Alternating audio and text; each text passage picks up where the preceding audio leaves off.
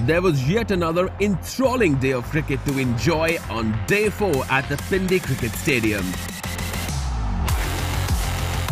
But unlike the previous day, this was all about the batsmen. And for Mohammad Rizwan in particular, it was an emotional moment as Pakistan's wicketkeeper registered his maiden Test century. Gets his first 100. Terrific innings under pressure. It was hard toil for the South African bowlers, but at least George Linder was able to enjoy the first fifer of his Test career. Set a daunting 370 to win the match and level the series, the visitors got off to a flyer. Although Dean Elgar could not contain his frustration at another soft dismissal. With so few demons in the pitch though, the home attack was severely blunted and Markram and birthday boy Rossi van der Dusen were able to make hay while the sun shone. With all 4 results still possible, Day 5 promises to be a cracker. Hello and welcome from Rawalpindi Cricket Stadium. We are here on to the 5th day of this second test between Pakistan versus South Africa. Yeah, it's a beautiful day for the 5th day, and we've got a lot of possibilities to be looking at in terms of the outcome, but this is how things stand at this point of time. 272 is what Pakistan made in the first innings, and then South Africa were rolled out for 201. In response, Pakistan made 298. Rizwan was the highlight of that innings, and now South Africa are at 127 for 1. They need 243 runs to win. Well, if Pakistan go on to win this series, it will be after 16 years. Yes, that was the last time they probably won against South Africa. South Africa, of course, will be looking to draw. So the possibilities are endless, and we have a cracker on today. Alongside me, I've got Daryl Cullen and Ramiz Raja. Rambo, I mean, I was talking about how the possibilities are endless, and I mean, that's the most exciting part of today, generically speaking, that anything can happen. Credit to South Africa though. I mean, what was the win predictor? 1% versus 97%. They've got it up to almost 40%. It could be a 50-50 contest and a lot to look forward to. I mean, if they could have a couple of good sessions, it could worry Pakistan big time. But Pakistan, couple of strikes away from making it tough for South Africa. So that first session, once again, is going to be the key for both sides. South Africa can take heart from the fact that they had a partnership going yesterday. And if they continue to do that, who knows what could happen? Well, I think there's a lot of cricket still to be played, yeah. The threat with South Africa is always that idea that what's looming is that lower order collapse, which we've seen for some time now. We saw it in Karachi. We saw it here in the first innings. But I think the bulk of the runs is going to have to come from 1 or 2 of the guys that are in right now. One of them needs to go through and get a big 100, play an innings of a career, and then hope along the way that he gets good support. Well, speaking of bulk of runs, Mohammad Rizwan was the main contributor for Pakistan. Rambo, looking at his performance over this past 1 year, I mean, he was just magnificent. Yeah, I mean, look at what he's achieved. He's replaced the ex-captain, Sarfraz Ahmed, which was a big deal. He had to prove a point with the bat, behind the stumps. We always knew that he was a very, very fine keeper. But to bat like this, under pressure, when the team needed a big knock, he delivered his first test ton, and his contribution is immense behind the stumps, in front of the stumps, and the way he bats with the tail is quite brilliant as well, because in that knock, he amped it up after the break. I think after lunch, he came back, farmed the strike, and then got to his 100. So, I mean, it's just a fabulous innings. Yeah, he certainly is a fighter, and that's one of the things about him. But George Linder, his first fifer as well. We've had a couple of fifers here. Hassan Ali taking 5 wickets, and now George Linder with his contribution as well.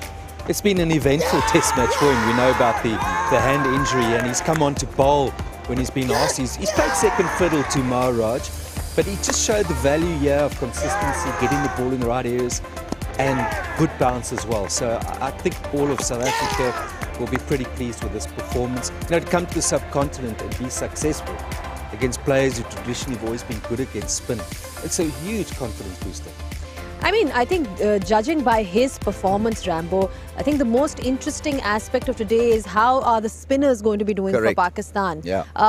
There was a period yesterday where it seemed rather easy out there for the batsmen. They need to flight the ball. I think Noman needs to do that because a couple of times when he did that, he got extra bit of spin. And I think his line at times has got to be outside that off stump just to invite a big drive and get the slip fielder involved. But Linda, because he's tall, he's got this natural loop and he bowled beautifully at a good pace and, you know, lovely bowling action as well. So Noman needs to do something different here. Not really go flat. I know that you want a bit of speed, bit of pace into your ball, but you know, at times flight can do the job. What about South Africa? What should their approach be today? I think see off that first hour and then always be mindful of the fact there's a lot of cricket to be played. If they are realistically to win this match, they've got to potentially bat all the way till tea. So that's a good amount of overs to get through. And they've just got to be strong. They were very proactive yesterday. I just loved the way Markram played. Van der Dussen found areas to score. I don't think Pakistan were good with the ball. But it's a process here of just taking it step by step and not see the end picture in a hurry. Well, I think the intent is going to be key for South Africa as well. We'll be taking a short break. When we do come back, we'll be looking at that partnership.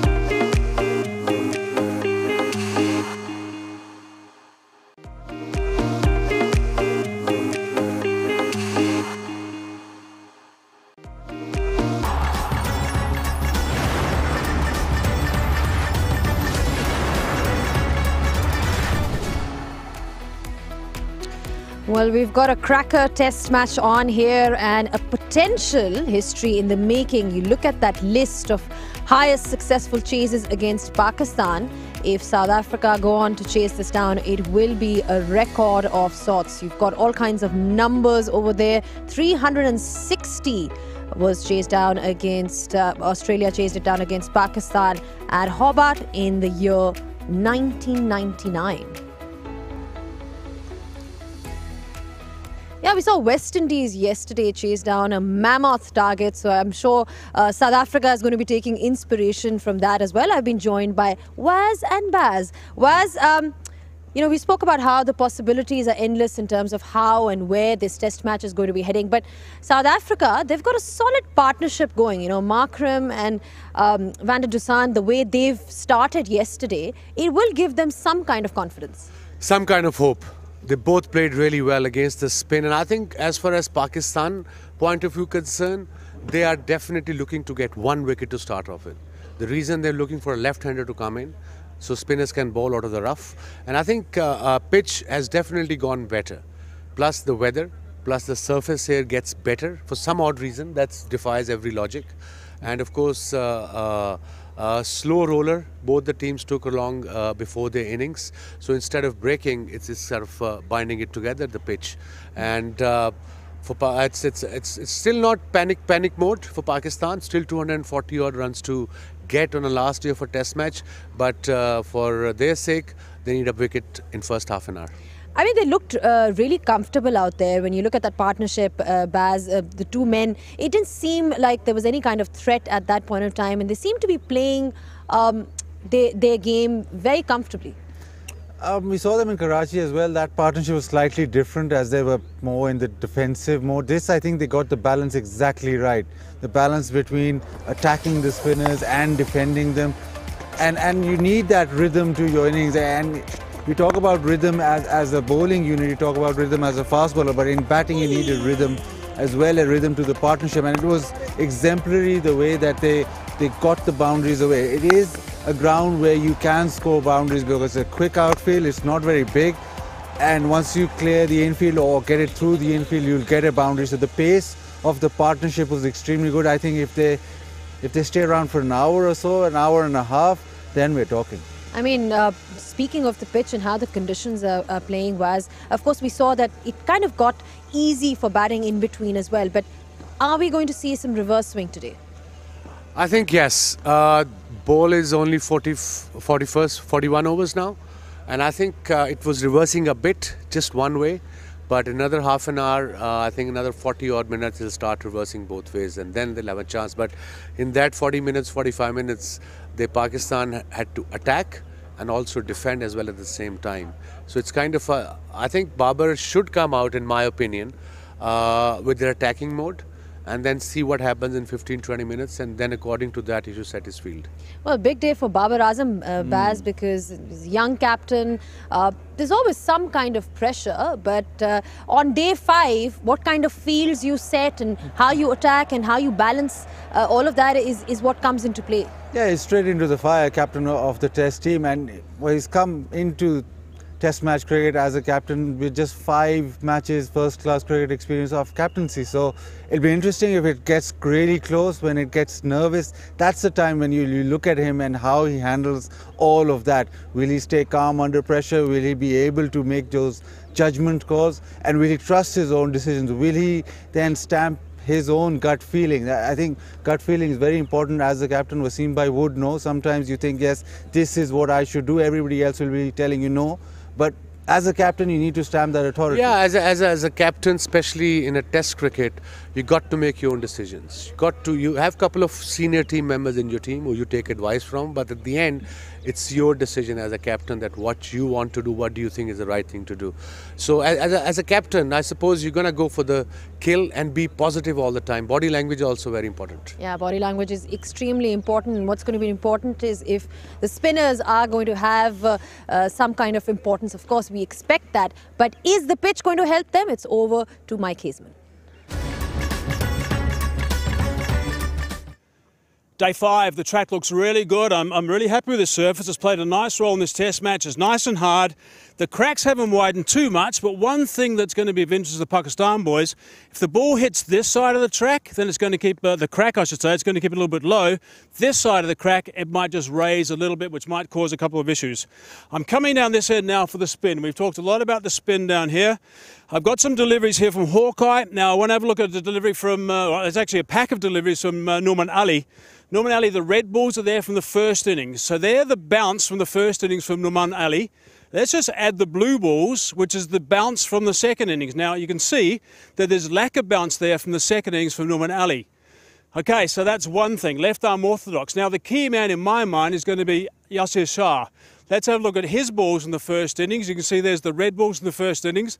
There's a line of the stumps, by the way, which gives you an idea. Blue balls added now, and they're bouncing above the stump, some of those, so that's going to be a little more difficult. So you're going to have balls keeping low from the left arm orthodox. You're going to have some balls bouncing a little bit more from the leg spinner, the wrist spinner. Okay, so that's going to be the challenge. I think the track's playing true enough. It was pretty good all day yesterday. However, let's not forget, this might happen.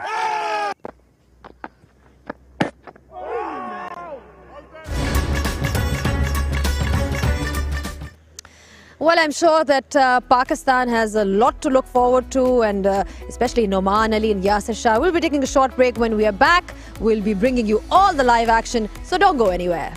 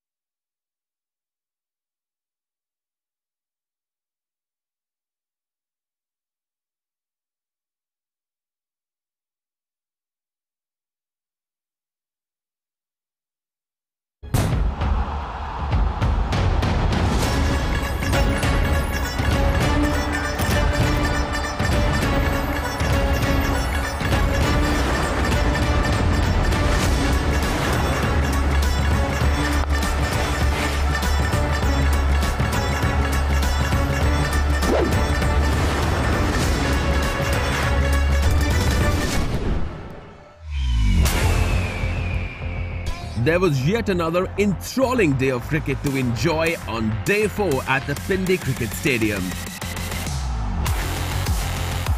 But unlike the previous day, this was all about the batsmen. And for Mohammad Rizwan in particular, it was an emotional moment as Pakistan's wicketkeeper registered his maiden Test century.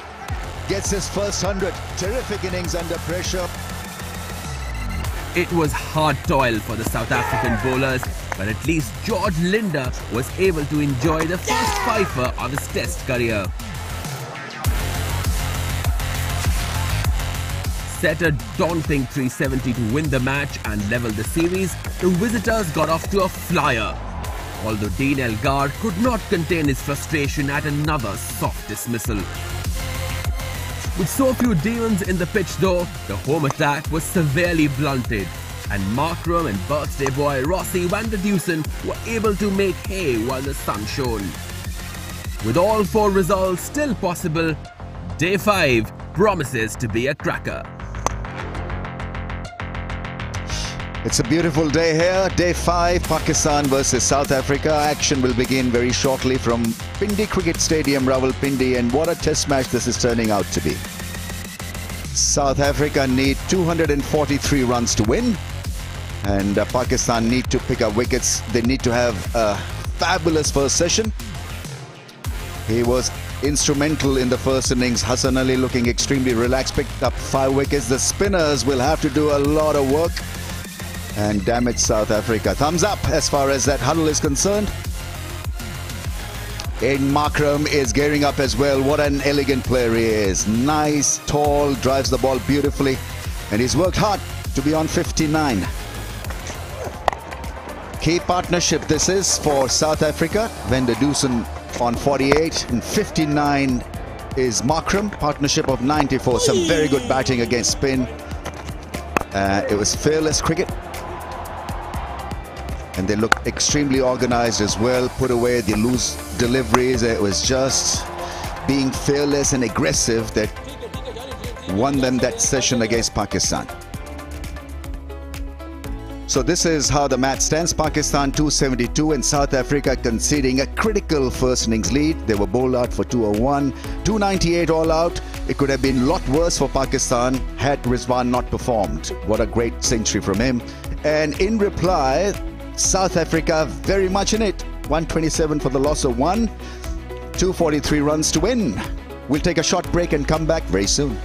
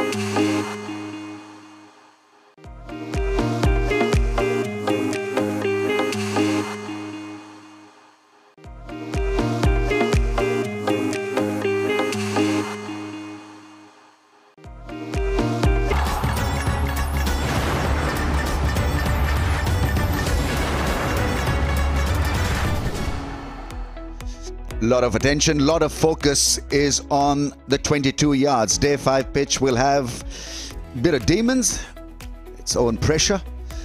Mark Boucher, South African Brain Trust, having a look at the pitch. As far as they are concerned, it's about batting. As far as Pakistan are concerned, it's going to be about bowling. Right then, 22 yards being assessed by Mike Hesman.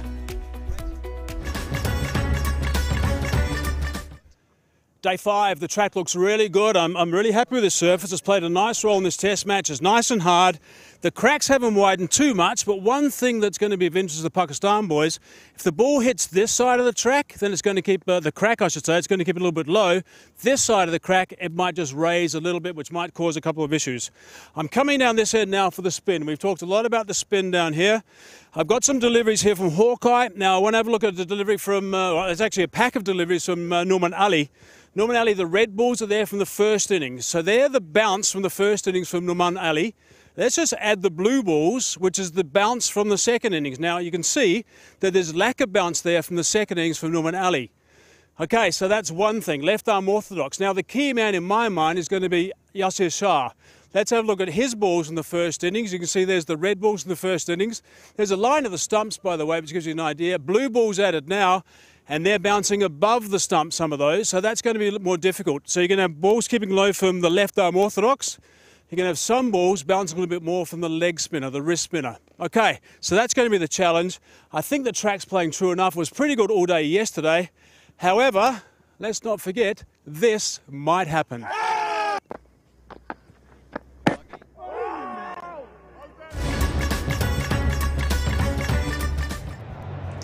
It's quite an intriguing surface this, because we've had a lot of action. Wickets from pacers, wickets from spinners, century from Rizwan, and this partnership just 6 away from that century mark.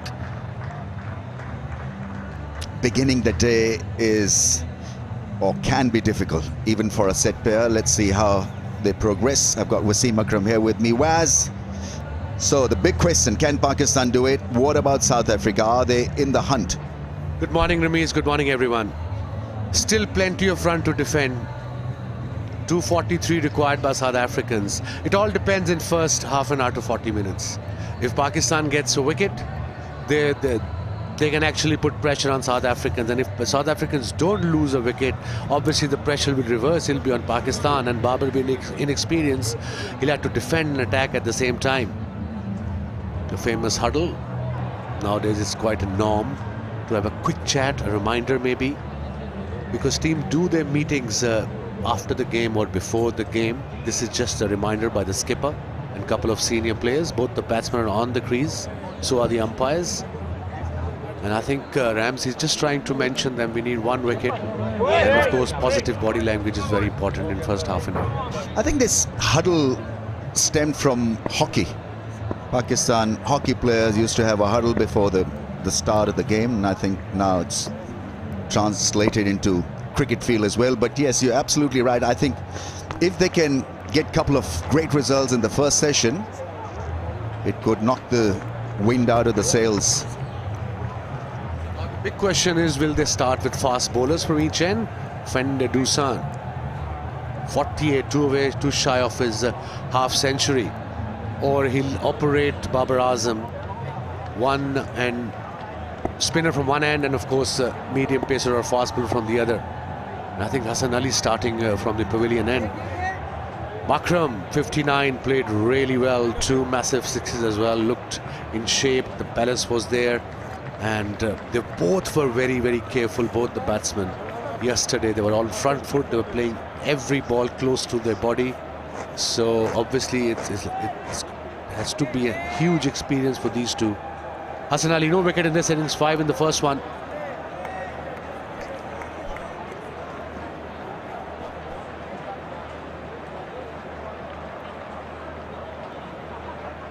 "98 overs for the day. 83 or 415, whatever is later, will have the or will constitute as the last hour. Got that right finally. Here we go. And that is what Pakistan are banking on a surface like this. Low bounce, but it has to be straighter. Yeah, it was reasonable pace, 132 kilometers an hour, but it went along the ground. Have a look. So yeah, obviously that was his first ball. He was warming up. Eventually he will bring the ball back in to the right-hander.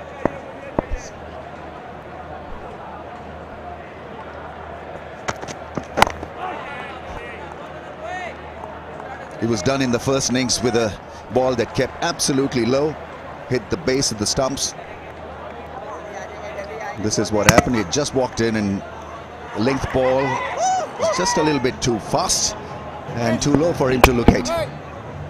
With the first ball too, it's difficult. And this innings he's playing totally different kind of batting style.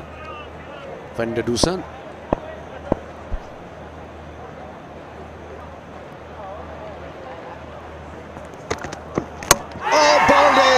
Works again for Hassan Ali. Pakistan are off to a great start.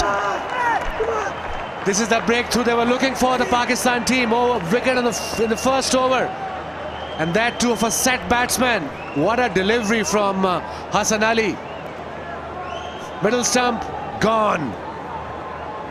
Late swing, reverse swing in place, missed it completely. Middle leg. And he said, too good for me. Unfortunately, he's got to go, and look at Hassan Ali's celebration. And a very important wicket for Pakistan. Played well, Dusen, 48. South Africa 127 for 2 now.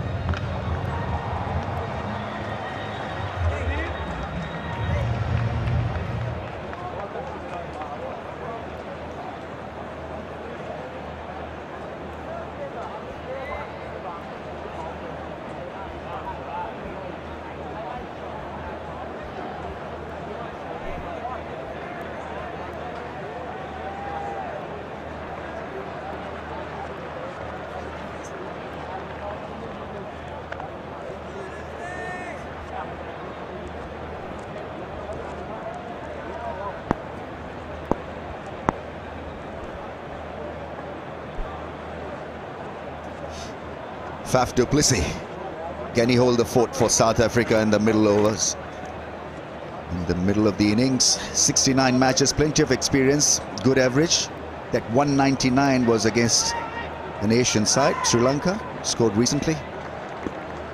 Hassan Ali is on song. 6 victims for him in this test match, 5 have been bowled.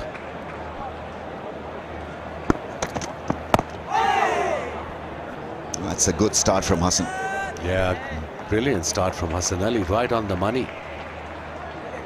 Let's have a look at the wicket again. Van der Dusen missed it completely. Massive gap. It was a late swing, did the trick there, Ramiz? Absolutely. I mean, it didn't look initially such a difficult ball to face, but it uprooted the leg stump. I mean, that curve was massive eventually. Great start by Hassan Ali and Pakistan. They wanted this.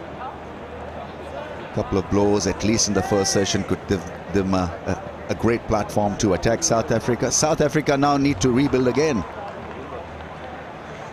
They'd be thinking a century from Markram and the rest of the cast to play around him.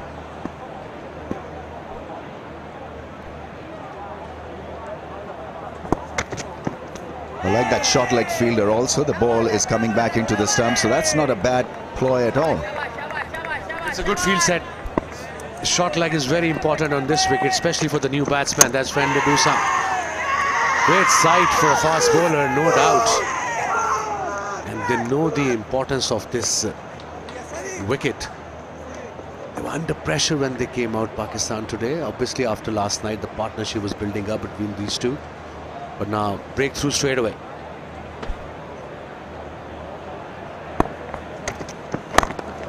On the pads, works it away beautifully for 4.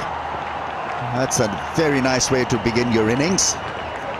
Lovely timing from Faf du Plessis, 131 for 2.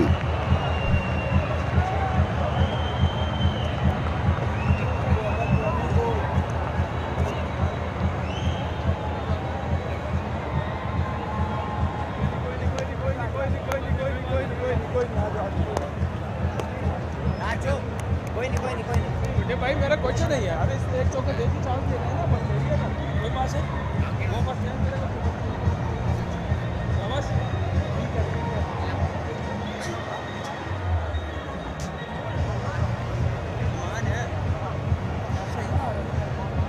Markram on 59. He'll have to now work his way through with a new partner, Duplessis on 4.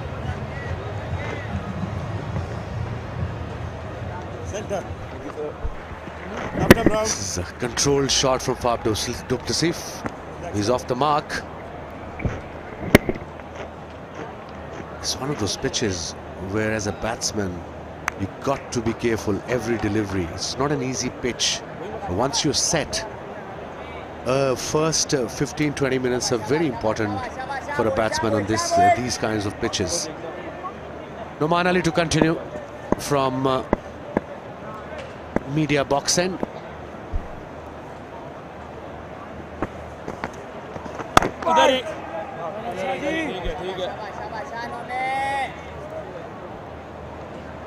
It's a big deal for Noman Ali, being considered as a better option, in fact, than Yasir Shah, because this is only his second test match, so Pakistan have become heavily dependent on the newcomer, and he's got to feel the confidence. And I think Babar Azam prefers him especially to start off with because he contains as well. With Yasir Shah can bowl a couple of loose deliveries, but Noman Ali has been very precise with his lengths and lines, hardly bowls a bad delivery. 19-5 wicket haul for him already in first class. I'm sure moving forward he'll have a role for Noman and have a role for Yasir Shah, because control is fine. Any captain would want a bit of control, but Yasir Shah gives him flair, option to pick wickets. So it's got to balance the act. His economy rate in this series is only 2, Noman Ali's, so maybe that's the reason he starts off before Yasir Shah, although Yasir Shah got 200 plus wickets, test wickets. Different bowlers altogether. He's averaging 18, 1-5 wicket haul, 8 wickets already in this series.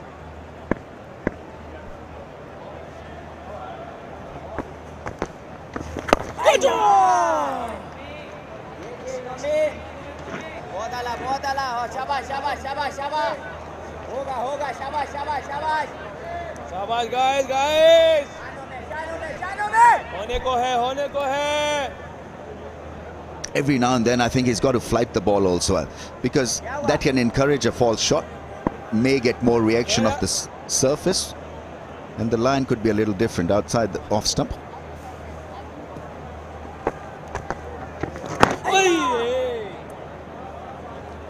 Now that line is fine, Wes, because if the ball straightens off the straight, then the batsman could be out leg before wicket. But I think there is another opportunity for him to fly it and make him drive outside the off stump.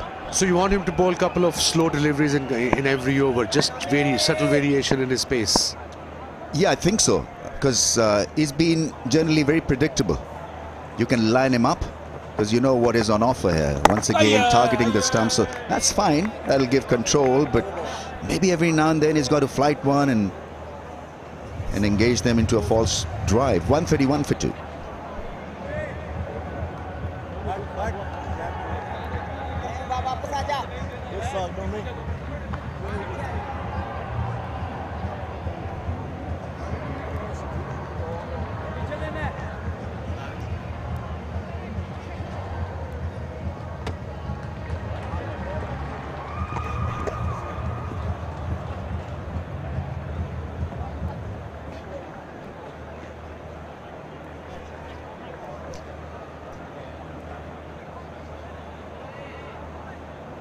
Faf Duplessis has got experience. His numbers are impressive, but his numbers in subcontinent are not. So Hassan Ali got the wicket, the breakthrough for Pakistan. He lined up, trying to do some very beautifully. He bowled his first ball, that kept low outside off stump. Obviously the second ball, not that quick. And the third ball in swing. This is Very clever bowling from Hassan Ali. 2 out swings and 1 in swing.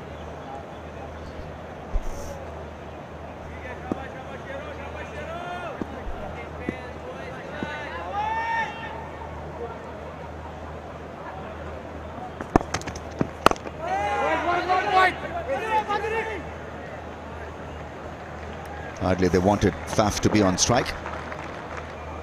Well, that was the outswinger attempted by Hassan Ali.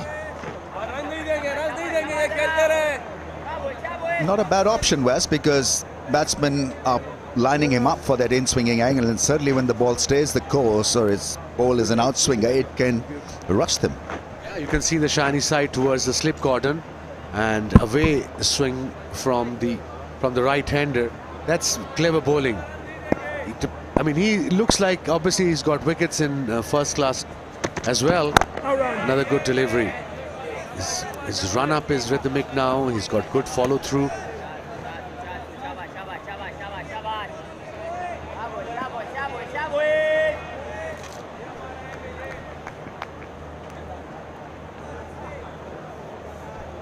The principle of playing reverse swing or swing bowling is the same, because you pick the ball early and you play as late as possible, cut down on your back lift and try to be on the front foot when the ball is reversing. And Markham is an excellent example of that. He picked the slower ball on that occasion. He looks in rhythm because he's got wickets in first class, 43 wickets. And look at this rhythmic run up, not much effort. And the most important thing is the follow through. There was a slow ball, good variation as well. So bowling is all about rhythm. And he's looking in really terrific form and rhythm. And he's getting wickets, 5 in the first innings, 1 already in this innings. So good to have him back in Pakistani squad, Hassan Ali. And credit to him really for pursuing fast bowling as a profession, because he's not very tall. He's very unlike a fast bowler. Doesn't look threatening, but he's rhythmical. His approach is very good. Looking to hit the front pad. I think that's not a bad ploy at all.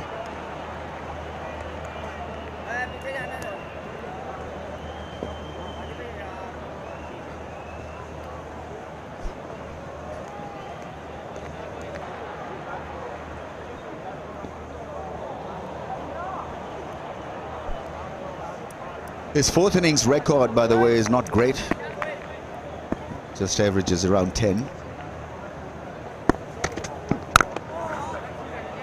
But I don't think batsmen or players look at the stats that way, whereas 133 for 2.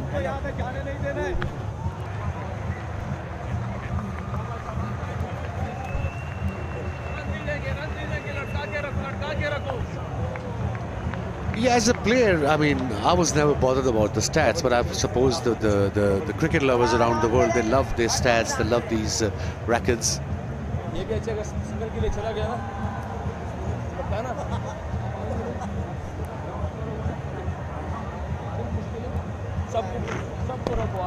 I don't think Faf will go back into his room and look at his stat. You know, batting in 4th innings is not really very good average. Yeah, no point sweating over it. Might as well not come and bat at all.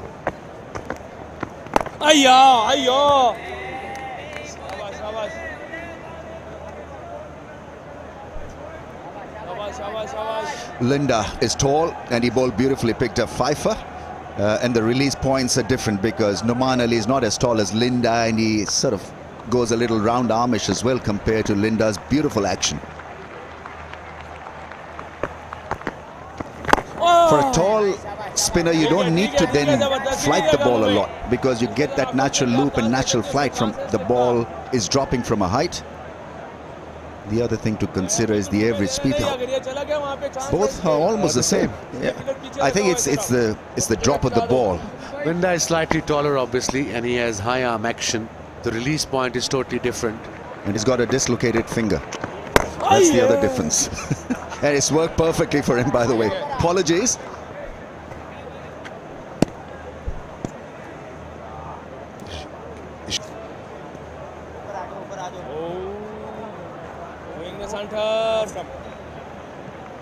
Faf du Plessis scored 110 not out in 4 innings on his test debut to save the match against Australia in Adelaide in 2012.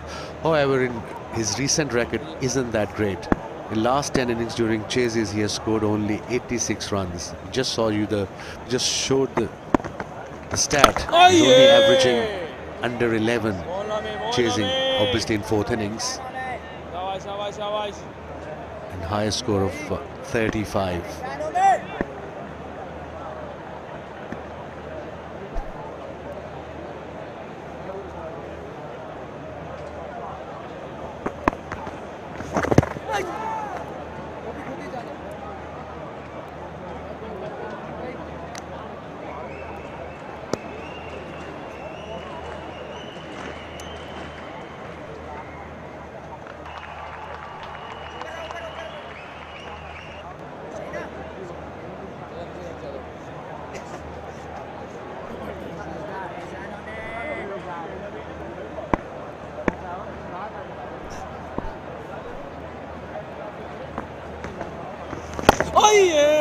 That's a different line. A little outside that off stump. 135 for 2.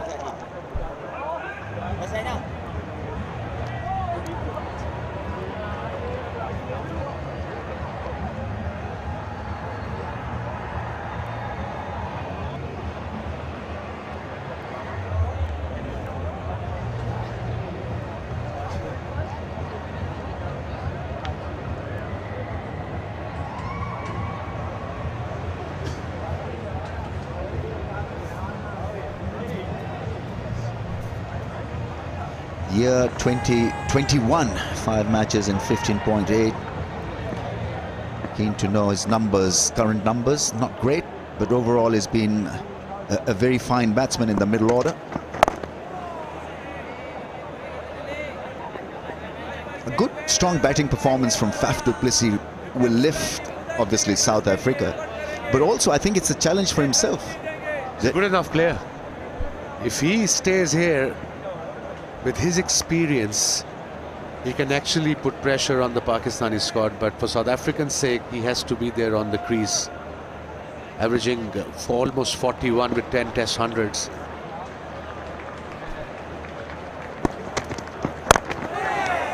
Got a guard against the low bounce.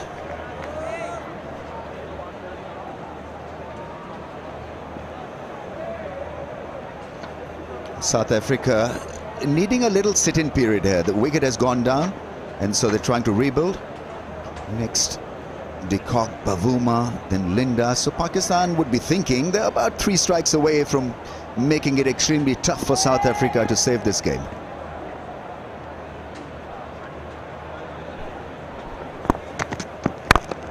The other thing was, I guess, for South Africa is, should they be looking to win this, or even a draw would give them a bit of comfort? The mindset got to be we are going for the win, and then obviously see what happens after tea or after lunch. You go session by session, but obviously the plan had to be going to win this test match by the South African. Knowing their mindset, they'll be thinking on those lines as well.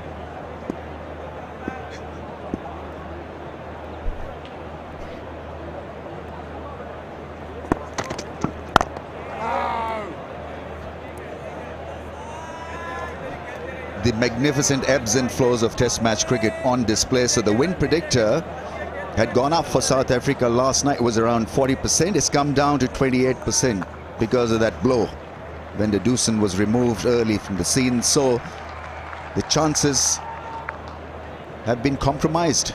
Pakistan clearly big favourites to win this.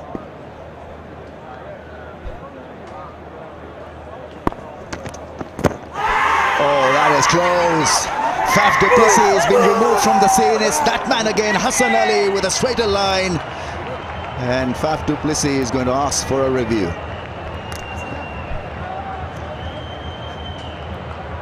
TV umpire to director.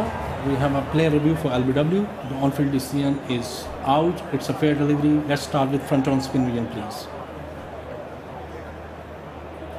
That's nice and slow, nice and slow. Ball is close to the bat. Need to confirm through ultras, please. Okay. Waiting for the outrage, guys. It's loading up.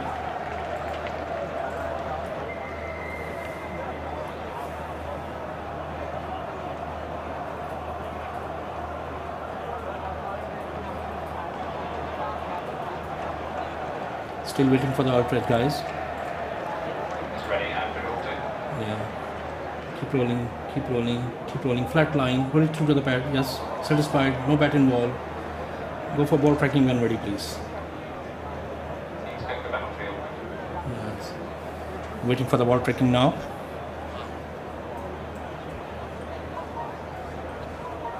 It's coming up. Original see an out. Pitch outside off. Impact in line. Wickets hitting. Go back to on-field umpire. Aleem, stay with your original decision. You're on screen. Please signal. Thank you. Another good decision from Aleem Dar. It looked out. Would have demolished the stumps, and Hassan Ali once again bowling a terrific line. He's now got 2 wickets, 7 victims in this test match for Hassan Ali. 6 have been bowled. So this is LBW, so 5 have been bowled, and Faf du Plessis gone after scoring just 5. 135 for 3.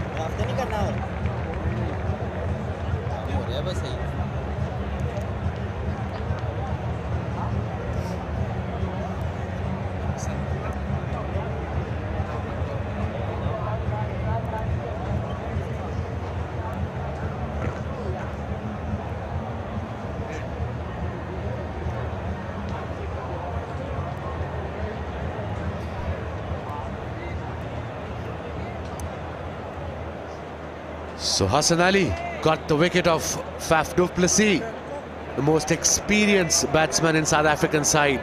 They're 3 down now. Pressure is back on South Africa. New batsman, Bavuma, averaging just under 32. Still a similar field for him. And what a spell from Hassan Ali.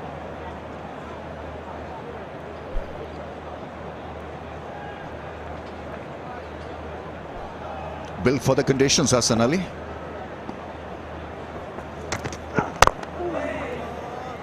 Fuller length, once again looking for some in-swinging reverse. 135 for the loss of 3.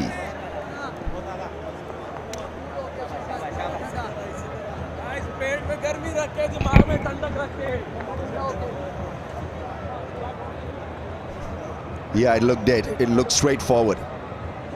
And he was ready for this as well. Got to be careful with his celebrations because he got injured doing that celebration.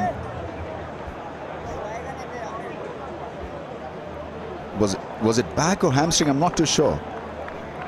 But he's out of action for a test match. I think it was just a side muscle, intercostal muscle. Okay. He pulled up while celebrating. And look at this wicket. And coming back to Faf du Plessis, I think, Ramiz, as a batsman, do you change technique according to the pitch and a bowler? Of course, of course. So because he wasn't on front foot on that ball, it's a front foot delivery. So you've got to somehow manage that length. It was a length delivery, so standing out of the crease is an option. Letting the umpire know that you're about a couple of yards outside the crease. For him then to consider leg before or reconsider leg before if the ball hits the front pad. But you've got to find a way to survive. Like Makram. Makram is looking to attack. That's another good shot, even though he didn't get it smack in the middle of the blade. But still, you can see there's a game plan. Aggression, based on aggression. He's lost 2 wickets and probably he realized I got to play some shots and didn't middle it. Lucky for him, went between mid-wicket and mid-on fielder. He was up in the air. He didn't middle it. Good bowling from Noman Ali. They can't just block South Africans. They got to look for runs as well. And that's how you put pressure on the opposition. Mid-on's been sent back halfway through. Oh yeah, beautiful buddy. Good bowling.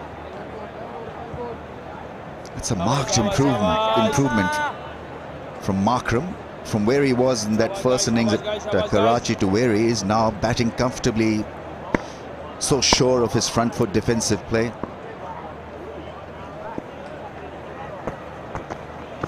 That is the other thing that you can do, improve your overall skills against spin when you come to this part of the world. I remember when we went to India, whereas in '86, on that famous tour where we beat India, my batting improved a heck of a lot against spin because it was trial by spin. It was Maninder Singh, Shivlal Yadav and Ravi Shastri who played every game. And I think for any young batsman, getting runs on under different condition or different pitches will give you a lot of confidence for future games. He's really good in Pakistan. Look at his average of 61, not that great in India and Sri Lanka, just averaging 11 and 10. So he's definitely has worked on his technique on subcontinent pitches, that's for sure. 141 for 3.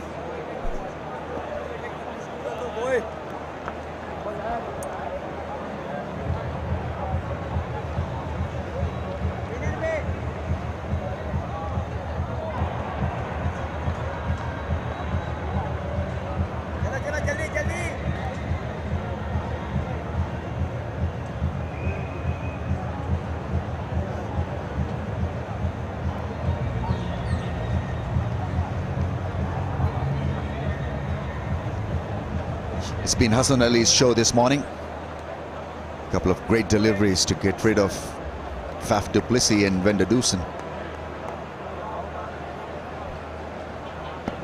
Built for the kill, as they say. Just about perfect option on a surface like this, in good rhythm, targeting the stumps and hitting the length. I think that's where he's been outstanding, Wes, because as a fast bowler, you've got to hit that patch, that good length area, because he's not quick like you guys were, so you could alter the lengths every now and then, the Yorker length, the bouncer, the length delivery, but he's got to really focus on that length all the time.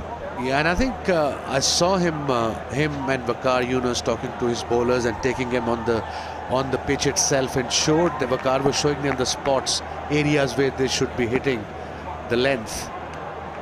7 for 95 so far for Hassan in this test match. This good shot, control shot. Probably come back for 2, maybe 3. No, they're going to settle for 2. So yeah, coming back to Hassan Ali, 7 for 95 in this test match, 3 shy from a 10 wicket. Oh, that's a huge deal for any bowler, getting 10 wickets in test cricket.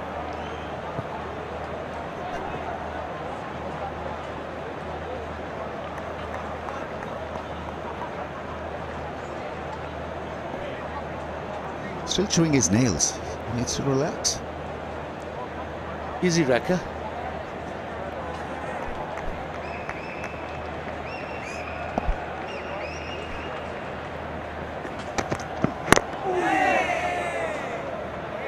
So I think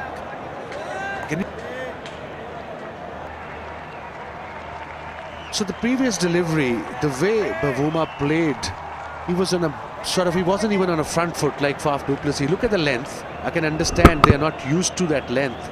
They used to play the same length on South African wickets on a back foot. But he has to be on a front foot if you want to kind of kill his swing.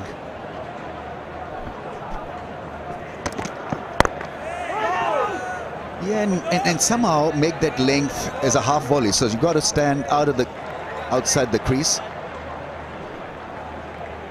Otherwise, you're letting him bowl. He's been dead set on delivering everything around that good length area, and his consistency has been sharp. Yeah, 51% back of a length. That's what we were talking about since the day one on this pitch.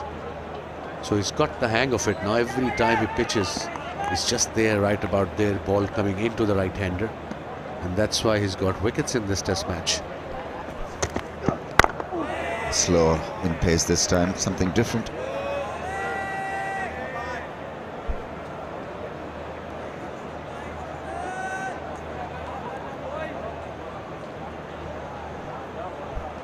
Subtle variation. He's really good. He's got a good slow ball, especially in a shorter format. Very well disguised as well. Playing close to his body, Bavuma, with minimal backlift.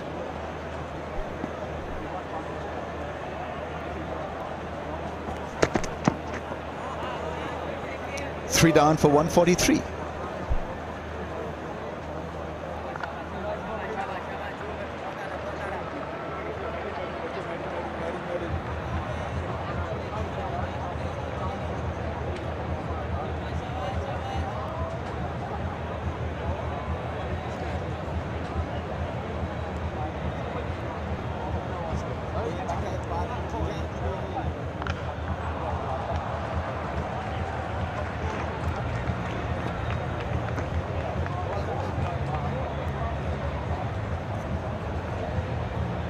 Not a lot of options left for South Africa to make it tough for Pakistan, but Makram is still batting extremely well.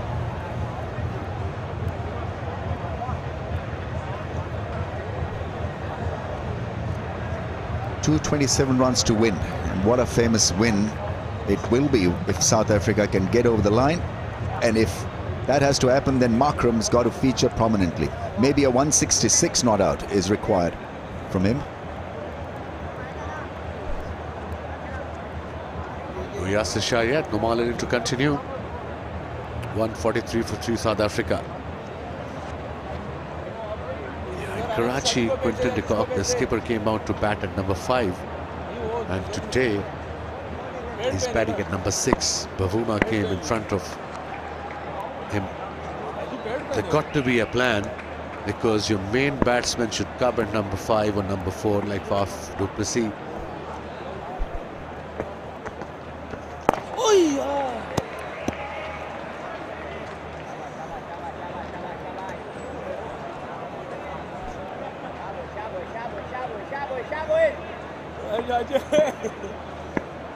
Good bowling, shabash, shabash.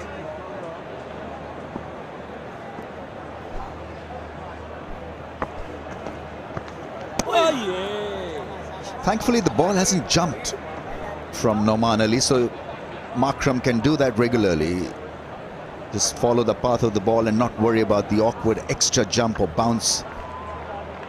After the first day, we thought they might not last this test match for 5 days. The wicket have turned out to be totally different. It's looking okay, it's looking much better.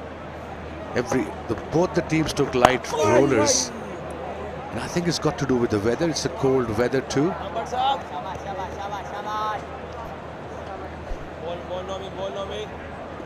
Any wicket, any pitch is a great pitch if you can get a result, and I think we're heading towards one here. But there's been opportunity for a spinner, pacer, batsman.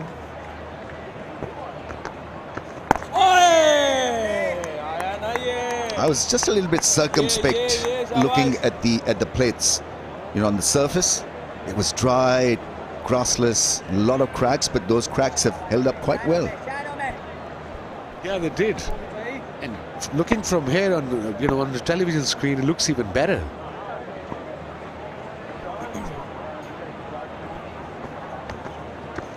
Beautiful, shabash.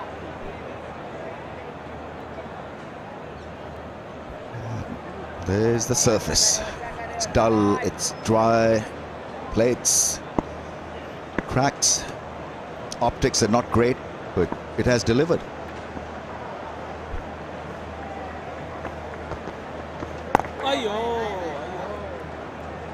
Three down for 143.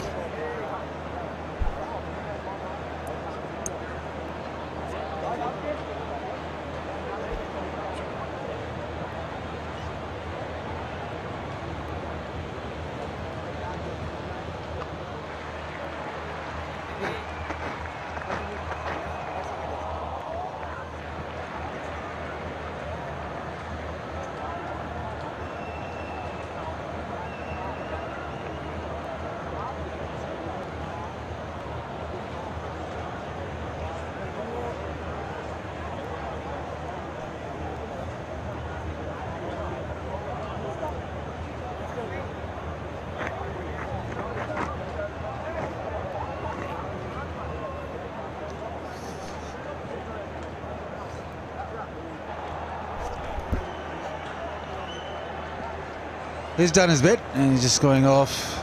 Got a couple of wickets in the first 35 minutes. All belong to Pakistan. And because of that, man, reverse swing. And we made sure that Pakistan, well, didn't get under pressure, and suddenly the pendulum completely shifting. Now it's Shaheen Shah Afridi, and he'll be looking to get the ball to reverse.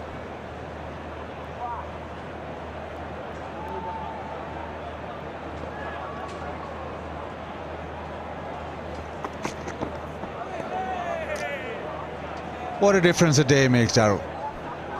Good morning, Baz. Good morning to all our viewers. Yes, so often you see it where a side in response to a big target gets off to a good start. That was the case last night, but I think Pakistan have bounced back beautifully this morning. The intensity led by Hassan Ali, it just seemed a better outfit. Got the feeling yesterday afternoon that they expected things to happen. They allowed South Africa to get off to a flyer. But this morning it's a different story.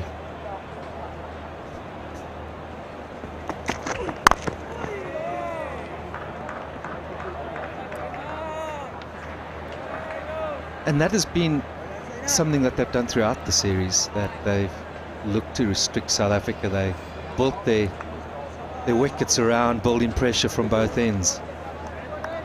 But last night they were wayward in their lines, and particularly their lines, and that allowed South Africa to pick up a good few boundaries both sides of the wicket. These two need to dig in. Once again, the focus will be on Bavuma. How he plays. Markram looks settled. He looks as if he's got a good feel for conditions right now. But Afridi is the first time he's bowled from the pavilion end in this innings. Predominantly an offside field, a slipper gully, short cover catching. Deep point, so he will be looking to take the ball across the right-hander here. And then the man back. I think that's more in case he gets too straight. I'm not too sure that's for a pull shot.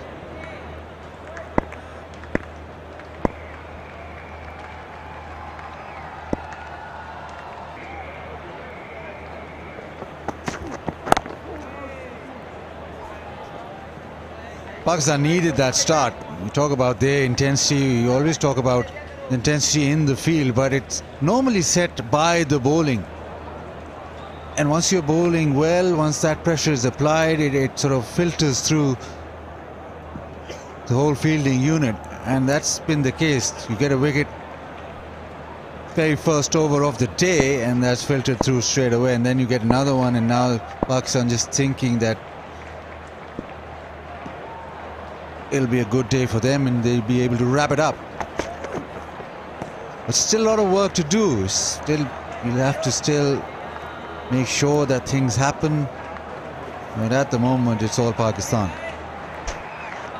There's one or two unknown factors yet, is that we've seen a bit of reverse swing, but we haven't seen a lot of it yet. So as the ball ages, we can expect more of it. And then we haven't seen both the left armour and the leg spinner attack the line outside leg stump to the right-handers. That can often bring about a false shot. It can try and end up. So I think the important thing is who has the best chance of controlling the pace of the game. 144 for 3.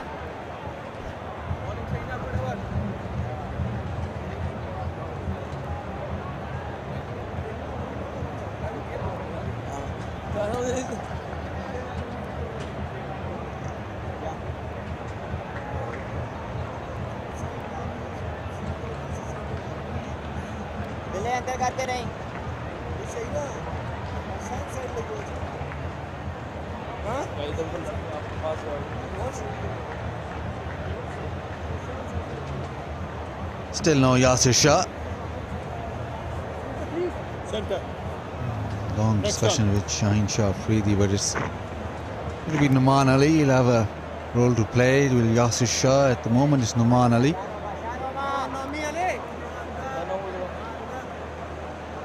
Tinkering off the field. not got anything alarming as yet today.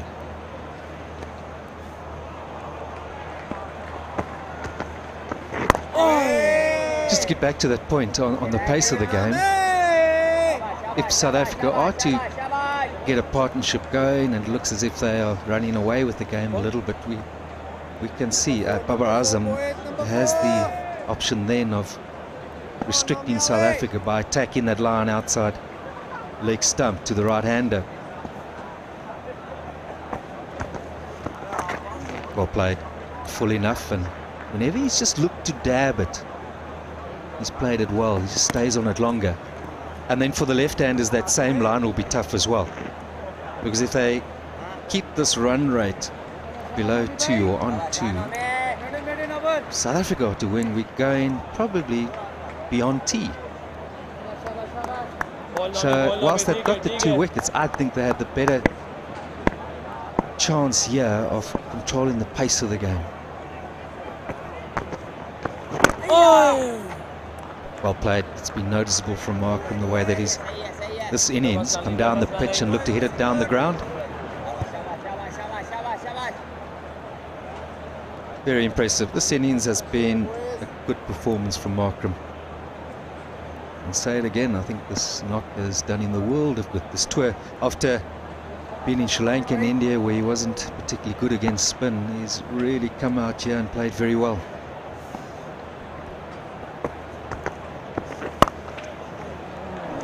Yeah, just slightly outside off stump, and Bavuma very quick. Sharp on his feet. His back, and back cuts it to the fence. 150 up. Small in stature and good quick feet. He's opened the blade there to look to get it behind that man at point. Just watch the point of contact. It's late. That's a good cricket shot. The scoring opportunities will come off the back foot as long as you just don't find yourself going back to that quicker one which skids on.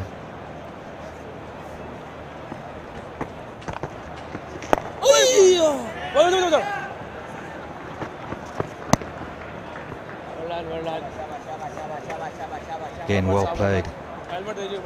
Reaction from the close fielders and the keeper, but that's the way you're going to find those odd singles off the inside edge, beat short leg. Beautiful, beautiful, Nomi. Anticipating Shah and soon. Baz? Yeah, not too long. But I reckon he prefers the far end. 151 for 3.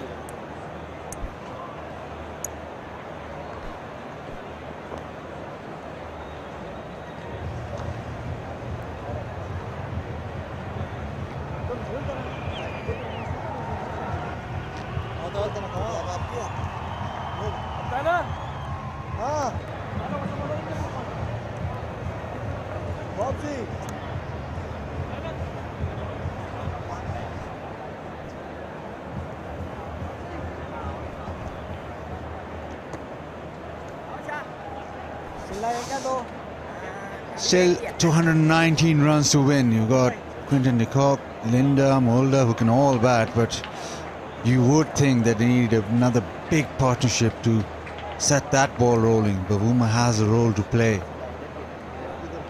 And talking about lack of bounce, Faf always, whenever he's dismissed, he also exaggerates his movement, showing that the ball's really kept low.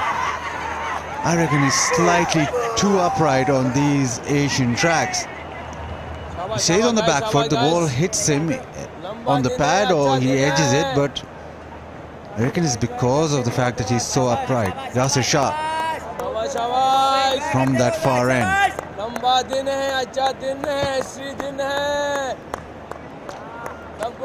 And we've seen Bavuma, how he bats slow to the ground. We've seen, for that matter, Van der Dusen, who's pretty low when he's playing, especially in the subcontinent. And this is a problem many players who come from higher bounce experiences, where they're slightly upright when especially when they're playing on the back foot. It's going down. Inside edge. You're right, Baz, the discussion there between keeper and ball is there's one I see there suggesting that's probably going down leg. Now Rizwan insisted that it was going down leg. Yasir Shah was interested. He said, no, I think it's going down. Yeah, that's, I'm sure that's what I heard. Going down leg? Yes, that's a fair shot. In terms of it going down leg, comfortably. I'll pick up on that point you make about being upright in this part of the world. The point is that there's no doubt that the subcontinent players play with lower hands. That's why they battle when they come onto bouncier pitches, pitched outside too. Good decision not to refer it. So they battle when they have to go up, and it's common belief in cricket that it's easier to work on dealing with a lower bounce than having to deal with a steeper bounce. But it's such a common thing in today's cricket and coaching, and that's where I work a lot, is this high backlift. It's suitable for your shorter versions of the game because you want more power and better ball striking. But first thing I would look to do and advise players on, I think, is what you're saying. If there is variable bounce, particularly against a man that's short and skiddy, get lower in your setup and to shorten that backlift. You don't need to do anything than just push the ball. Yeah, we've seen how quick the outfield is. You see Faf, he starts with those high hands. Yes, he does drop to the point of delivery, but I'm with you. I think that's a very good point you've made, Baz.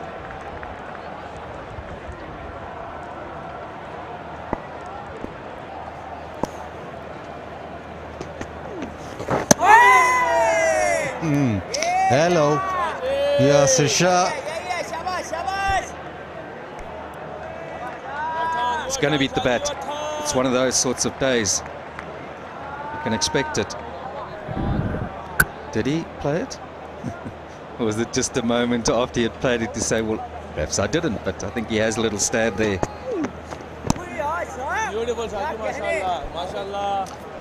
152 for 3.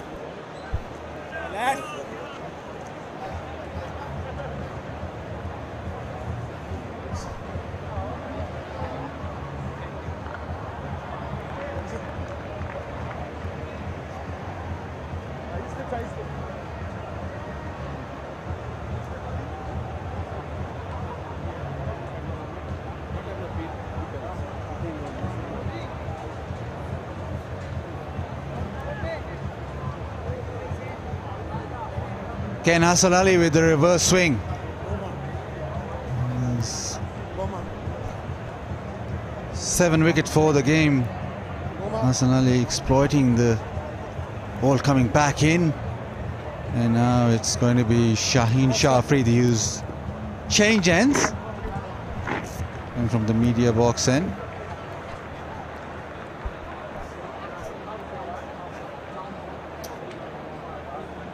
With that reverse swing, we've seen the ball just to angle the ball away from the right-hander, and reverse swing exaggerating that.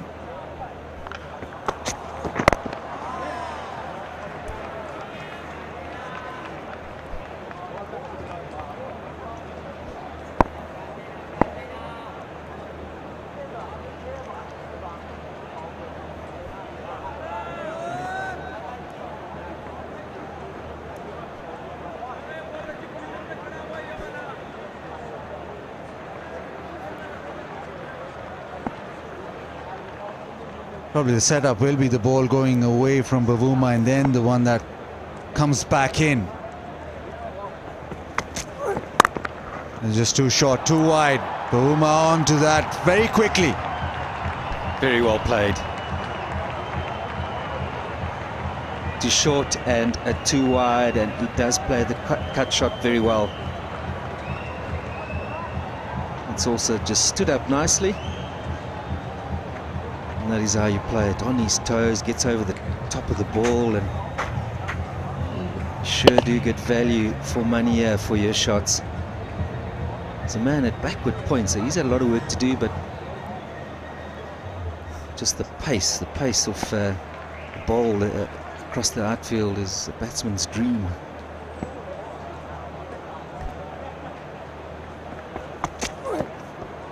So Baz, you made the point about any batsman, and we used du Plessis. You spoke about du Plessis being pretty upright. Now that's on its way. At this stage, he doesn't know if there's defence or he's attacking it.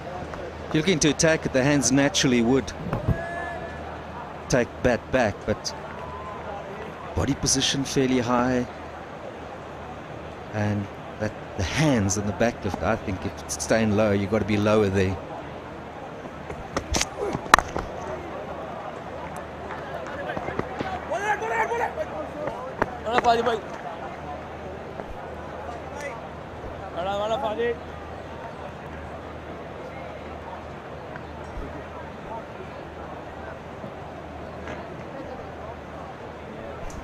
And the problem normally is when you're playing the spinners off the back foot with too upright, but with Faf it's with both bowlers, it's fast bowlers and the spinners. You talk about the upright stance, and then you talk about the big backlift. Yeah, that's going on, and I'm not too bothered by the hands going up, but it's at that point of delivery, trapped on the crease, that in-between length, got to be forward. Don't want to find yourself caught on the crease in that classical feet nowhere. And I think that's more a mindset than anything else, isn't it? And Faf has played. My one concern this morning was that he's played a lot of cricket. 69 test matches and scored plenty runs. He's 35 now, and what's going to be that, does he have the heart for it? Not necessarily the heart, but the determination. Because that does tend to taper off a little bit as you get a bit older. And average is only 21 in Asia, so certainly not doing something right. He's playing good T20 cricket in Asia. Yeah. 157 for 3.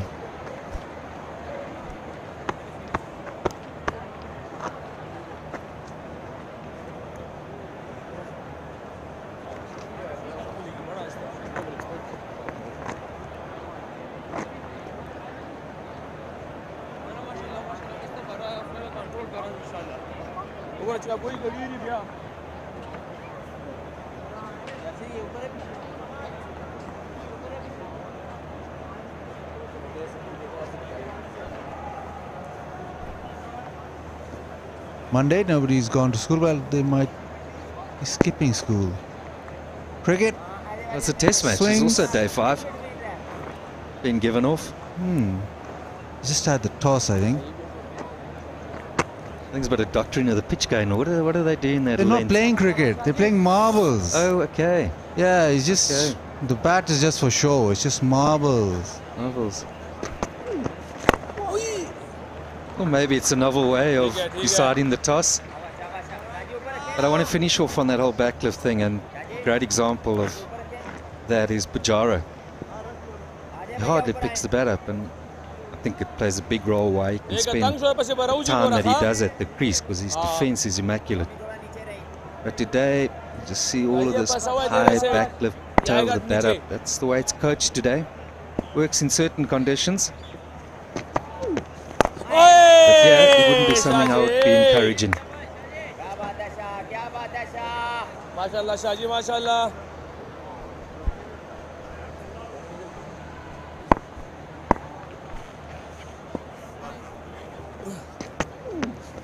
Yeah, bowling, Shaji. Good bowling, Markram Shaji. with the new batsman, Bavuma at the crease. It's been in a while, 16 of 22 years. Just gone into his shell a little bit. He's happy to come down the pitch to Ali, but maybe not the best advice, or perhaps it could be. He does give it a bit of air. Oh yeah!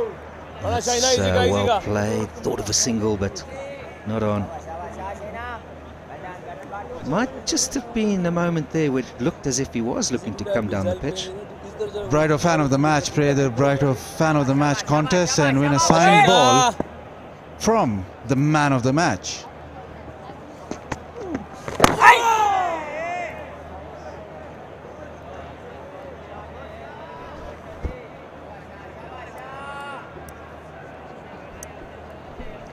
Prado fan of the match, and it may be an opportune time to consider an options or two, or who would be in the running. We'll come back to that.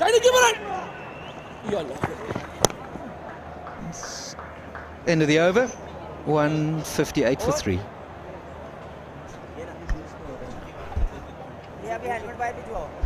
So Baz, let's just turn our attention to potential player of the match candidates. Rizwan, throw him into the mix immediately. Hassan Ali. I think if it is to be a South African, it would have to come out of this innings, potentially a batsman. Linda. Bowling round.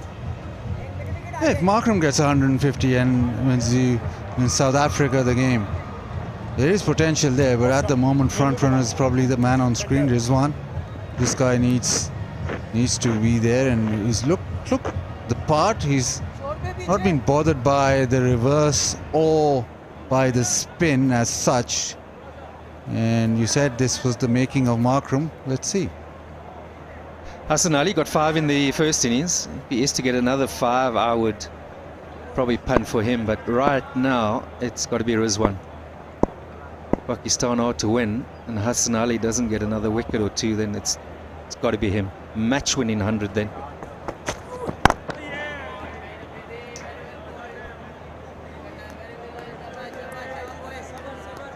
Now somehow, Darryl, when reverse swings happens, it's always the bowlers getting their natural in-swing, it gets exaggerated. So Hassan Ali with the ball coming back into the right-hander, Shaheen Shah Afridi, well, his natural in-swing would go away from the right-hander. So when sea bowling over the wicket, he's not getting the ball to swing back in. So basically, with reverse swing, it's more difficult to get the ball to swing away, or the outswing, your natural outswing. There is a little bit of it, but I don't think these guys know what reverse swing is. Yeah, I know. You know where I'm going. I know exactly where you're going, but fact of the matter is that you look at Shaheen Shah Afridi and he's getting that reverse, and you think, why isn't he as effective as Hassan Ali? I reckon that when the left-handers come in, he'll be more effective because of the fact that that in-swing, his natural in-swing will be more effective, because it seems as if that type of swing with reverse is easier. And now he's gone round the wicket to try and make sure that the ball keeps starting back into the stumps. I can't help thinking that if that's what he's looking to do, surely he's better off doing it from over the wicket. I'm talking into the right hand. Is that what you're saying, Baz? Yeah, but the point is that once he goes over the wicket, doesn't have the angle, and the old ball normally, as I'm saying, the old ball reversing back in, or the outswing, his natural outswing, it's not as potent. And this is, well, we're having the wrong discussion. We've got Wasim Akram who will tell us all about it. But he used to make it go both ways. You go around the wicket and swing it away. Well, you know, I'm not being facetious here, but honestly, in those days, so what we would try and do is the non-striker would try get a view of the ball in the hand, because once they ran in, they hit the ball. But if you could just get an idea when the bowler was walking back, which side was the light side and the dark side.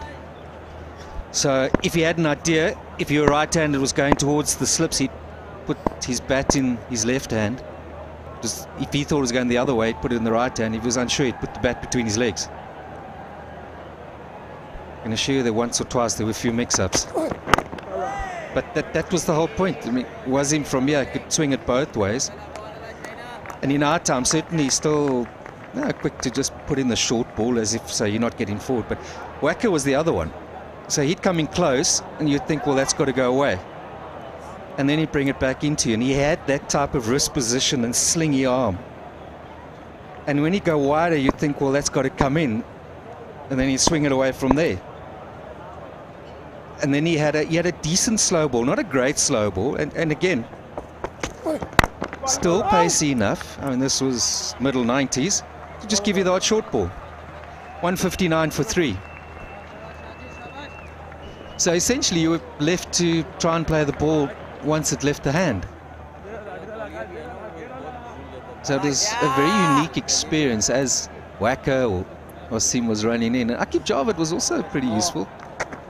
You were watching the non-striker end. Well, can you give me a clue? And if you saw the bat between the legs, there was none.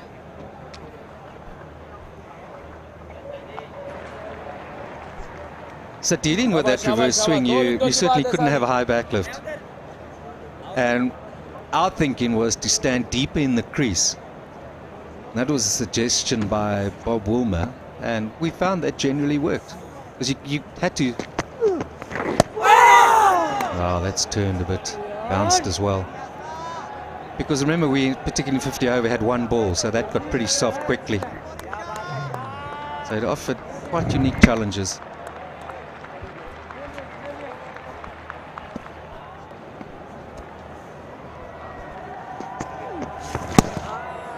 But in that regard, you've got the non-striker telling you where the ball is swinging. You had to be good friends with your non-striker because he could easily stitch you up.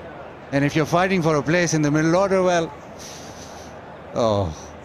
anyway, that's a topic for another time. Yasir Shah today is getting the ball to react off the surface. And I think you made the point yesterday that they were bowling slightly too quickly. Today, it's only 2 kph, but he's slower, he's bowling slower. And he is getting the reaction off the pitch.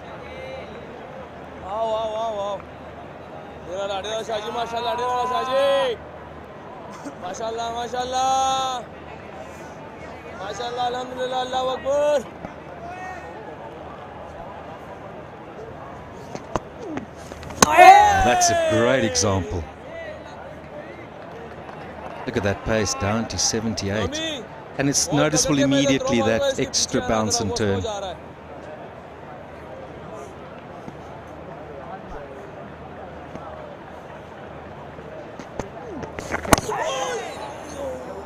And I think he's found the right pace. That's slightly quicker, but he's slowing it up and he's getting the ball to turn.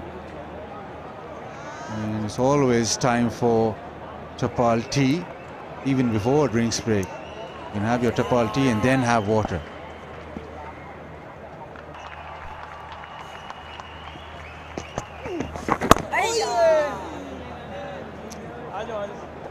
And with that, Yasir Shah testing over. It's 159 for 3 and it's time for drinks.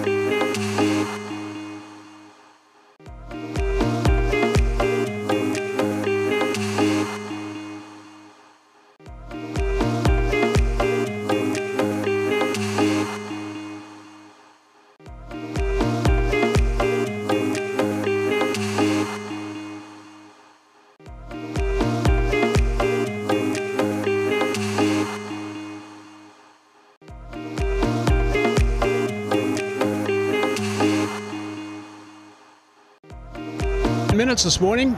15 overs gone. 2 wickets falling, unfortunately, for South Africa. 32 runs have been added. Just coming up to 8 o'clock in the morning in South Africa on a Monday morning. Disappointment for Van der Dussen, gone for 48. Major disappointment for Faf du Plessis, LBW to Hassan Ali. So he's the man that's done the damage. First up today, Bavuma is stable, 16. And Markram is terrific at 68. Right, here's the wickets that have gone down. Beautiful delivery. It really was a magnificent delivery. Came back through the gate. That is outstanding bowling. That one as well. It was reviewed. In fact, they were both reviewed and both were sent on their way.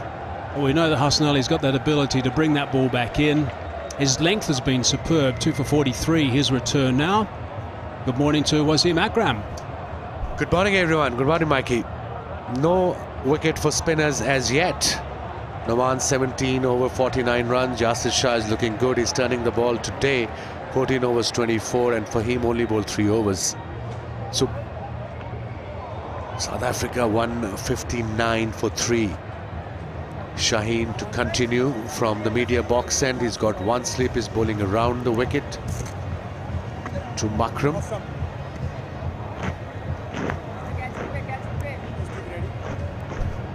Who has got to play really well now, Aiden Markram. These two guys have got a stand of 24, 61 deliveries at this stage. The track, there was one ball that kept low early on, wide of the off stump for Van der Dussen. And then soon after that one came jagging back, or swinging back I suppose, to disturb the furniture. But focus on Aiden Markram. Slip in the gully. Round the wicket.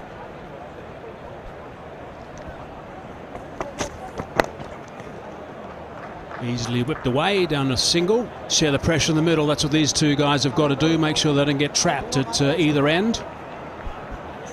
On a low, slow wicket, Shaheen Shah should be bowling over the wicket to the right-hander.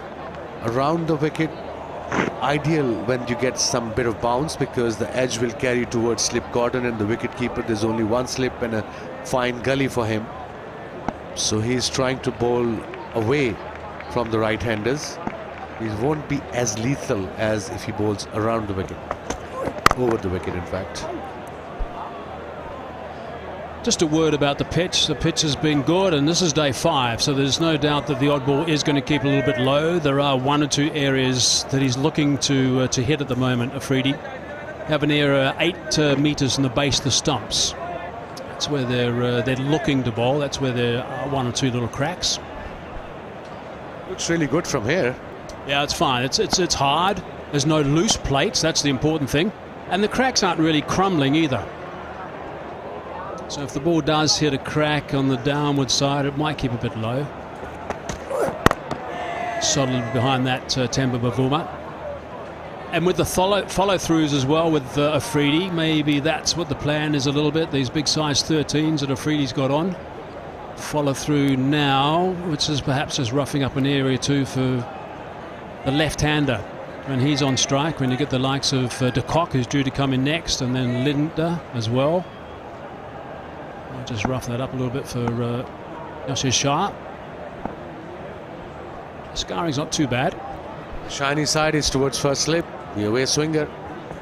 Yeah, he's not getting big swing. He's both the batsmen very comfortable playing Shaheen Shah from around the wicket, because nothing is happening. If anything, little swing in the air from Shaheen. Not as good as Hassan Ali, the way he bowled. He was bringing the ball back into the right-hander and got 2 wickets, of course, today. So when you were first told about reverse swing, I mean, 2 questions. Who told you? Secondly, I mean, did that just change your whole mindset about the game of cricket? Obviously, my senior players in the team at the time was the great Imran Khan and, of course, Mudassir Nazar. These guys taught me what reverse swing was all about. Yes, it changed everything for me as a bowler. Brilliant shot straight to the fielder, Babar Azam, the skipper. And I realized that I can control the ball at will with reverse swing, with the old ball. The new ball was always difficult to control. So if you're a young bowler and if you're on a seaming wicket, but eventually when it reverses, you realize, okay, I can control. If it's in swing, it'll come in. And if it's outswing, it'll go out. So you can run in, you can actually do whatever you want to with the ball, and you can use crease as well as much. It's like a new bag of tricks, new box of toys that's suddenly been presented with. Of course, it's not as simple as that. I mean, you've got to master the art, which is what you did. Practice makes it perfect. There is no secret recipe. That's good delivery. 10-pip Yorker, played it nicely by Makram. 161 for 3.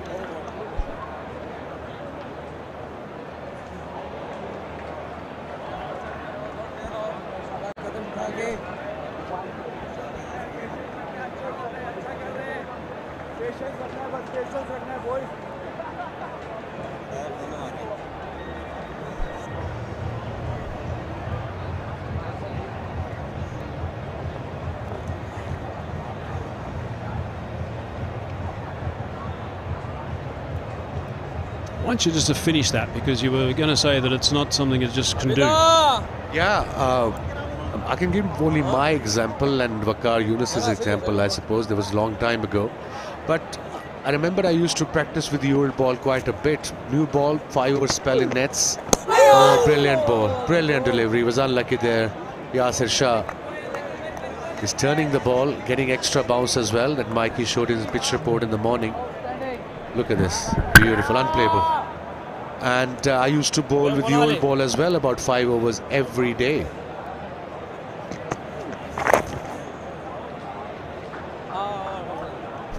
It's a nice little paddle.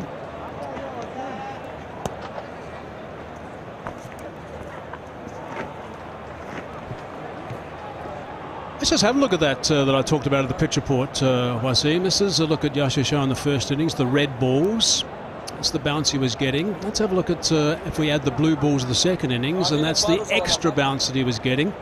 Just most of them above stump height. That's the important thing about those. A couple even more than that. So more bounce in the second innings. Flight on that occasion. He's definitely looking for a wicket. Trying to buy a wicket. Good variations from Yasir Shah. Good spell so far. 25 in his 14 overs.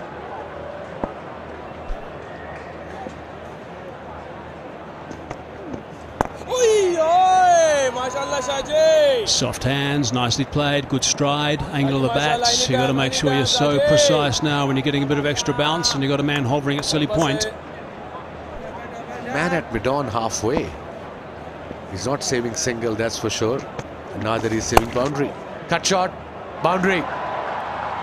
Runs are important at this stage of the game for South Africa. And it's so important for Aiden Markram as well. He's got to keep chipping away from time to time to make sure he picks up those boundaries.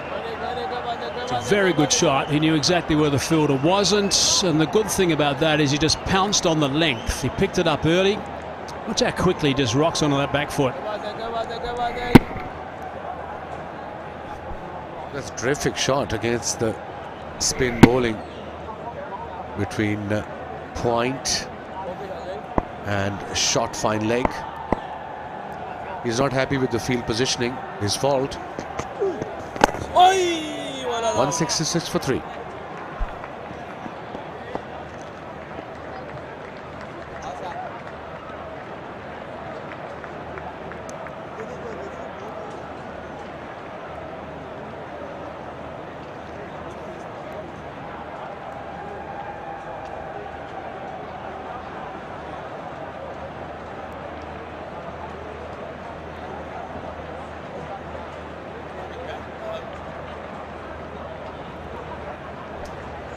I just want to have a quick look at that last delivery from Yasir Shah. Extra evolutions on the last ball. Just have a look at the way it dips towards the leg side in the air. Look at it go there.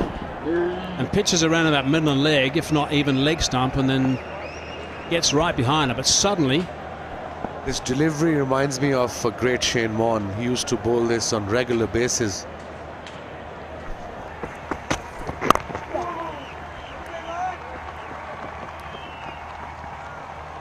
He's got a point fielder back on the boundary and he's bowling around the wicket. Away swingers to the right-hander, so easy singles. 203 required, 7 wickets in hand. But even Bavuma is looking good in control. He's on 19. Makram played beautifully so far in his innings.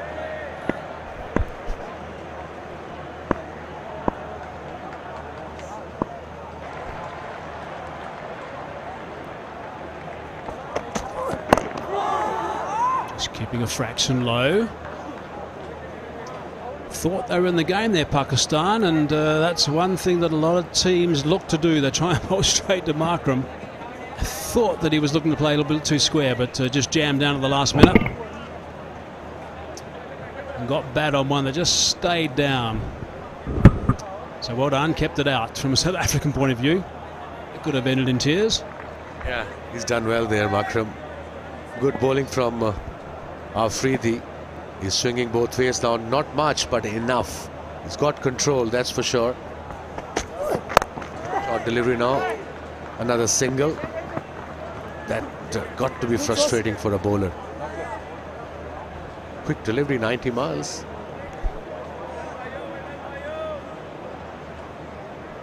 Yeah, this is good pace. And hopefully it's going to be a short burst for Afridi, because that's how they got to operate. They've got to make sure these quick bowlers come back with short bursts, 4 overs or so, and bowl quickly. Try and make a difference, like Nortje was doing. When you see Nortje doing it, other sides maybe sort of take that on board as well and think, right, this is the way to go.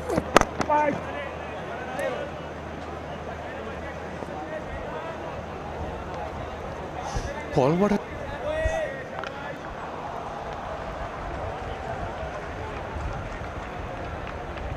He's definitely looking in good rhythm and generating some pace today. Look at this, the average speed is 141 kilometers an hour. That's sharp. It's all about rhythm, and he's looking in good rhythm. You check the rhythm of a bowler with his run up, how easy he's running, how comfortable he's looking. It's nicely bowled. This is really good work. Really good work from the big left armour. Hit and win, $500 US, service tyres. No one's nabbed that. Where is it? Where's that one this time? 3 miles right off the screen. Okay. Safe, you reckon? I'd like it to be a little bit bigger, I must say.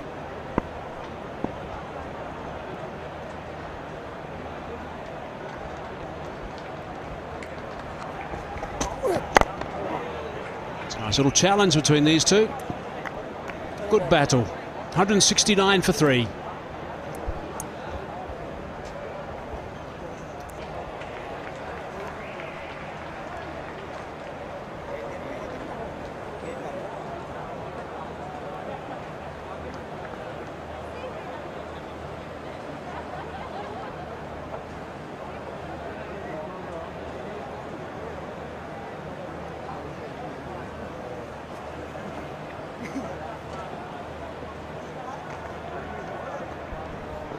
Righto, there's the Brighto Test Series trophy, Bank Alfala Brighto Test Series trophy.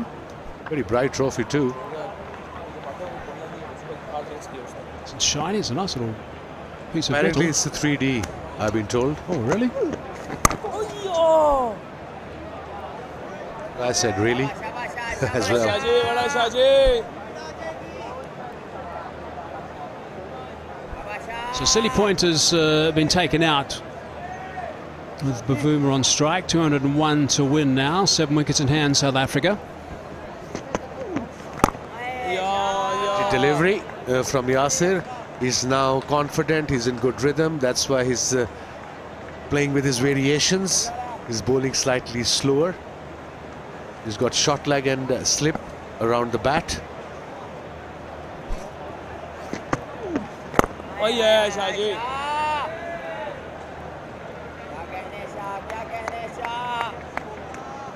I guess it's a little bit of a challenge here for the captain too, of Azam. Make sure he marshals his troops superbly. He would have been feeling a bit of pressure overnight with South Africa doing so nicely, but it would have felt much better in that first over. Much relaxed after the first over, Babar Azam. I think he's done well so far. That's only his second test match as a skipper.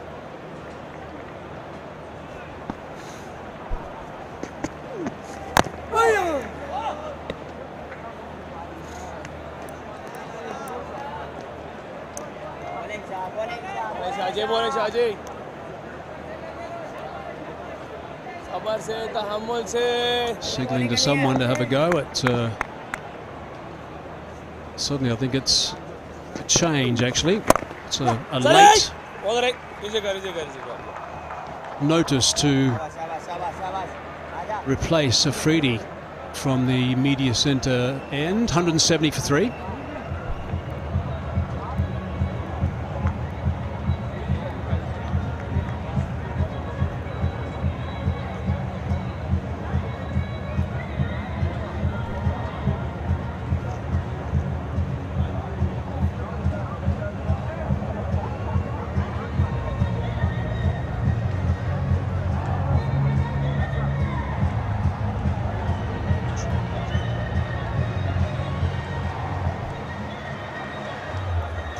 It was a late change. Suddenly we saw that message on the screen there from the skipper. I think it was a ball to go before he said to Fahimi, but you're due to come on next, which I think is the right call because Afridi had bowled 4, so that's the plan. 4 overs of quick stuff. That's what they want from him.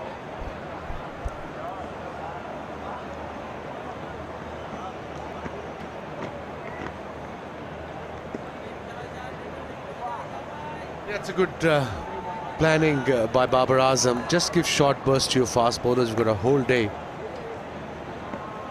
And now Fahim Ashraf. A little bit leg side. Just a half-hearted shout, really.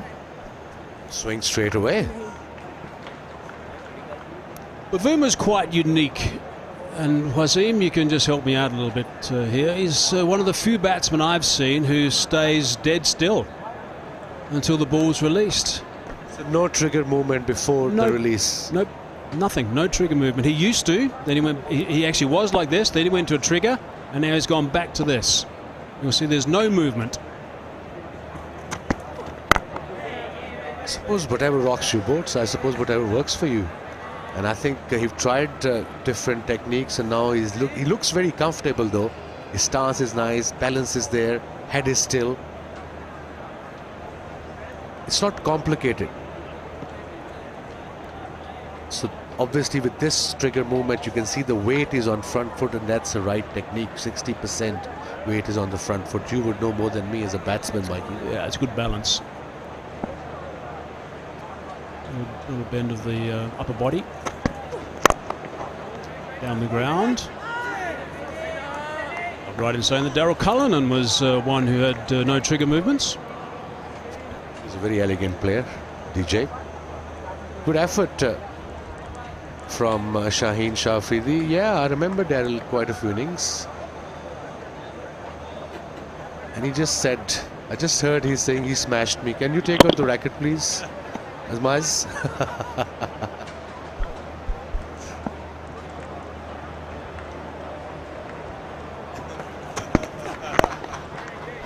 Plenty of time to play from Bavuma. It's nice to see. Fahim's clearly just starting to loosen up a little bit. He didn't get much of a chance to do too many stretches before he was called into action. But he's developed into a very, very handy cricketer, this guy, with the batting he's doing now. Potential was always there. He had some problem with injuries, but now he's back on track. He's been regular member of Pakistan Test squad, got some runs as well, 250s already in this series. And he had a bit of injury as well, with a shoulder injury. Oh, that was very, very close. Too much in that one. Look how far Rizwan had to go behind the stumps actually to take that. Ended up around about a leg slip position.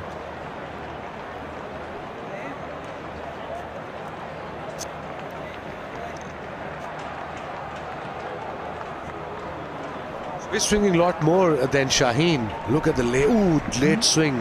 Just missed by a whisker, the off stump there. Good line. Ooh, he was lucky there, Bahuma.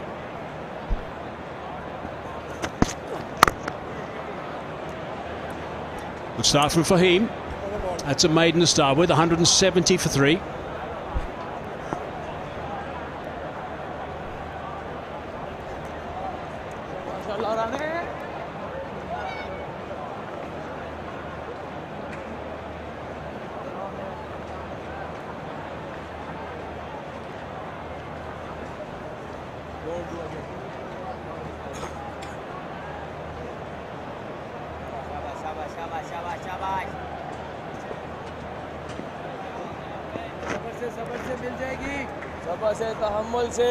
This is going to be a very solid day, this one, I think.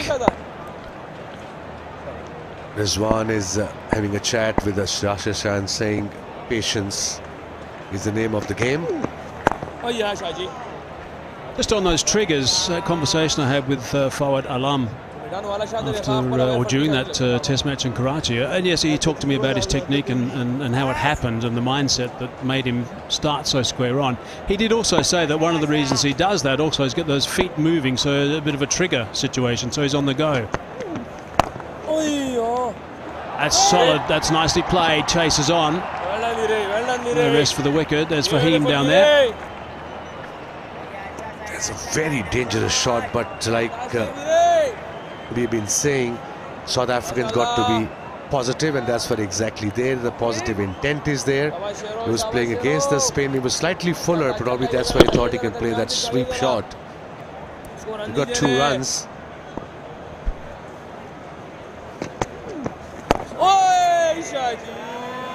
He played a couple of terrific lofted drives yesterday, last night, did Aiden Markram. It's a little bit of more of a difficult situation now with the ball turning sharply. So he's opting for this route now with a sweep. Hard into the ground, nicely played.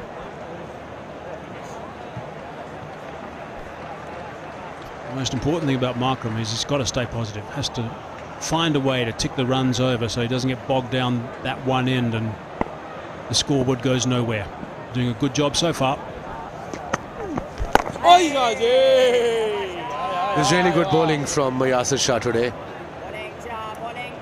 He's using his pace as a variation and bowling everything into the stumps and getting a very nice drift.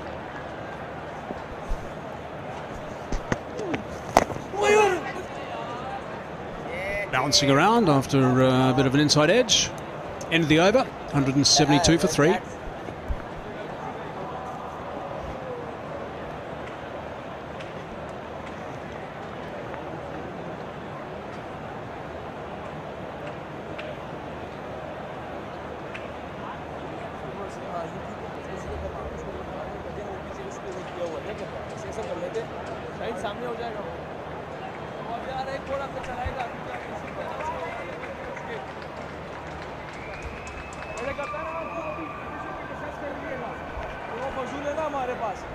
A little bit cloudier today. We've had bright sunshine the last 3 days. Bit of rain on day 1, you'll remember. We lost 118 minutes.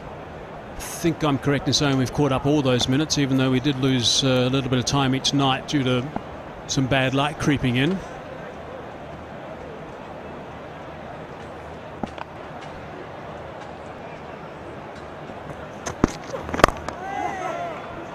Beautifully whipped away by Bavuma. The call was 2. You might have picked it up on the stump mics. But he's certainly getting a little bit of movement, Wasim. Yeah, he is. Fahim Ashraf, this previous delivery was down leg side. It was the previous over. Look at that. Just missed by a centimetre probably. 6 millimetre. Oh my goodness.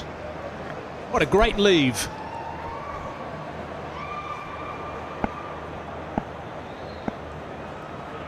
Coat of the sponsor's paint, I think, a bit of Brighto paint. Inside edge that time. He played that big drive on the up in the last over and got it away, but not that time.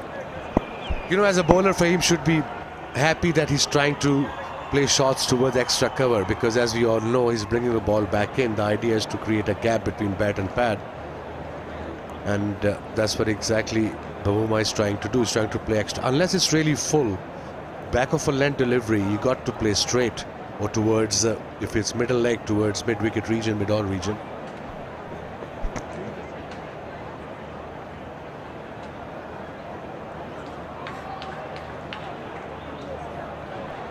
It's just forced Markram to go a little bit wider at the non-striker's end due to that man catching very straight on the pitch.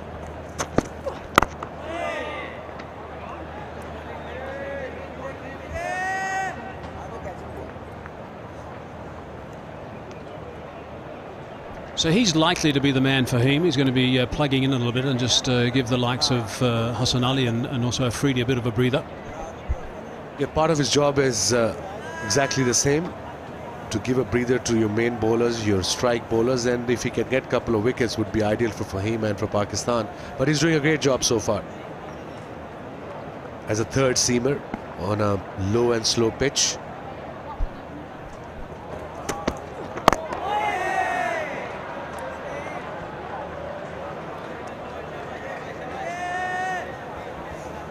So was it the shoulder injury that made him reduce his pace?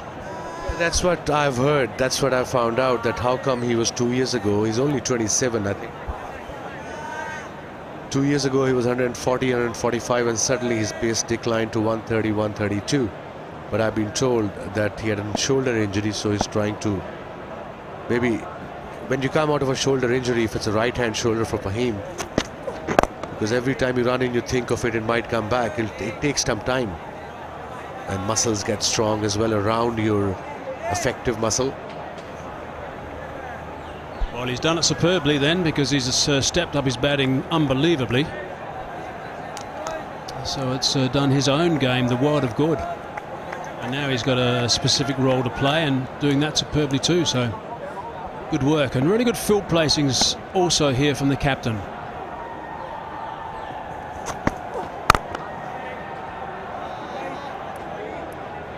$174 for 3.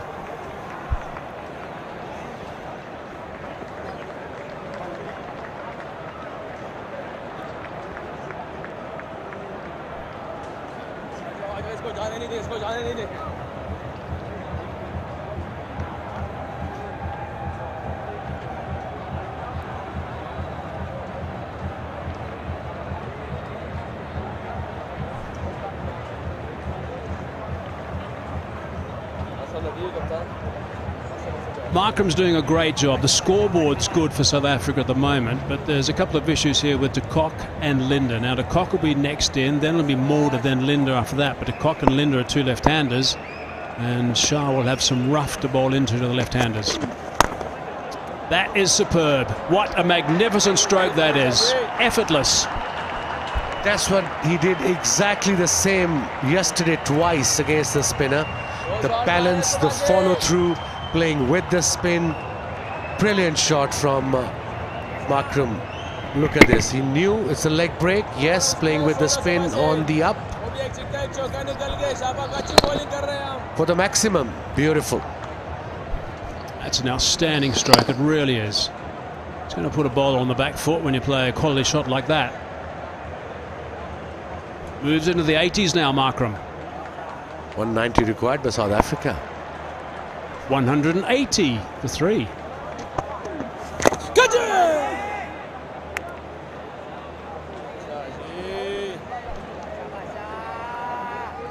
South Africans, it looks really good. 180 for 3, chasing 370 odd.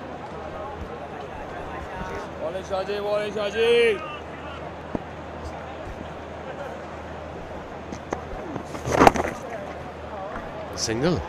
That's sensible cricket. Terrific. 3 sixes and everything. That was the first one. Noman Ali. Beautiful. Stand and deliver. And best of the lot, in my opinion. Beautiful.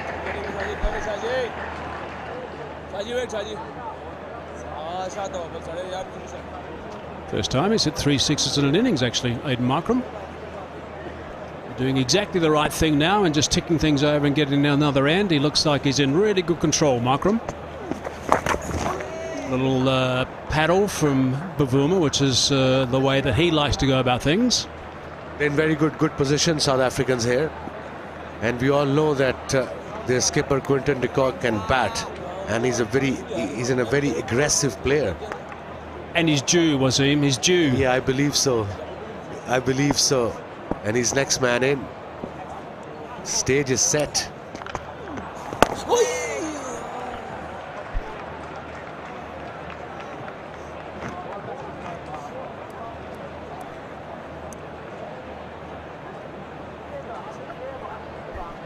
He's a positive player. His strike rate is 70. For Test cricket is massive.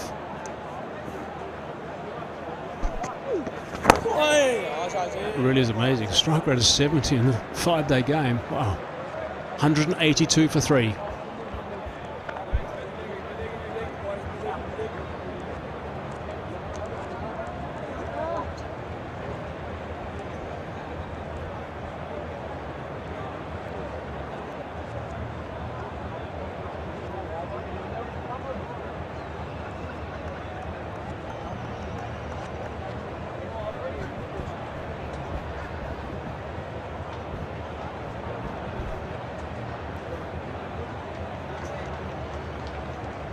South Africa need 188 to win with 7 wickets in hand. Makram 83 looking really, really good. And Bavuma is also supporting him well. He's on 24.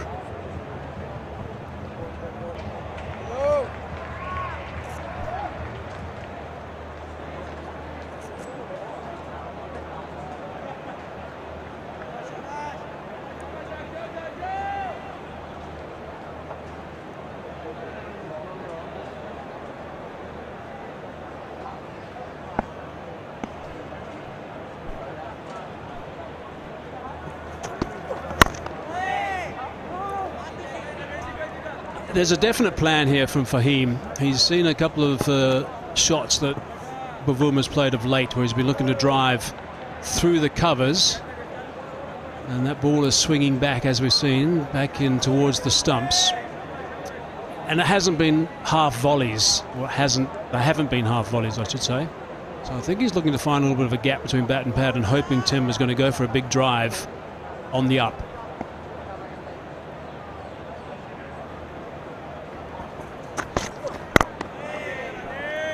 Only 1 wicket for Fahim in this series, but he's doing his job here for Pakistan. He's swinging the ball, he's not express, but he's bowling with his limits, averaging 55, 1 wicket. And he's swinging more than Shaheen Afridi, that's for sure. And that late swing he bowled the previous over or over before was phenomenal.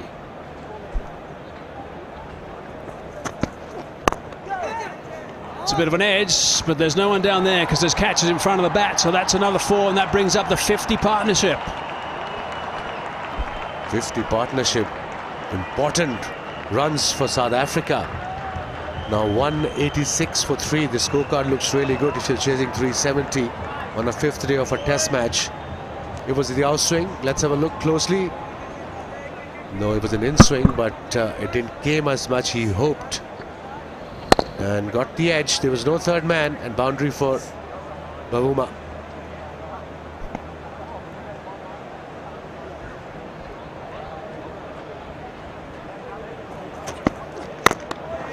Lovely bowling. That has moved quite a lot back in towards him. Yeah, he's getting a lot more swing even than Hassan Ali. Let's have a look. Good release point. Straight seam. He played it well as well with the straight bat, full face of the bat.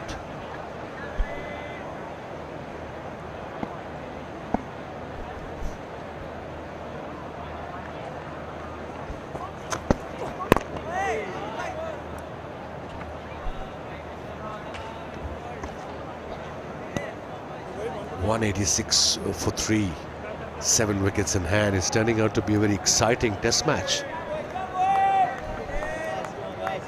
Well, listen, I mean, I'm going to say it because maybe this will sort of get the voodoo out of the whole thing. The one thing South Africa's going to be worried about, the one thing that Baba Azam is going to be having firm position in the back of his mind is, you know, that South African team has had some basic problems with collapses. So I've got rid of it now, Wasim. Got rid of that voodoo. It's gone. 186 for 3.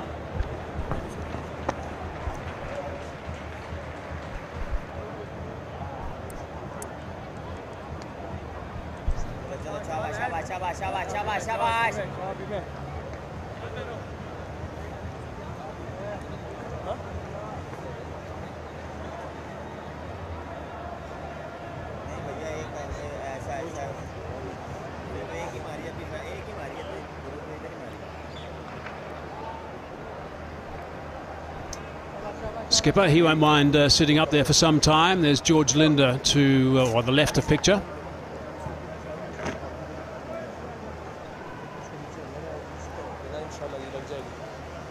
Mulder to the right. So Mulder will be after the captain.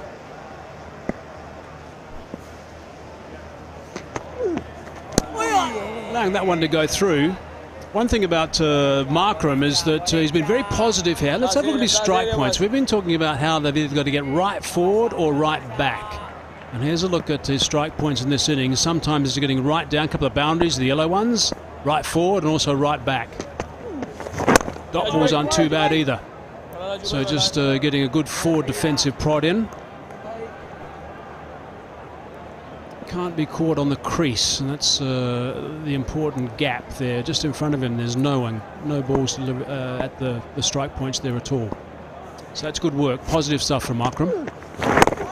Nicely bowled. Bit of extra bounce too. Obviously read that. That is well set now, the googly.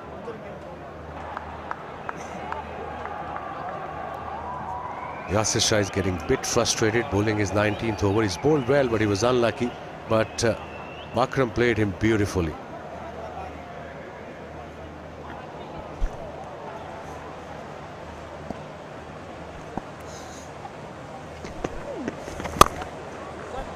Short, hammered, 4 runs. Nicely played by Bavuma.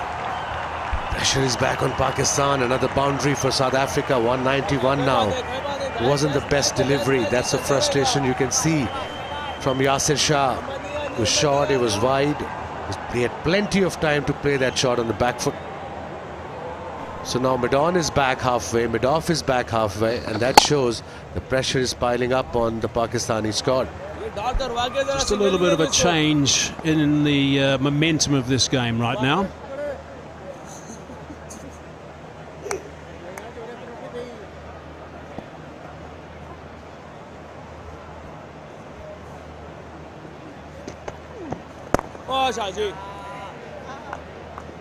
Single नहीं देना इसको जरा उसको सामने लाना जरा फिर के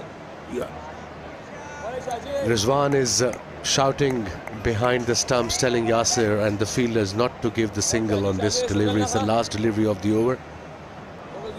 Obviously they want Markram to face Fahim, who's swinging the ball back into the right-hander. End of the over, 191 for 3.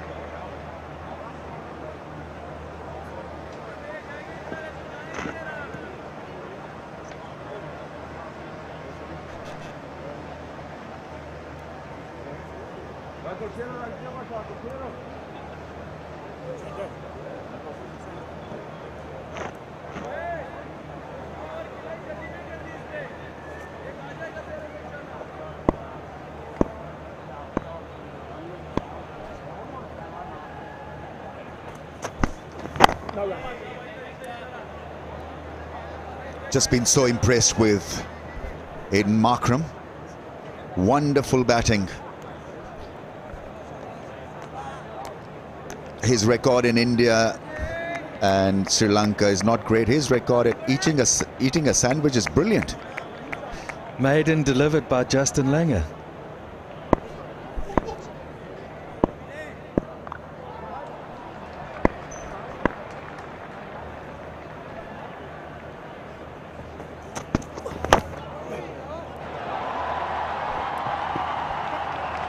Misfield allows an extra run. Markram runs extremely well.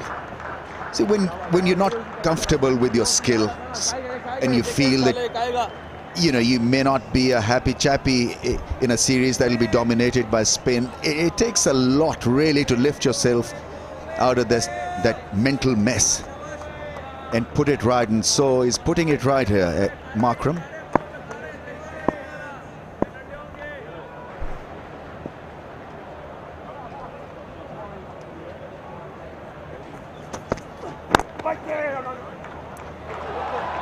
The other day somebody was asking me, I mentioned that Fahim Ashraf is Pakistan's golden arm. What is a golden arm? Golden arm is an individual who, when he's asked to come and bowl, provides you with a breakthrough, with a magical delivery.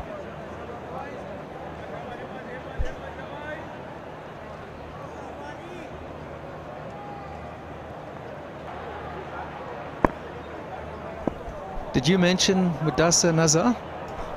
Yeah, I did. But he wasn't, yeah, I mean, it turned out to be a golden arm, but at Lord's he picked up 6 wickets against England in, I think it was 1982. 6.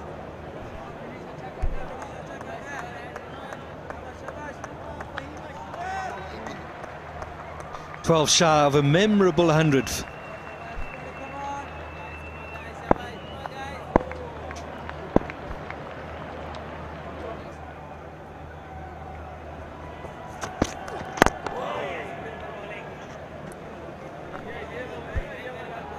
He's not wavered from his game plan, which is to play as straight as possible, but is muscled his way through spin. This partnership has been a very, very productive one. 60 or 126. And I've always enjoyed Bavuma's batting. He's pretty clear in his mind. It's another thing that he doesn't get you a lot of hundreds. But Bavuma is a neat-looking player. He'll put in 100%. That is what you want from your batsman. He would have also gained a lot of confidence from that 40 not out in the first innings. 195 for 3. Should Pakistan become a little bit concerned now, Rami's 175 left for South Africa to win.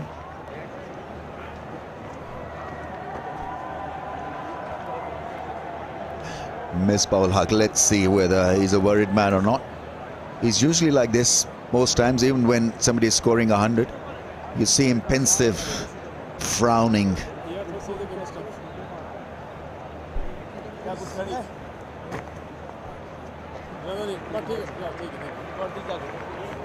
Time for a chat, maybe?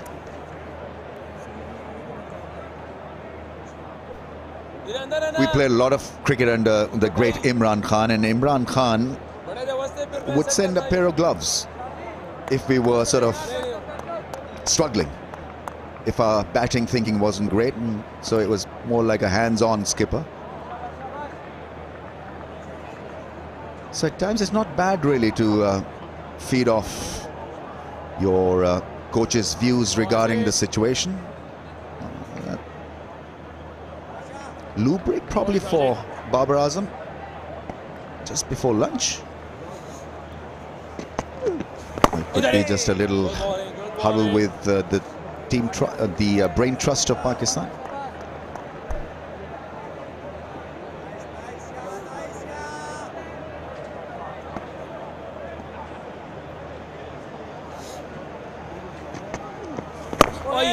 Noise levels had picked up in the field. Maybe that the Pakistan team here might be just feeling a bit anxious. About 20 minutes or so to lunch. South Africa needing 175. That's where Bavuma scored well. He's chosen the option of the little dab down to fine leg, and then when it's been that fraction short, he's got onto the back foot very well and looked to play square. And he had a good look at Yasir Shah. We've had a series, but the way he played in the first innings, I think must give him a lot of confidence, particularly when defending. And you've seen the subtle nuances of each bowler. We know Yasir gets it up a bit, then tries to set you up for that quicker one. No doubt, more you play against someone, the more of an idea you get of those subtle variations that they might have. Now, this is the moment. We've now seen Yasir Shah come around the wicket. Something he hasn't done yet. So just keep an eye on how this ball will behave. No short leg. Silly point, but no short leg. They want him to sweep out of the rough, I think. That's why you have a catching sweep fielder. Pinches a run. See, now the task will begin. for South African batsmen. Can they pad at that line? They need to. There's no need playing out of the rough. And they're not going to be like Quinton de Kock, reverse sweeping and putting him off. So that was around the wicket angle was for Markram specific. He's come over the wicket now.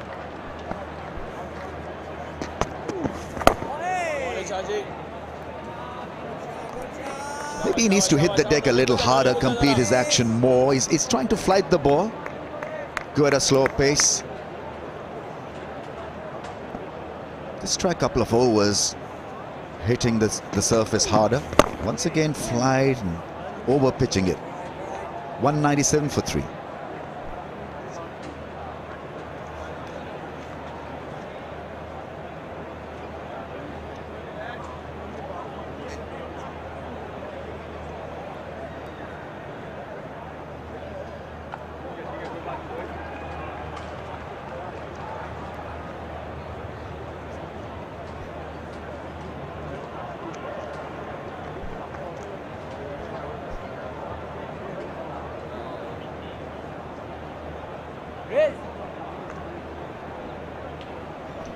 Discussion going on between keeper and bowler Nauman Ali, who it seems will now get a run.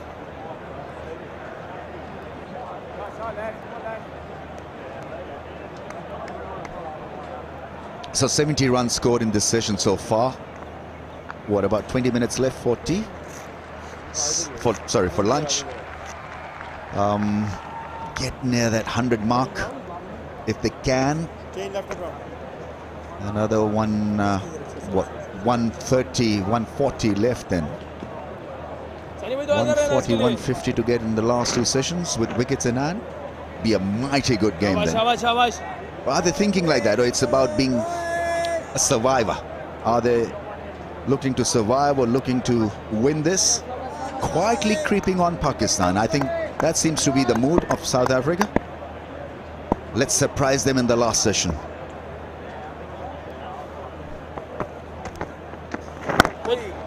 Beautifully played. Oh, that's misfielded. It's a difficult angle really to get when the ball is spinning. Play that strong back foot drive through mid-off to left arm spin.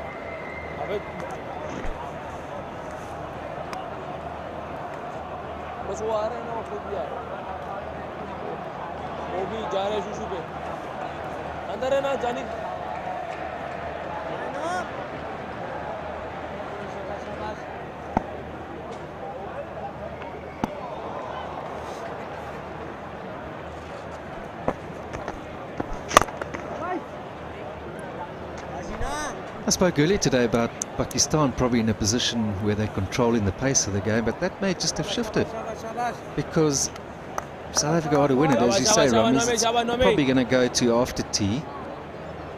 Can Pakistan, with that in mind, block an end up or both ends up, where both spinners get it outside leg? Is there a lack of time where they can buy some time for themselves in terms of that run rate? Because that run rate's touching 3, and that's where it's gone well for South Africa.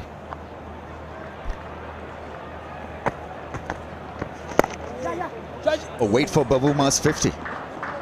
Because how many times you've seen him to throw it away after looking so good? He doesn't hurt you with a big 100, Bavuma. So wait for his 50, he'll get out, and then you can be at ease. But you can't think like that, obviously. आजू भाई इधर आ जाए, आजू भाई इधर catching में आ जाए। Shaji sir बाहर रहना जरा, हसन भैया बाहर रहना। Markram moves into the 90s.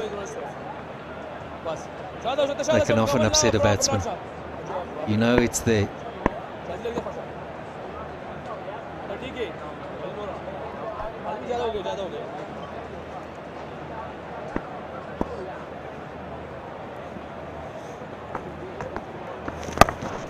Slot sweep, beautifully done into the gap. 90s or no 90s.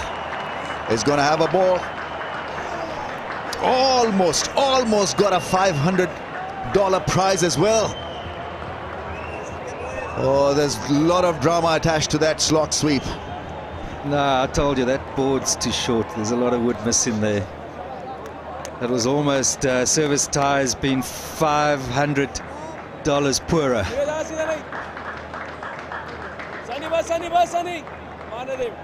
On 94.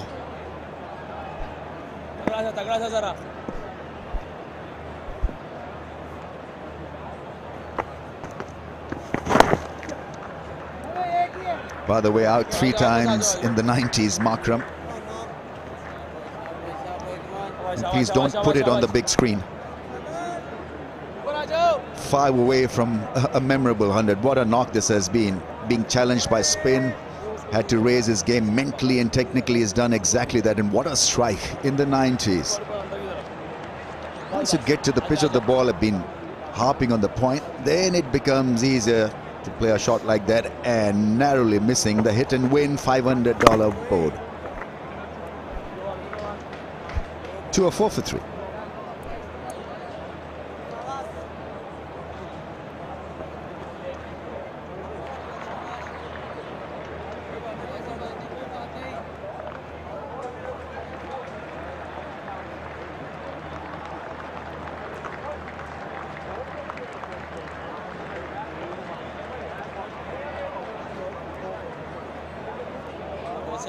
Boys.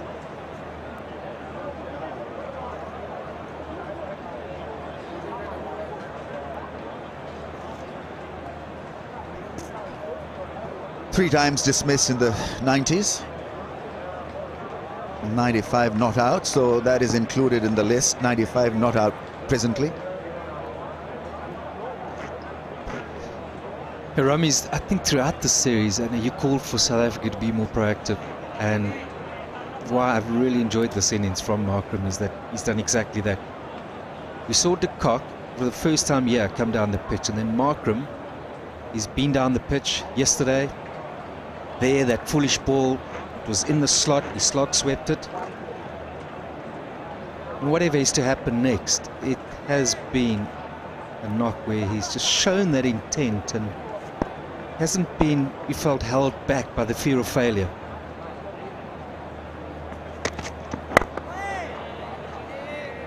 And his approach, Darrell, hasn't been like Quinton de Kock's. Quinton has looked a little restless, wanted to get on with it, but Makram has paced his knock, his game against spin beautifully. Hasn't functioned in a programmed way, so whenever he's seen the opportunity, he's used his feet. Not for optics, but it has meant a lot. Yes. He's again playing the ball late, right under his eyes. That is excellent batting.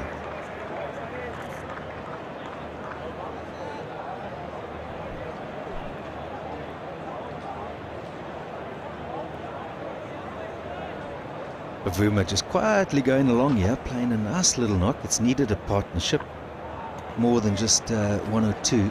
It's needed a partnership with somebody that's in, and Markram's that man. If these two can push it beyond, closer to 100 in terms of runs to win, then it's going to be interesting. But at 3 and over, 30 after lunch takes them to 80, 90. I think Pakistan would have to think about at least tying one end up. So they've, unlike we've seen the rest previous matches, they've restricted South Africa so well. This is an important part of your batting on a pitch like this against reverse swing, where you're standing in the crease. I think he can be outside that crease. Just to cut down on that angle from Hassan Ali's, got to create your own length, because he's quite happy targeting you with that length bowling. So come out of the crease. It's not going to threaten you with a bouncer. It's not a quick surface. Might take out that one which keeps a bit low.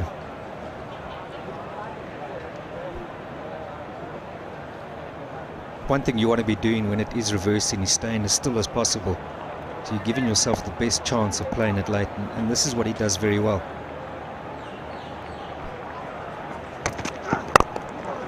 Excellent bowling. This really is top stuff from Hassan Ali.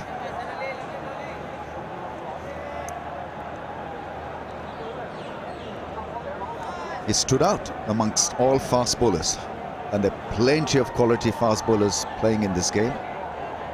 Nokia and Rapada, Shahinshah Afridi. And this is his comeback series actually. Hassan Ali not considered for Test match cricket. He's roared back brilliantly. He's had a few fitness issues, seemed to have gotten rid of them. Looks to be in pretty good shape. 206 for 3. What's been noticeable is that he's really looked, you just see that look in his eyes. He's been fiercely determined here. Often it does take you not enjoying what you did before and being given another chance. And he's been a great example of giving it his best shot here.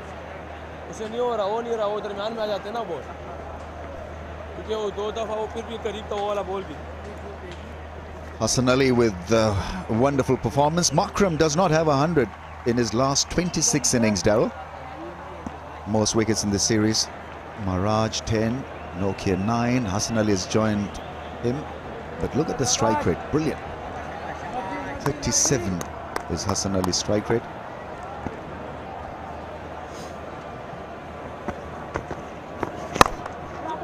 Into the gap and 4. Beautifully done through the offside. A little more flight.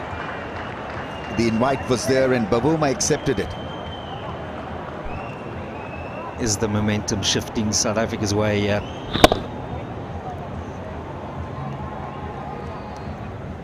If you're not used to flighting the ball, it can happen. You can overpitch or underpitch it. Trying something different. Noman.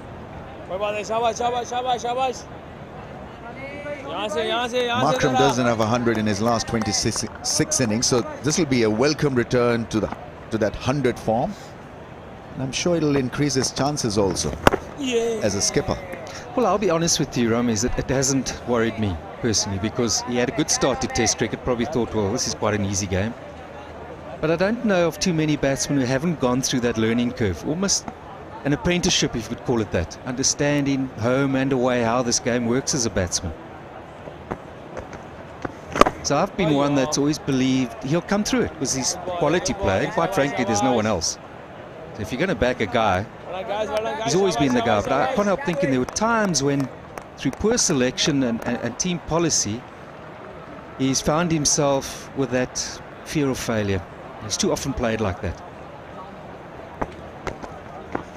That's why, for me, I would have given him the captaincy a year ago and said, run with it. Yeah, you've got it. This is your team. Build a young squad. Take them forward.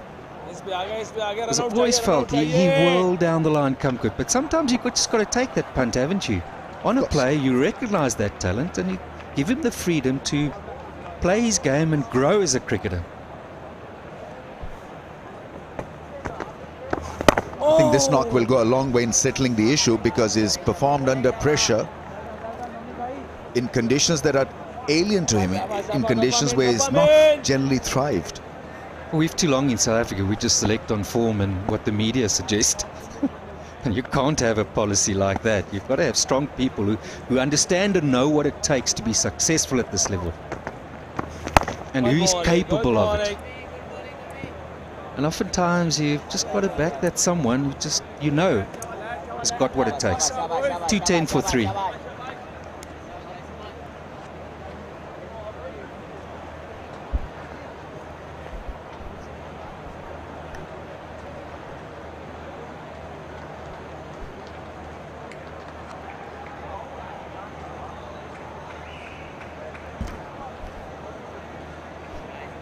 Solid partnership, worth 75.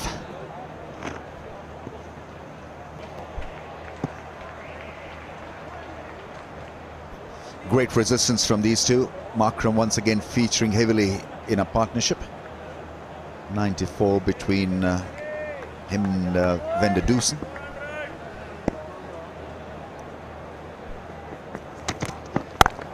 Shot Beautifully played. There's a fielder there at deep point.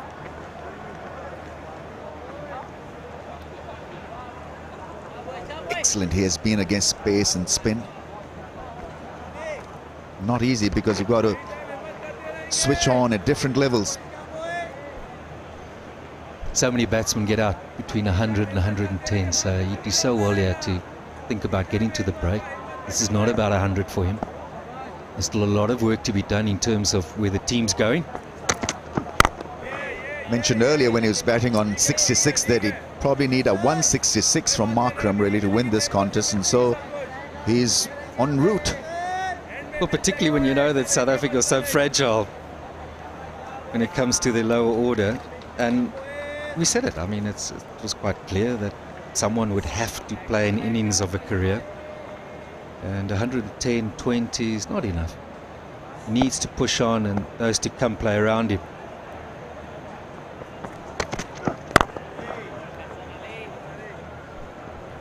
And Bavuma's looking good. What I'm so enjoying here, his defence has been immaculate. Take what happened yesterday. West Indies against Bangladesh.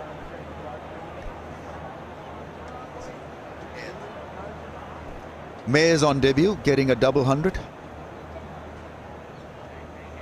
Wouldn't it be quite phenomenal? They chased the highest score by a visiting team to the subcontinent. South Africa was set the highest, probably missing. In the space of 2 days, we might just see that all changed. Yeah, nothing is for granted in cricket, and so it can be a great leveler from favourites to not so favourites in a matter of couple of sessions. But I have to go back to saying, Ramis, I think there's still a bit of work to be done here. You know, you start and you think 370, well, you shouldn't be thinking about it. You just start to think as well, gosh, we can win this. You tighten up a little bit.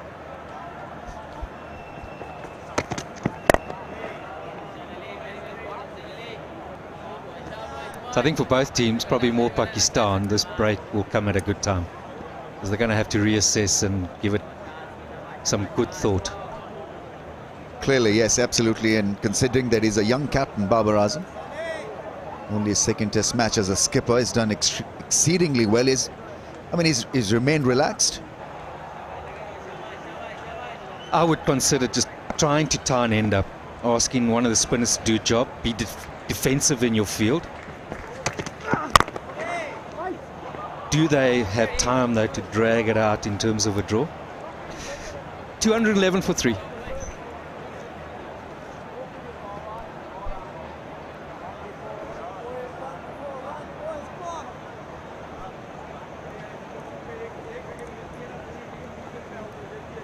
Non-Asian teams in subcontinent, successful run chases in tests. West Indies just the other day, brilliant. 395 was the target. They got home. कोई बात नहीं हिम्मत है मर्दा.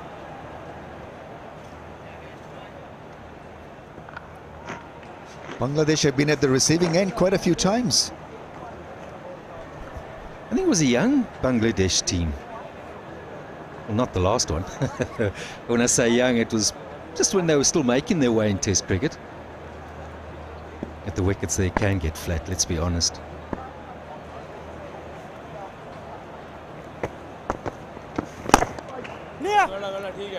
But it's good to see. It's like, yeah, where we've seen, and I think it makes for great Test cricket when there's something in the pitch for everyone. Because my one fear coming here was, are we going to see 500 play 400? But credit to both groundsmen, Karachi and yeah, they've produced something which has been good to watch, been entertaining cricket. Oh yeah, Samoa's got to drag him back on his back foot. So this is the routine, or it's become a routine with Markram. He's quite happy to play everything off the front foot. Generally, Noman has got to shorten the length or change the angle. It's much too easy for him really to be in trouble. That over pitch ball. Possibly looking for a cotton ball, wanting him to play against the spin and get a top edge.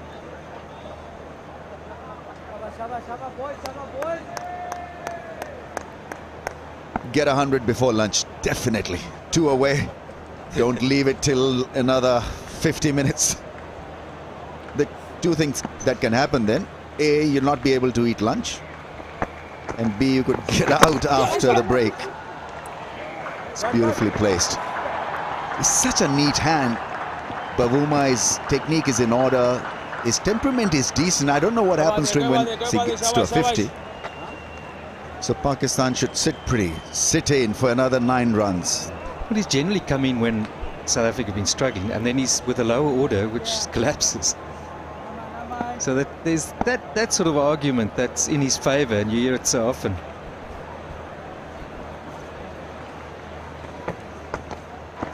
Oh, yo. I think problem for Pakistan is Yasir's wicket form, because he was supposed to really run through South Africa on day 5 surface. He hasn't bowled a lot of overs round the stumps. I still would want him to take to that line.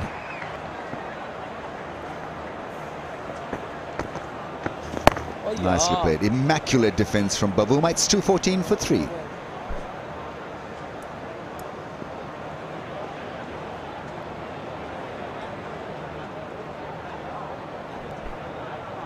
This should be the last over before lunch, and Markram on strike. Will he go into lunch with a tidy 100 behind him, or will it be a long lunch?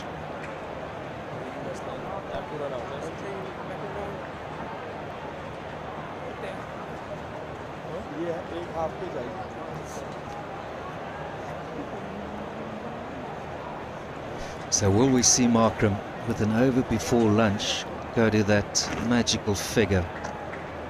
And if he does, it under the circumstances, trying to win a test match and a series, it will be only described as a brilliant innings.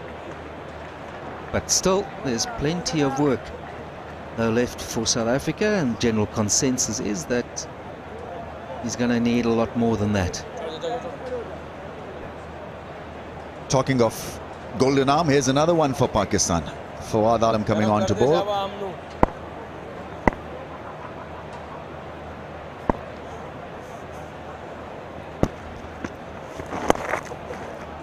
That's a single. He's on 99.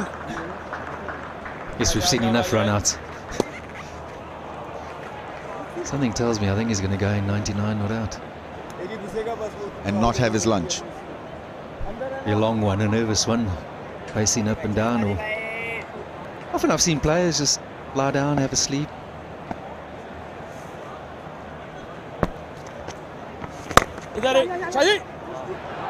Nicely played. Shazar Ali is giving it a chase. Couple of runs to Bavuma.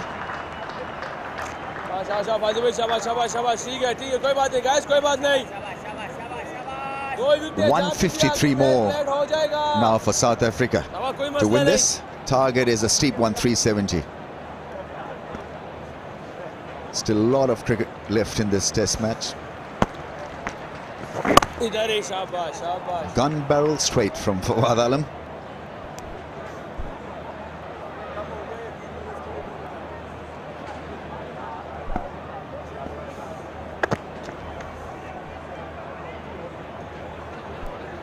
He shouldn't be complaining, Fawad Alam, because he would stop almost every time, even when somebody walked briefly for half a second above the side screen, he would stop play. Easily done for a run. Right then. 2 balls left before lunch, and we've got a guy batting on 99.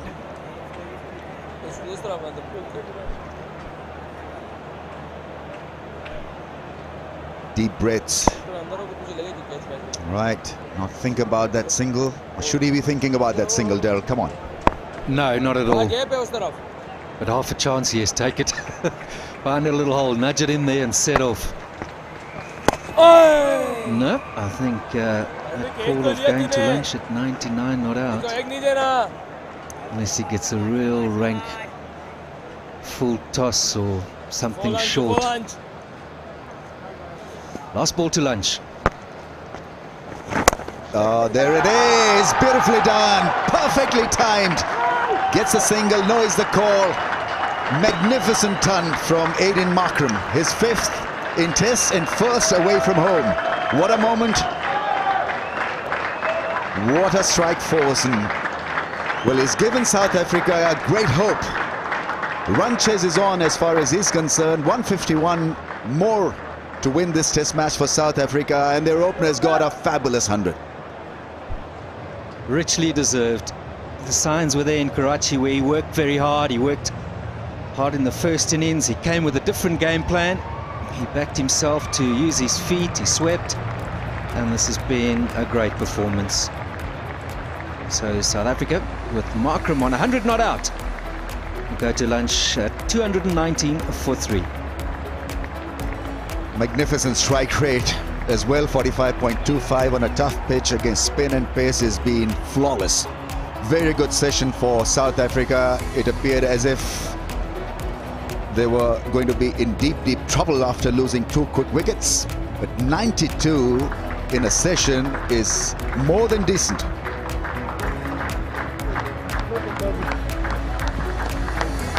On exactly 100 in Markram of 221 balls. South Africa in pursuit, in hunt for a famous win. Can they do it? Couple of sessions left. 151 more runs required with 7 wickets in hand. It's going to be one heck of a contest, this.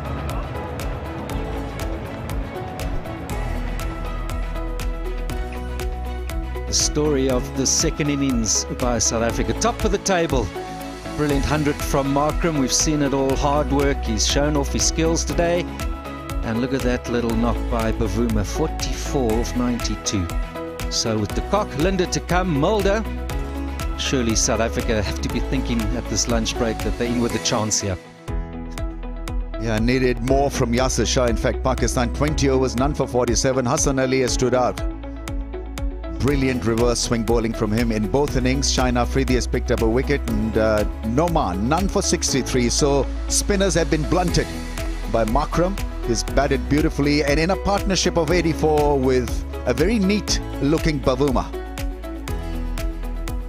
So the chase is on. 2 sessions left. South Africa need 151 runs to win this test match. They are 219 for the loss of 3. Centurion Markram, 100 of 221 balls, his 5th test match 100. Right. We'll take a break and come back after the luncheon period.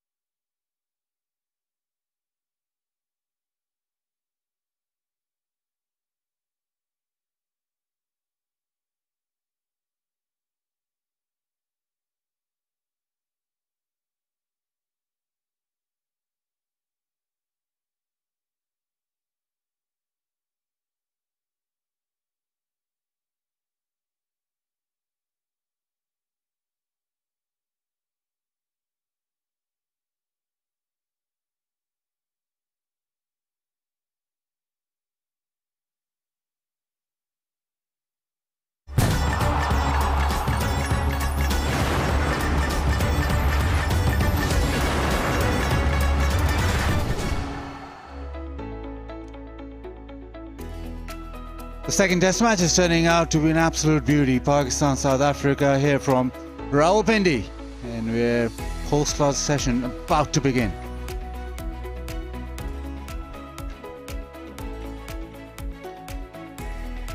Hassan Ali today, right at the start, got a couple of wickets, but then Adrian Markram and Bavuma were a partnership of 84, and things looking solid for South Africa.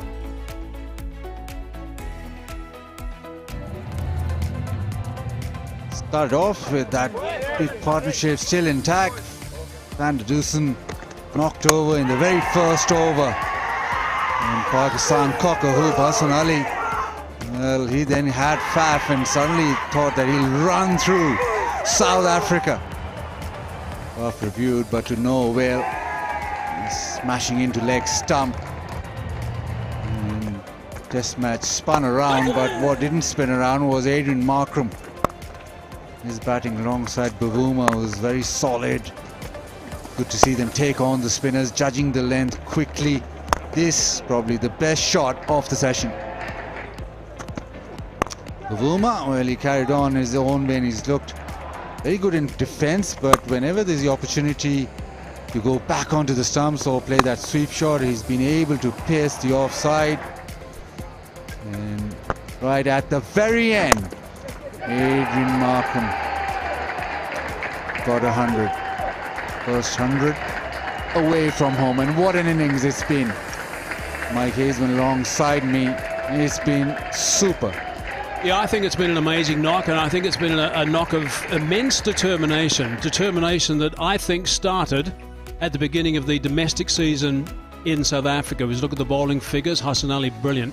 2 for 46. Those two quick ones, Van der Dusen and Faf du Plessis. I want to talk about the Faf du Plessis one shortly. Shaheem 1 for 33, and the spinners haven't gotten the game yet, but 20 overs to Yasir and Numan. 20 overs as well, none for 63. So the spinners will be looking to play a role as this game goes after the lunch break. But back to Aiden Markram. Determination, as we look at the match summary, determination back at the start of the domestic season in South Africa, where his form wasn't particularly good last year. He came back and played superbly at the start of the domestic season, and everyone said, righto, well, he's ready to go. He's going to play, and he's going to play really well, hopefully, and fingers crossed. And he hadn't scored 100, as you said, away from home. So his big target was to do really well in this tour of Pakistan, and he has, let's face it. However, 100 not out is still a long way from South Africa winning this game, so he's got to kick on. He'll know that. He's an intelligent cricketer. He's the next captain in my mind. The vice captain in my mind is alongside him as well. So I think Markram is going to be something that's going to be pretty special for South Africa in years to come. If you look at the win prediction, mind you, that's just tipped in South Africa's favour now, 45%. Pakistan 44%. This is all based, by the way, on current data of the individual players that are performing in this match at this venue, taking the weather into consideration as well. So it's all about their track records, their performances in these sort of conditions as well, and against the various bowlers they're bowling with. So it's a fascinating way of doing it, but South Africa have just edged ahead with that win prediction. I didn't get all that. What about all that science? Yeah, pass. All right, now it's all about Adrian Markram. If he can get stuck in again in South Africa, massive opportunity to create history. Just quickly on that Faf one, that was LBW, and I'm not sure why he actually reviewed it, to be honest, because you don't want to have a situation where deep in this test match, day 5, you run out of reviews.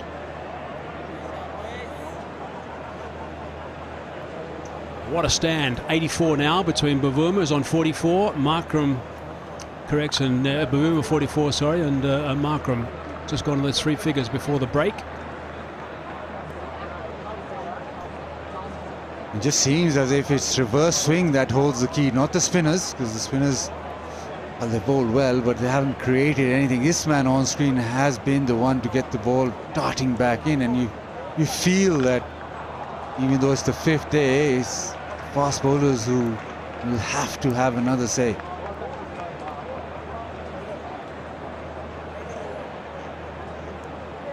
It's been an innings which has been full with lovely shots, but his balance between defense and his balance between attack has been perfect. Bavuma has been yet again been very solid.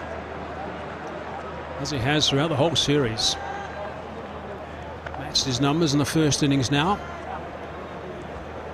So it has been a bit of variable bounce for the seamers, a little bit of reverse swing. The spinners will come into play when the left-handers come in, de Kock and also de Linde. They'll be able to bowl into a little bit of rough around the place.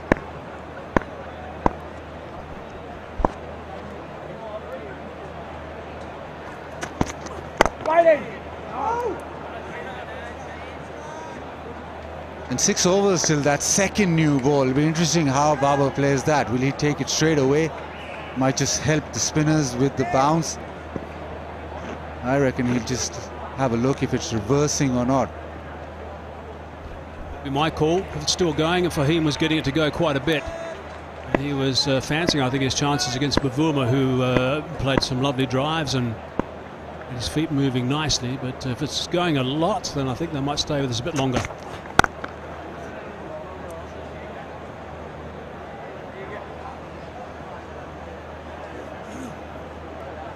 Still 150 runs away, South Africa, and you just feel that, yes, it looks all pleasant. It's a big partnership. It's 85 runs. It looks good, but because these two players are all set and batting so well, it's maybe just deceiving you in how easy it is. A wicket here, and Newman comes in and puts another different dimension to the game altogether. Temba told me in an interview after he batted in the first inning, he said the tough thing is, and he said he found it tough, even though he's in some reasonable form, he found it tough in the first innings to get started in that dig. So that's going to be the challenge. If a wicket falls, in particular when de Kock comes in who's out of form, and then the spin bowling into rough, that's where it's going to be testing. And these two guys will know that. They're the men in possession. They will want to continue for some time. Under 150. 7 wickets in hand. Looking to level the series. South Africa.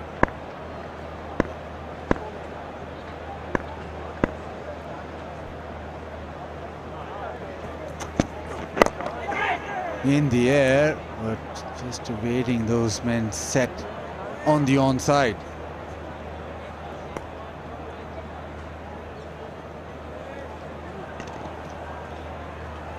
We talked about left-handers, and plenty to come for South Africa.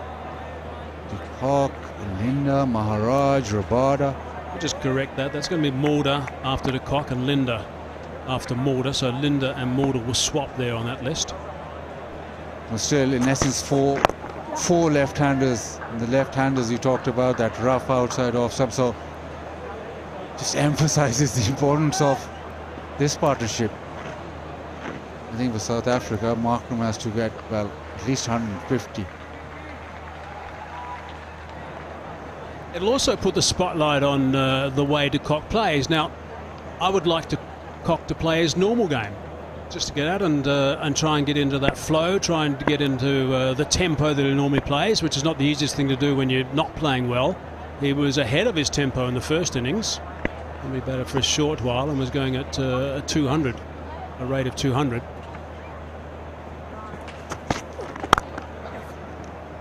Through the offside, timed really well, and has gone through.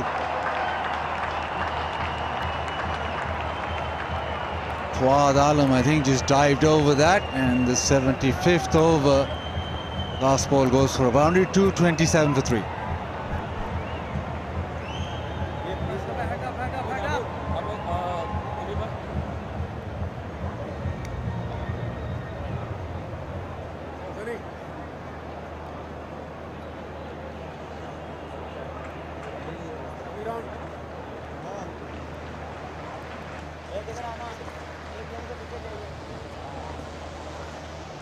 ये वाला चाह रहे हो आप? ये वाला, ये इधर 8 runs off the first over. After lunch, nobody's switching seats. It's that time of the game.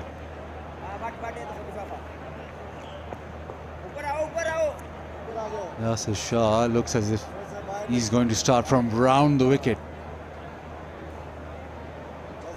Yeah, why not? Try something a bit different. The other thing about the field placings is that they know that Bavuma will look to try and play that little paddle. He's not a big sweeper, it's more of a paddle, hence the man at deep backward in front of the scoreboard, and a man at 45 as well. But there is a chance, I guess, for grips behind his legs. Yeah, good ball, Shaji. It's the best thing to do if he continues with that line.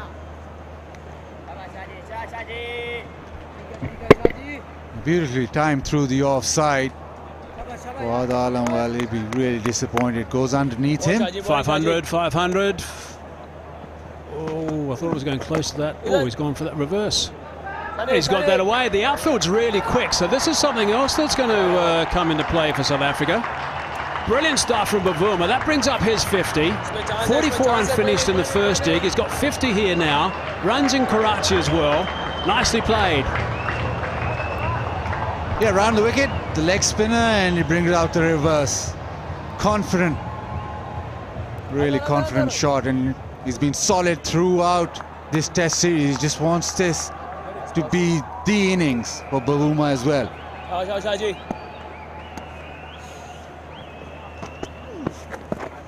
Yeah, shabash. He touched upon the fact, but this Rawalpindi ground is a high boundary scoring ground. It's a smallish ground, but the outfield is lightning. So defending here is a problem. Nowadays, with all these players with so many shots, 360 round the wicket, no problem, reverse sweep.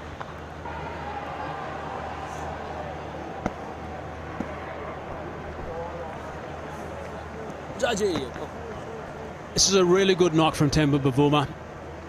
He's also got a situation here where he's not batting with the tail. Now that's been a bit of a situation that's hamstrung him of late, where he's been having to guide the tail all the way through, and wickets have been tumbling around him. Not now. How's lunch, guys? All right? Yeah. Okay.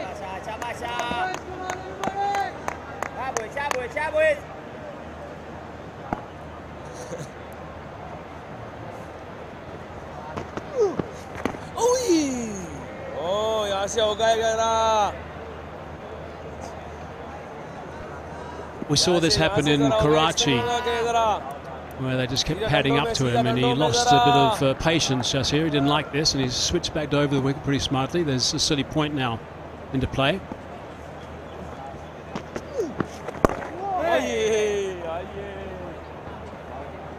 .231 for 3.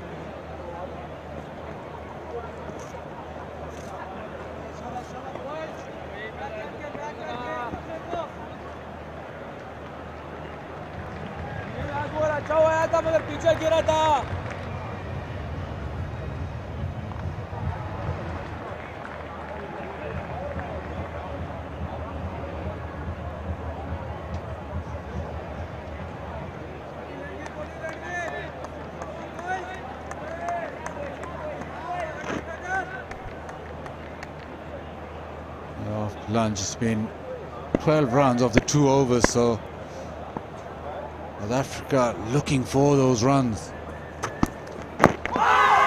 And that's what Pakistan's looking at, the one that creeps low. Now there are some cracks out there.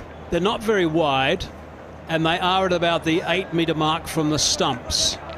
If it hits a crack, the downward edge of the crack, if you like, it's going to stay low. If it hits the upside of the crack, then it's going to pop a little bit. So it's allowed to happen on day 5. Happened a bit on day 4.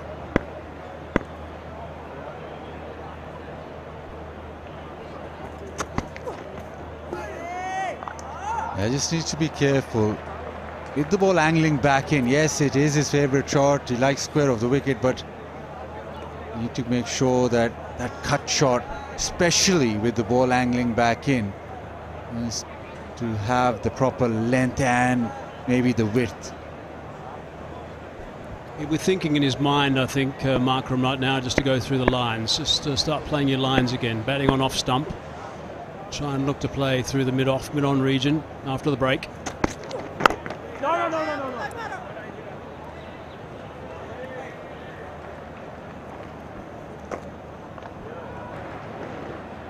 No. The highest chase in Pakistan by an overseas team was Sri Lanka, and you'll be happy to know that it was this ground. It was 2000 when Sri Lanka got 220 for 8 in the 4th innings and won the game, but South Africa already 231, so if they get to that 370, they're going to beat the record and more.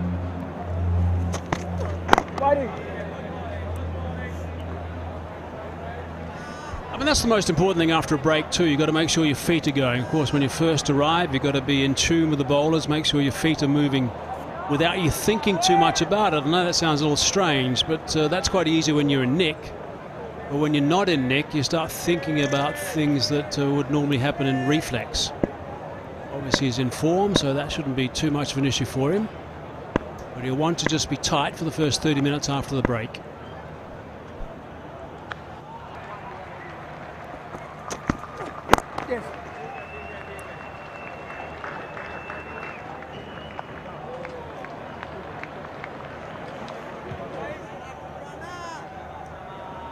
Inverect solar energy. No energy in that game. That's how you play it, Baz. Nice and sedate, and you behave, not like you did with me. Oh, he's got again. it. Oh, a move too late.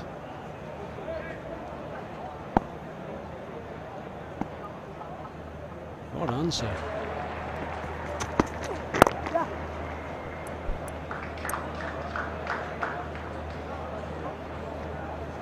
To 33 for 3.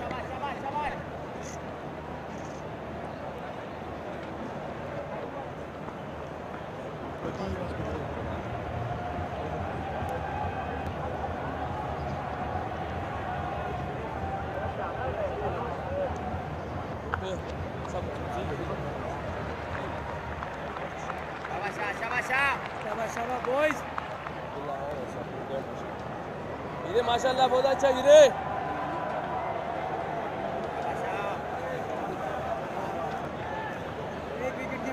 Guys, 7 good ball है सिर्फ 7 ball है अच्छे.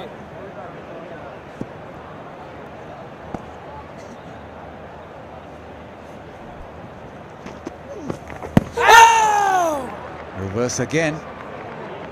Now, interesting, if he goes for the, does those stumps in the umpire's mind, do those switch around? If he's playing the switch hit, is that pitching outside off, or it stays the same?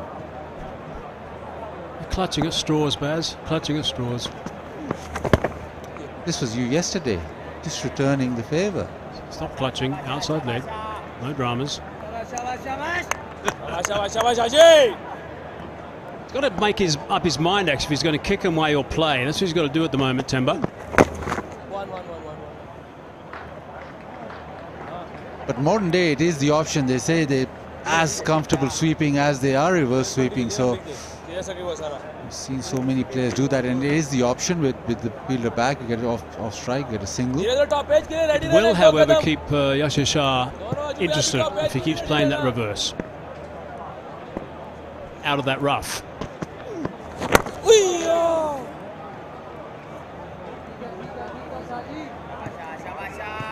I think Markram's also got to have a clear strategy here. Is he also going to kick them around and get a big stride out, or is he going to play?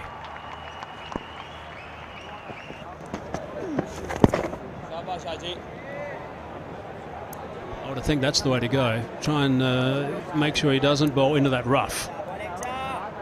Get him to bowl over the wicket again, so he's bowling on the straight rather than the rough areas, out of the foot marks.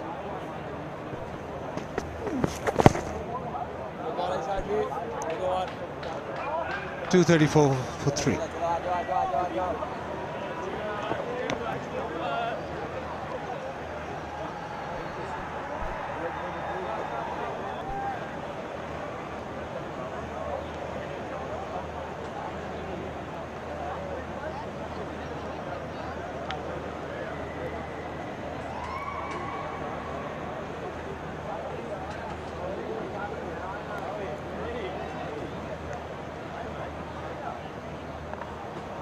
It was a great test match, that.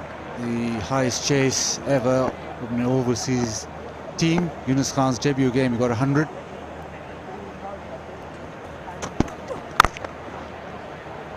And also in that second innings. Wasim Akram was injured, didn't bowl a lot. He got 79, but Sri Lanka got through. Ranatunga, I remember he'd broken his thumb and he came out to bat at number 9, I reckon, or number 8, and he got those final 10-15 runs. It's a good comeback from Pakistan in the second innings after 180 in the first.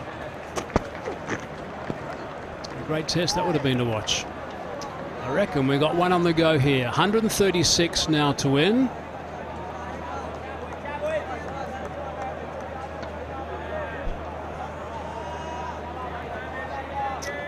Seven wickets in hand for South Africa. Of course, Pakistan won the first test match in Karachi, where South Africa didn't play very well at all, and they were the first to admit that. They weren't in tune with that game at all, it seemed.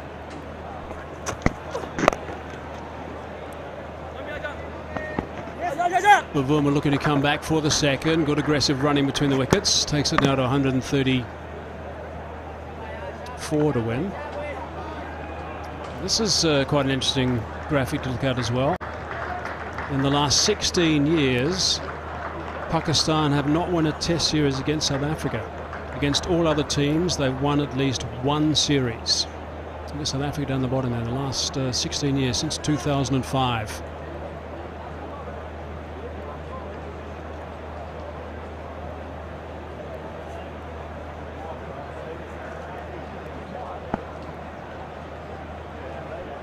Stand up now between these two guys. And nicely played. Rode the bounce, and again, not going for the cut. He's played it with a vertical bat through the offside. Very straight bat presented. Bavuma looks in good order. I think when you're chasing down a big target, doesn't matter what game it is actually, whether it's a one-day game or T20 or Test match, day 5, late in a test match, the most important thing is partnerships, and this is a big partnership. Century stand between these two. Very good partnership earlier between Van der Dussen and also Markram.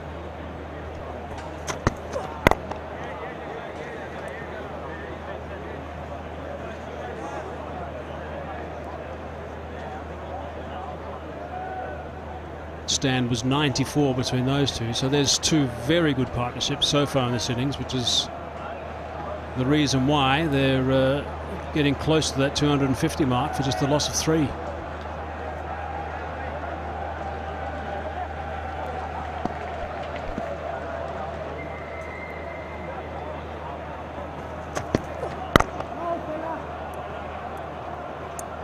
.238 for 3.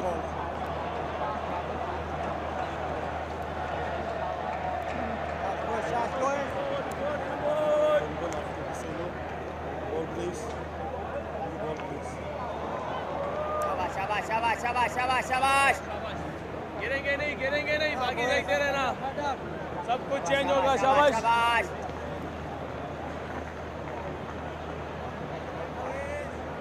एक wicket की बात है एक wicket की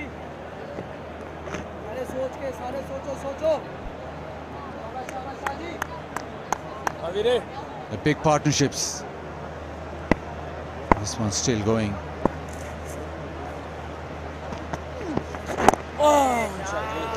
And important that it grows even further, because as we mentioned time and time again, the players have also mentioned starting on this pitch quite difficult. It's the 5th day pitch now, and just to get in tune with, in sync with the pitch is a problem.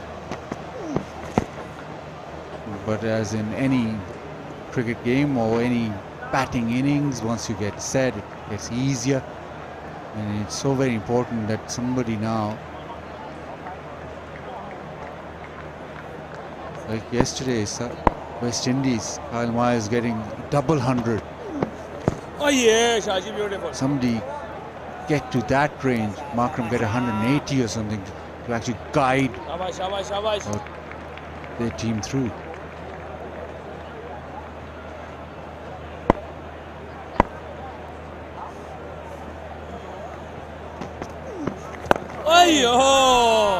I would imagine it's not going to be too long before Afridi is going to be introduced. his burst will be 4 overs. They'll want a quick little burst from him, I guess, just after the break. Pitching in line, pitching in line. And what about the new ball?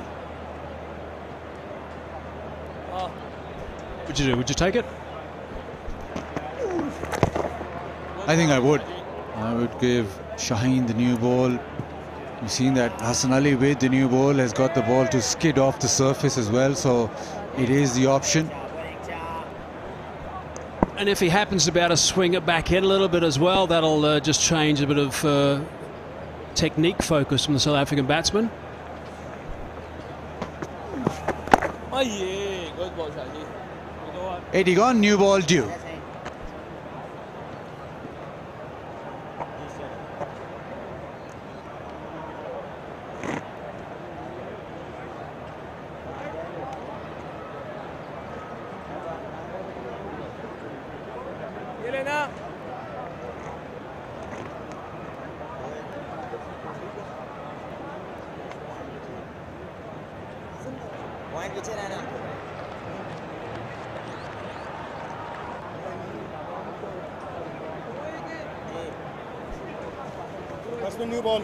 New ball taken straight away.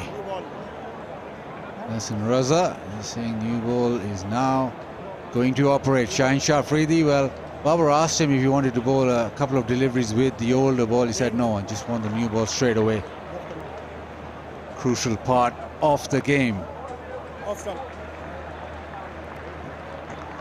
Will this new ball exaggerate those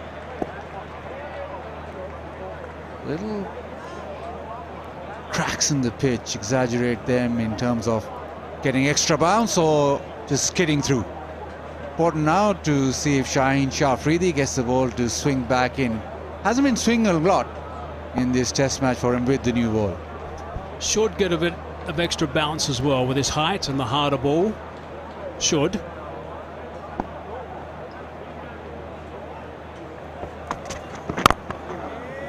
Bit of swing back into Bavuma.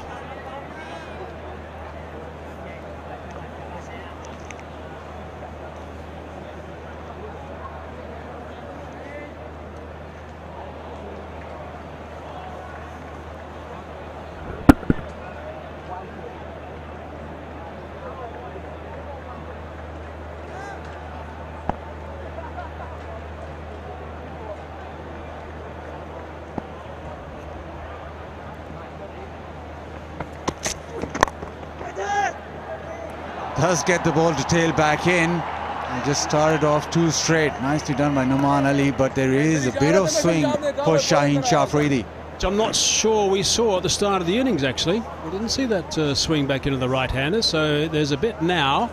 It's certainly a little bit cloudy. This line wasn't right, but you'll see it go. When you're facing a new ball, when it's suddenly brought into play, things just happen a little bit quicker. That's the difference it makes as a batsman who's been there for a while. You're used to the track being on the sluggish side and the ball being a little bit softer and a little bit older. Now it all just zips through a bit quicker.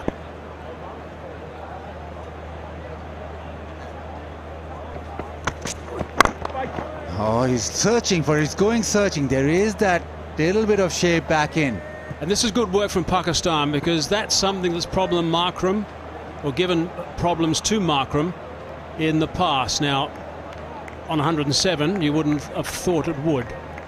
But previously, when he's been openly batting for South Africa and has just arrived in the middle, ball swinging back in towards his pads has been a bit of an issue. I wouldn't think it's going to be an issue now, though.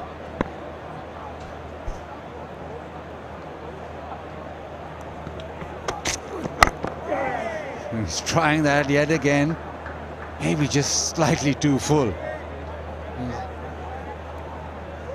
Well, it's interesting. Pakistan, well, after a long time, come back to play in Pakistan. But once they went to the UAE, it was all about spin. And the UAE has been the best in terms of spin bowling in the fourth innings. And look at Pakistan. That is a surprising stat. Fourth innings, the worst average.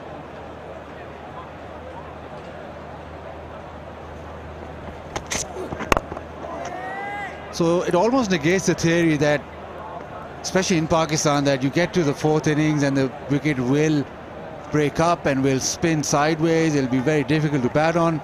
Look at that. No Pakistan spinner has taken a 5-wicket haul in the 4th innings in Pakistan since '87. That's something that was a bit of a talking point actually at the start of the series. If this is going to happen, that spinners need to play a role on the 5th or 4th or 5th day of a test match. Could they do that? Could they follow through?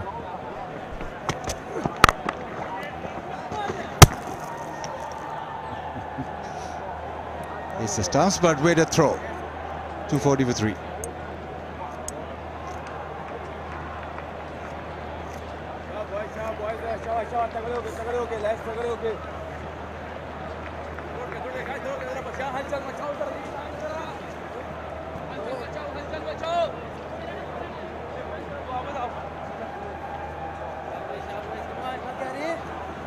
ये पहन के रखो ना कह रहे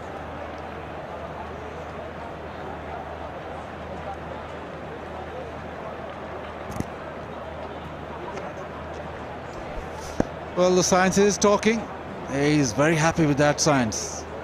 Oh, Baz, look at that. 61% now draws, 7%. That's dropped as well. So is Pakistan's win prediction of 32. So that figure have taken a couple of extra slices of that cake. Rain, draw, rain. That's about blocking it out, I think, rather than in this sort of surface. Not so sure about that, though. Bear in mind that stat we did show about since 1987, the spinners. Pakistan played 33 test matches away from home, meaning in the IE, and a couple of test matches in England. They couldn't play in Pakistan.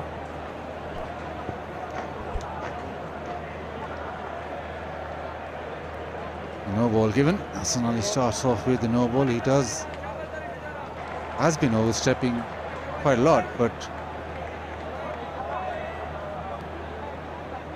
he's been the go-to bowler for Pakistan this test match. Even with the new ball, he's caused problems. An edge, and Hassan Ali again. Makram hits his bat on the pitch in disgust. Well, we know he's going to move the ball, Hassan Ali.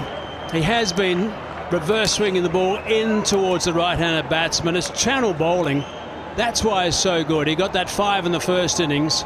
He is such a threat, Hassan Ali. That seam is pretty good. Channel, it's a shot he didn't have to play, really. I said it happens a bit quicker, and I think that's a prime example of exactly that. It is a loose shot from Akram. He was so annoyed that he got out.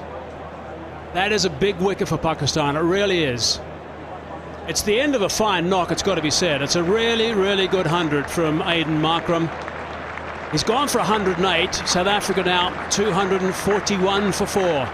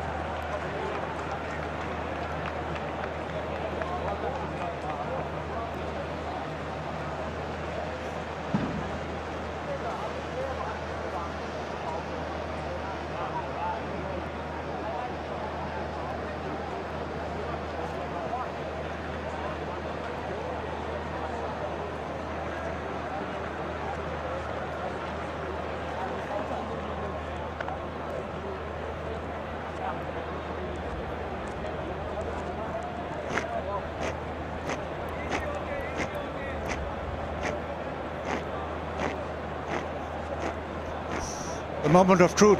Captain walks out. Hassan Ali yet again providing breakthrough, but has to play an innings. The captain has to stand up. He's an exceptional player, Quinton de Kock. Unfortunately for South Africa, he's not in form at the moment. Just 28 years of age. It's going to be interesting to me to see how he goes about this against the second new ballers, perhaps not foreign to him. He opens the batting in the one-day stuff against new balls. Has done it before in tests. 2 and 2. Hassan Ali does it again. Ball outside off stump. First delivery, and Quinton de Kock, well, flashes at it. A series to forget, but Hassan Ali goes bang bang in Pakistan. Cock a hoop. The generator is pumping. He's pumping. Look at this. Running in hard. It's a really good catch, by the way. It's very well taken.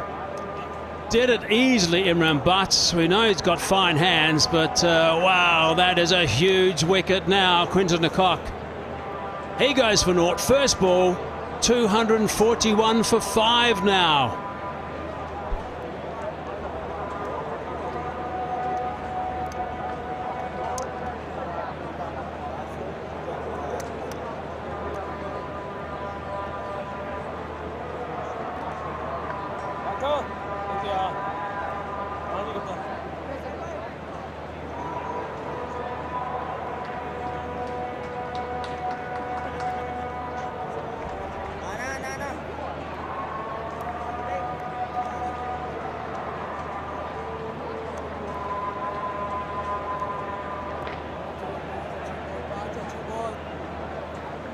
अच्छे ball चाहिए बस शाबाश शाबाश शाबाश everybody come on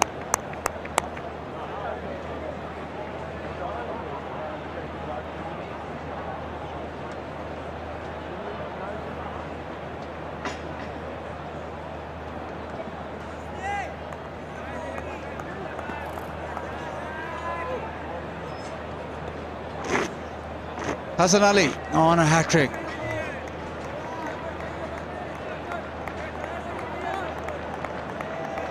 Mulder walks to the crease, and Hassan Ali, second time in this game, is searching for a hat-trick. Naseem Shah took a hat-trick here last year.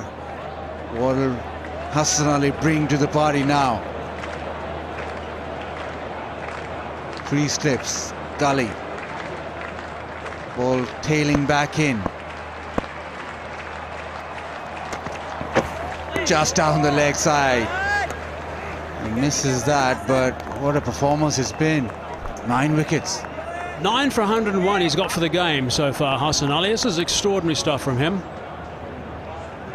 Oh, he's overstepped. How this game has now changed again. Markram. And then straight after de Kock. Blink of an eye, suddenly, 5 down.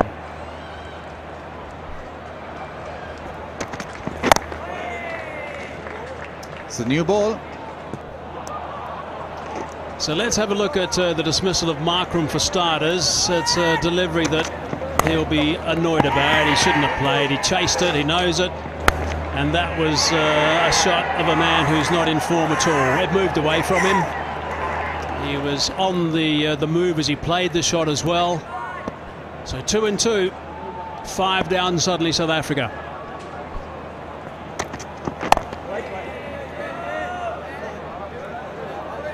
It's turning around, it's twisted around this test match. What does that mean? Well, still 35%.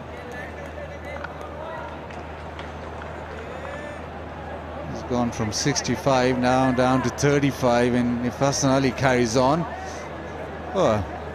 Well, the draw's gone from 7 to 10 though, Baz. Straws. Hard straw. No chance of a draw on this one.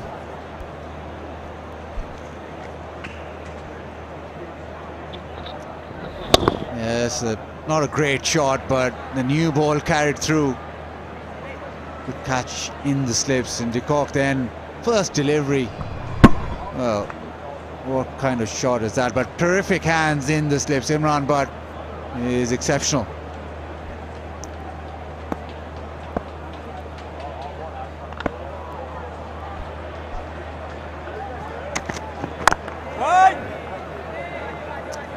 Two wickets in that over for Hassan Ali. It now is 242 for 5.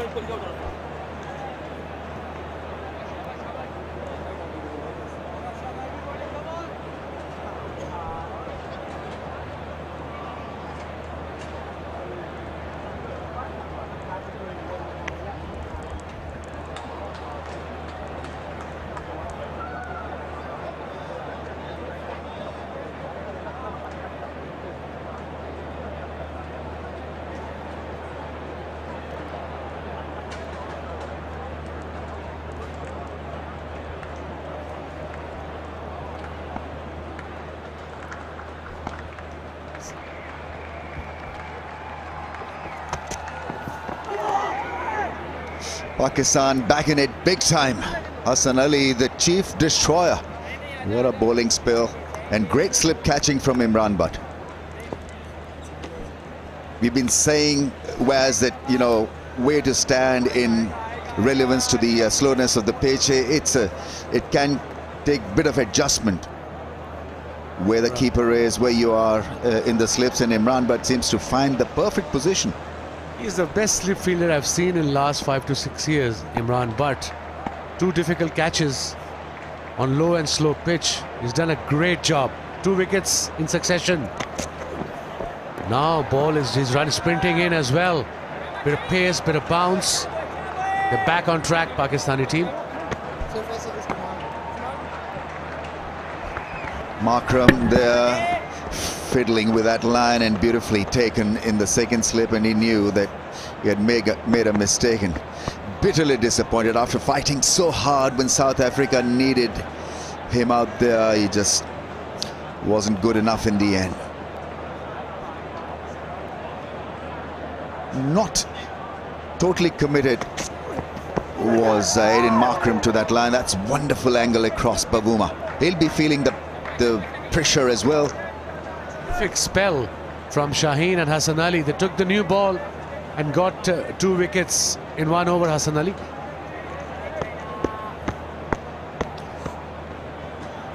Makram played a brilliant knock here for South Africa, and then when they took the new ball, and I think he was expecting an in-swing because that's what Hassan was doing with the old ball. With the new ball, that's what he does, away from the right-hander. A little bit of a swing, edge, straight to the slip fielder. Safe hands, Imran Butt. Not only good slip catching, but catching well under pressure. Pakistan were reeling. That partnership was growing between Bavuma and Makram, so that was an important catch. An extremely important catch from that aspect also.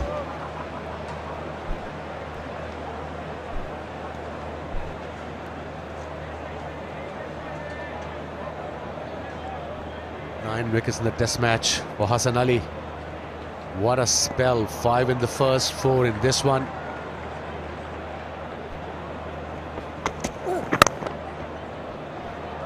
And we've seen a complete range from Hassan Ali's ball, splendidly well with the old ball, reversed it beautifully, and then damaging South Africa with the new ball as well.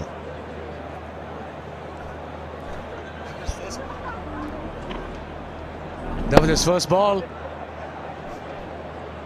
You know, when you come as a batsman, you would know more than me, Ramesh. You see, especially when you're chasing on a 5th day, you see the bowler, you see the pitch, and then you play a shot.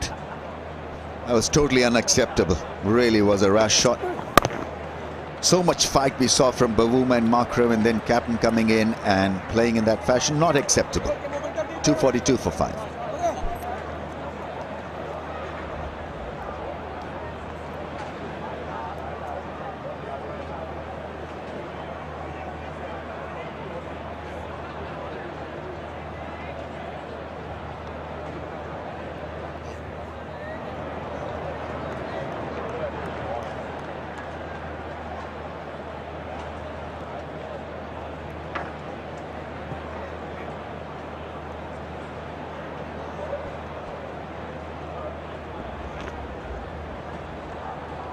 The environment has once again become very serious there. South Africans were looking good, and then suddenly a couple of blows, and they appear to be now more serious. Oh, what a beauty. It's this length bowling that has been outstanding. So deceptive, really, to locate at what area is going to pitch the ball, or pitching the ball, and batsmen all at sea. He bowled beautifully with the old ball. Now bowling even better with the new ball. Bowled well with the old ball as well. Got 2 wickets today, and then got 2 again in 1 over. 9 wickets in this test match. Only one Pakistani fast bowler has taken 10 wickets in a match in the last 14 years, and that was Muhammad Abbas versus Australia, Abu Dhabi in 2018.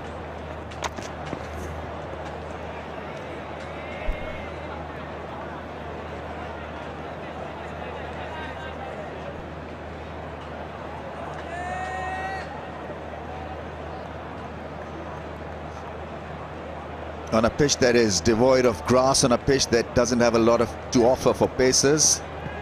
Hardly any bounce, and he's produced brilliant figures. 9 for 102 and counting.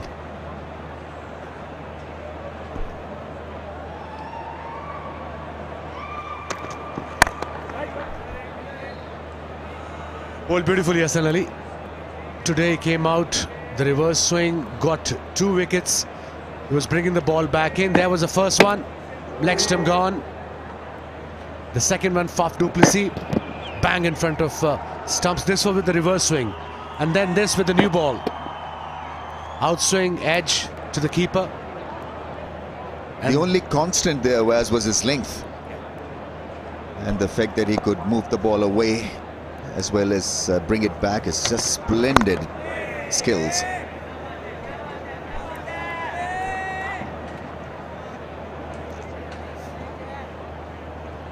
So now this is the beauty of Test cricket. Pressure is back on South Africans. They have 5 wickets in hand. Runs required 128. It still can happen. They need a partnership here. And we all know Mulder can bat. Bavuma is looking good, 57. He really fought well for his team.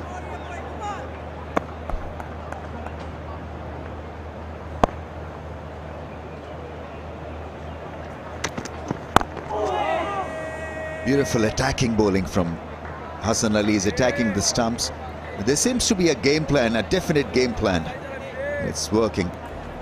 10 wickets in a match at Pindi. I remember that spell from Mohammad Zaid on debut. It was against New Zealand, if I remember. Yeah, he was lightning fast, Zaid.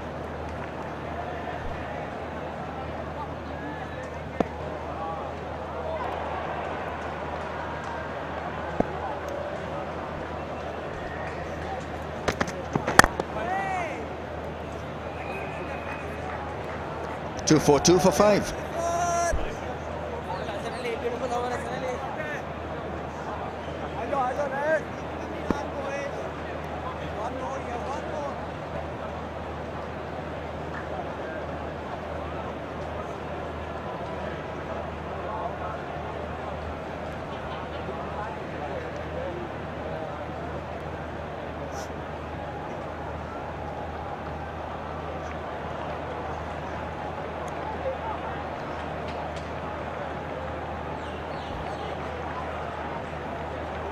South Africa need half an hour of good batting here to get their bearings right again.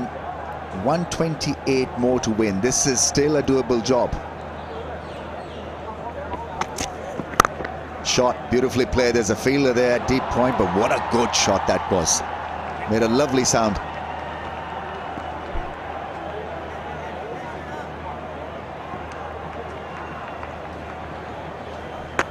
Good to see Shaheen Shafri sprinting in, Hassan from the other end. Perfect situation for them to bowl.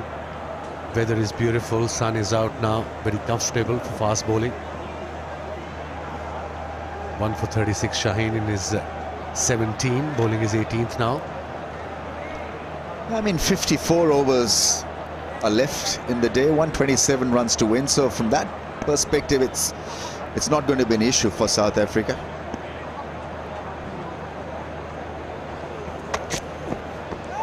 But it's a phase where they need to survive well, and it's a phase where Pakistan can hurt them more. Yeah, just see off this new ball spell from Shaheen and Hassan Ali. That probably is the plan by the South Africans. He's having a chat. Bavuma, a senior pro, obviously must be telling Mulder that see off this spell by Shaheen Afridi, be tight, straight.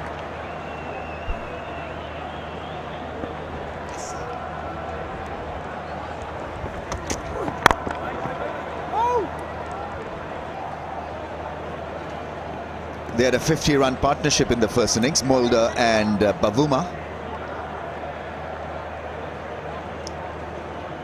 Mulder was run out, and so that ended that partnership. I think Shaheen Shafri was the fielder. Got to the ball quickly, and have a look at this beautiful return back to the keeper right over the stumps.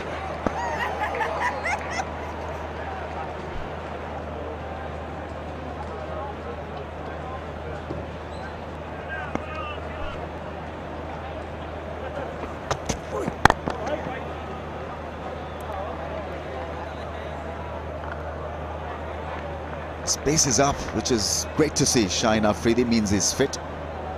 90 miles an hour, that last ball.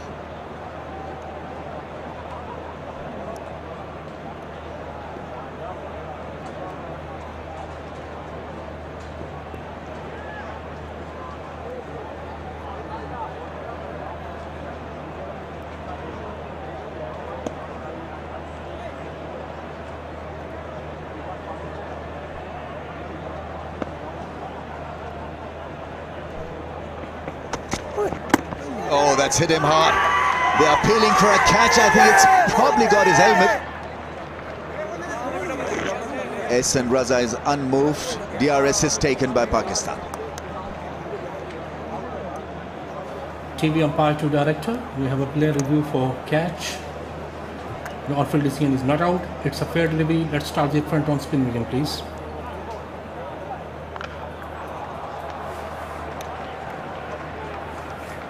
I'll give you the best I've got. Okay. Let's keep rolling, keep rolling. Two, yeah. Okay. Another angle for this one. The ball is close to the gloves. Can I have ultra edge, please? Let's keep rolling, keep rolling, keep rolling. There is a gap between ball and gloves. Let's keep rolling. Ball hitting the helmet. Keep rolling, keep rolling, keep rolling. Yes, I'm satisfied. No bat or glove involved. Go back to on-field umpire. Ehsan, stay with your original decision. You're on screen. Please signal. Yeah, very good call by Ehsan Raza. It was a nasty delivery from Shaheen Shah Afridi. Mulder is okay, thankfully. And as part of the protocol, will change his helmet on the front foot and then deceived by that extra bit of lift. Shaheen Shah Afridi is pretty tall. We're talking about a 6'4", 6'5" guy, and he can get the ball to bounce even on a track like this. And he's sprinting in. The delivery was 137 kilometers an hour, but the angle and the direction was perfect for the short delivery. It was an awkward kind of a length.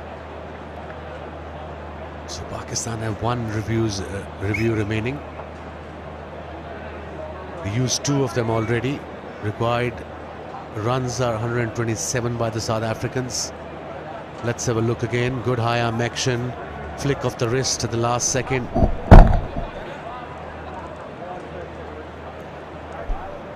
So before that ball, all the previous three in the over were 90 miles an hour. So he's putting in a lot of effort here, Shaheen Afridi. And you, as a batsman, you are looking to be on the front foot and certainly surprised by that lifter, Mulder. I think it's a new ball that's troubling them because it's skidding onto them and obviously getting some extra bounce.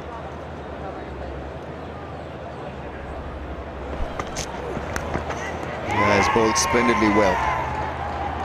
Getting rid of Dean Algar with that ball outside the off stump. And this was a beauty this morning. Ball coming back and taking care of the batsman. Faf du Plessis there camping on the back foot, misjudging the length, skidded off the surface, and then Markram, after batting so well, fighting it out for South Africa, got a good one. Second new ball taken, Hassan Ali swinging it the other way, and first ball dismissal for Quinton de Kock. I don't know what he was thinking. Bit of a fight was needed from the skipper, and he'd be bitterly disappointed with that dismissal. 243 for 5, 127 runs required by South Africa to win in 54.1 available overs.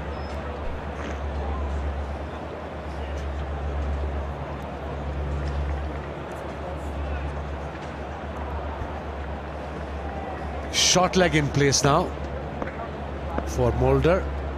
Man back on the square leg for the bouncer. That's nicely played after being hit on the helmet. Still prepared to be on the front foot. 243 for the loss of 5.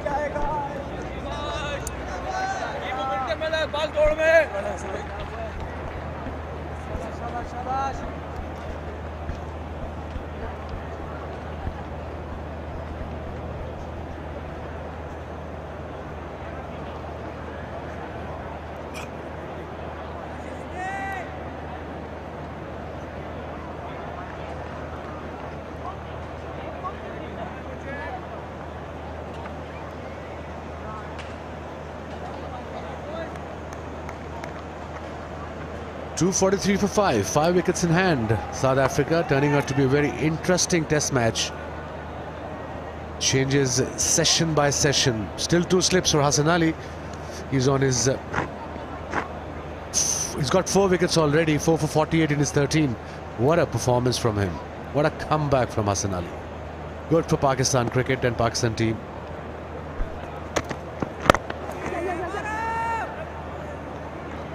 Good thinking from Bavuma. Got to keep rotating the strike. It's imperative that they build some rhythm and momentum into this partnership, into this innings again. Should he be farming the strike more? I'm not too sure. He's on 59. At this stage, they just have to bat on. They've got plenty of overs, like you said a little while ago.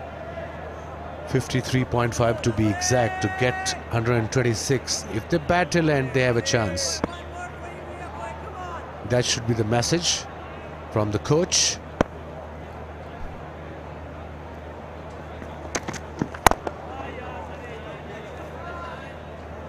Good technique, Mulder. Solid so far. No runs from him so far. Bavuma is looking good on 59. 2 slips and a gully in place, and a lot of chattering going around by the Pakistani team. Obviously they're on the top. They got 2 wickets in succession, so the fire is back. Off the mark after playing, what, 17 balls. This was always going to be the critical part of the innings, the second new ball, because it gives Pakistan a lot of options with the new ball, with the paces, that is, and then later on with spin. Spinner will get some bounce, some turns, a sharp turn. Skipper is having a word with his bowler, explaining, maybe telling him what he wants from him. But I suppose he's doing so well. He's got 9 wickets in this test match already. It will be a huge deal if he gets 10 for.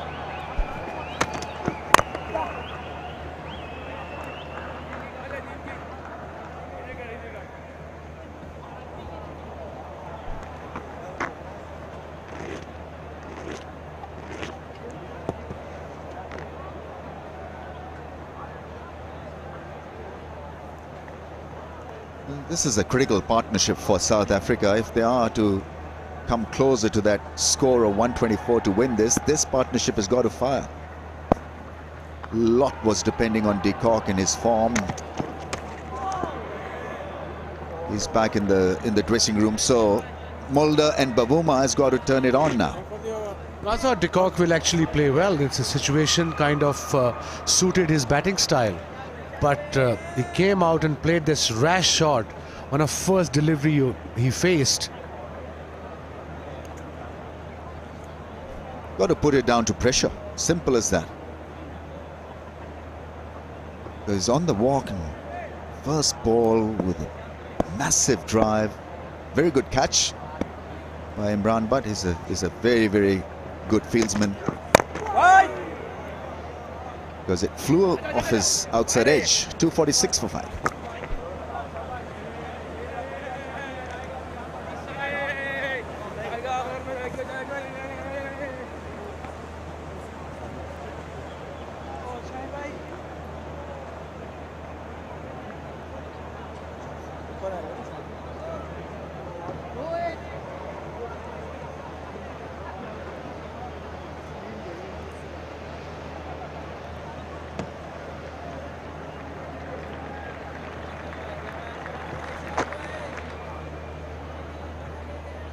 Shaheen to continue. You can hear Pakistani fielders really backing their bowlers.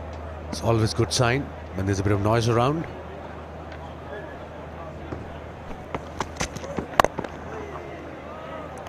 Rode the bounce nicely on that occasion. Bavuma checking the no ball.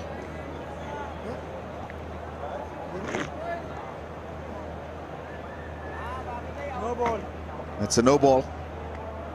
So 2 runs. Absolutely. No ball, and then the single. It's a good field set, I must say. Square leg back on the boundary, and man patrolling the boundary at point region. Not for Mulder, but for Bavuma. He's set, he's on 61. They must be talking to themselves, Pakistani think tank, the skipper, the senior players on the field. We need 1 wicket. They know Linda is injured.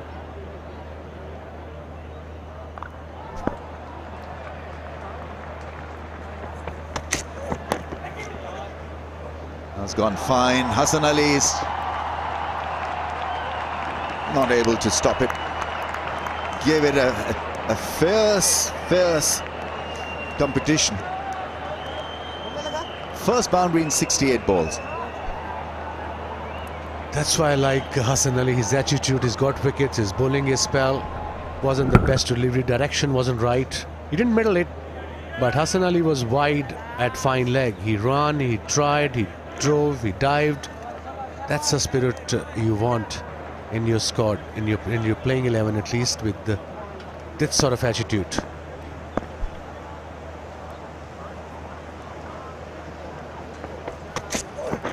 Another short ball, this time played extremely well. He'll be targeted with that length.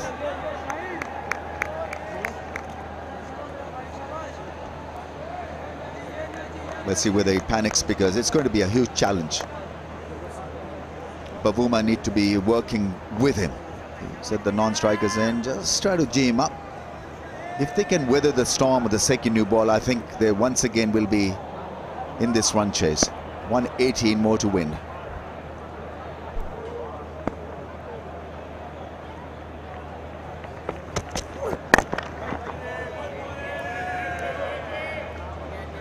You can understand what Shaheen is trying to do. He's got a fielder at short leg and square leg. The idea is that he'll go after pull or hook and get top edge. And batsmen always in two minds when you have this short leg there and man at square leg, especially on these low and slow wickets. Fine leg is a bit wide in my opinion for Shaheen Shah Afridi. Should be a little finer. And this guy also square leg guy slightly behind leg umpire.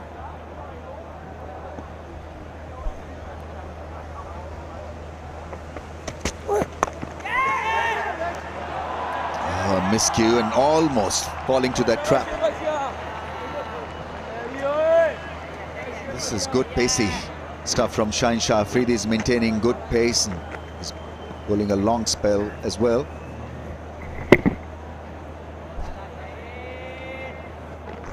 Got the toe end of the bat.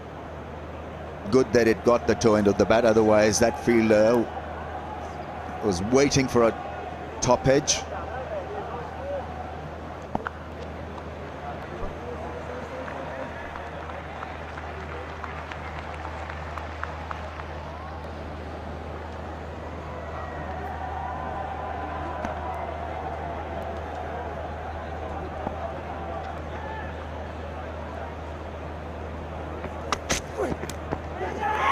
Caught behind, gone. Bavuma perishes. He's bowling a great spell here. Shaheen Shah Afridi richly deserved it and not fully committed to that line. And after working so hard and once again getting a 50, Bavuma and getting out. They got the wicket they wanted, the Pakistani. What a spell from Shaheen Shah Afridi. Wicket of a set batsman. He lined him up. Perfect length, perfect line, faint edge, straight to the keeper. Simple catch by Rizwan behind the stumps. And Pakistan back in this game. Bavuma played well actually for 61, and South Africa now struggling, 253 for 6.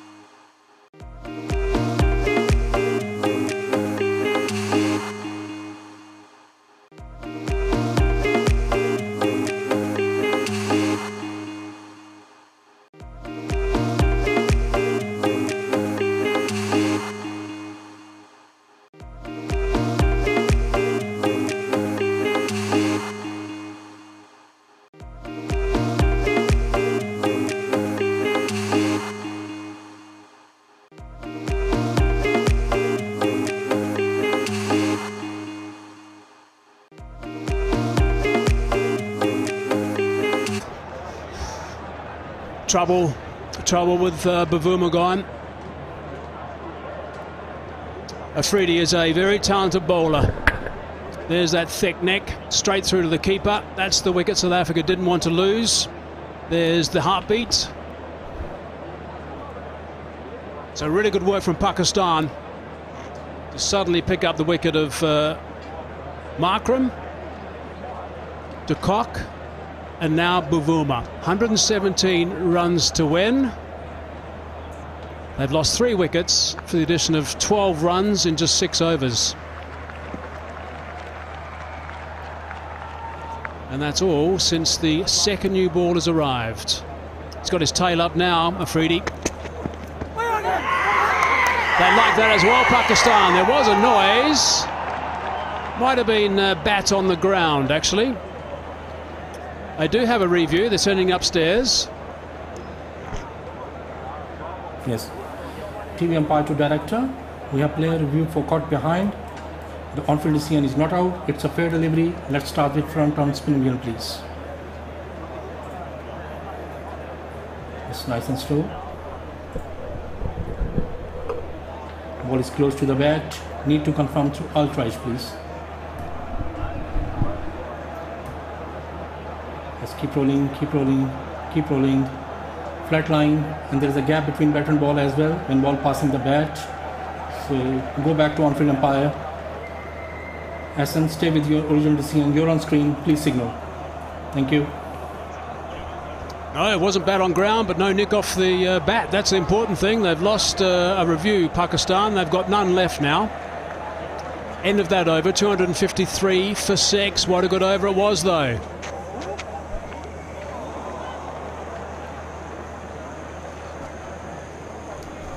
Bavuma's wicket.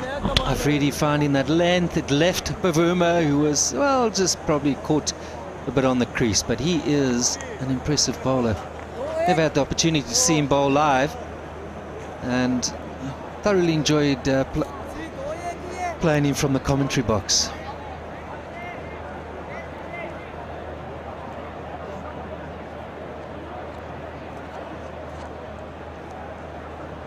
They looked absolutely convinced.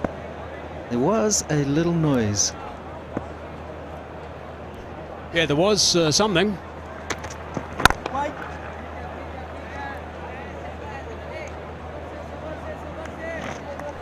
Mulder's got a good working over here. Afridi gave him 1 or 2 short balls, one off the helmet. And it's good to see the way that he stood firm. And he's got behind the ball. He's looked to pull 1 or 2. You wouldn't have seen this quality of bowling at first-class level. It'll be a good opportunity for him to show what he's truly about. Shot.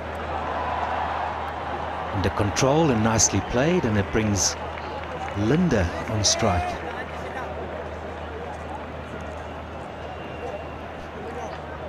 And so this has been a bit too familiar, this lower order issue that South Africa have had for some time now. And Linda is a solid sort of player. He's done well at first class level and shown himself to be brave. He also, like Mulder, is quite happy to get behind the ball, but let's not forget he's battling with that left hand. Always said we learned the hard way in those early days that bat well in the first innings, because this is when you don't want to bat. Make that first innings count. Credit to Pakistan for when they took that second new ball with their tails were up. They were fired up and wanted wickets. It's a nice shot through the covers. That's superbly played. That's gone for 4. That's a very, very good shot. Shot of a top order player. All good about it, all right. Nicely across. Good striding. Under the eyes, all good.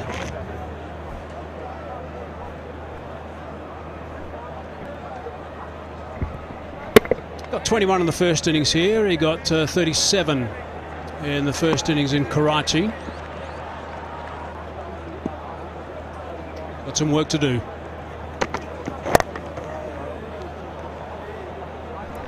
I wasn't keen on that new ball, Hayes. I thought that Pakistan might run the risk of that new ball we saw last night, the way that South Africa, when it was offline and length, the way it went across this outfield, they raced to 4 and over. Thought it might just play into South Africa's hands, but credit to these two opening bowlers. They've run in. That's what they've done. They've looked to hit this deck hard, and it's produced results. And I think also Afridi swinging the ball back into the right-handers gave him a bit of an extra spurt, which we didn't see earlier. That's when they called for that new ball, and that was the first wicket to go down. Now that's the second. That was a loose shot, the second one from de Kock, and that was some good bowling, some good line bowling, and knock on the helmet to Mulder and the neck.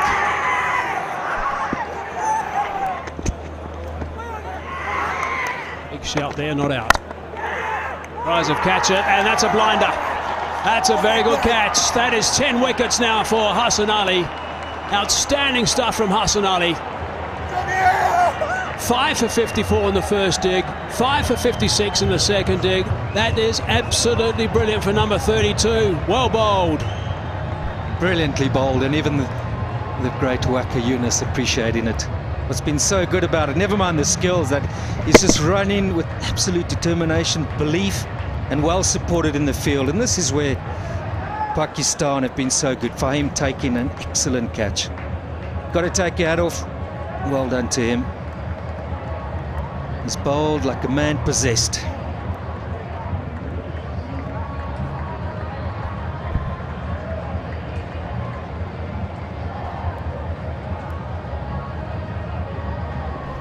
Linda goes for 4. South Africa now 258 for 7.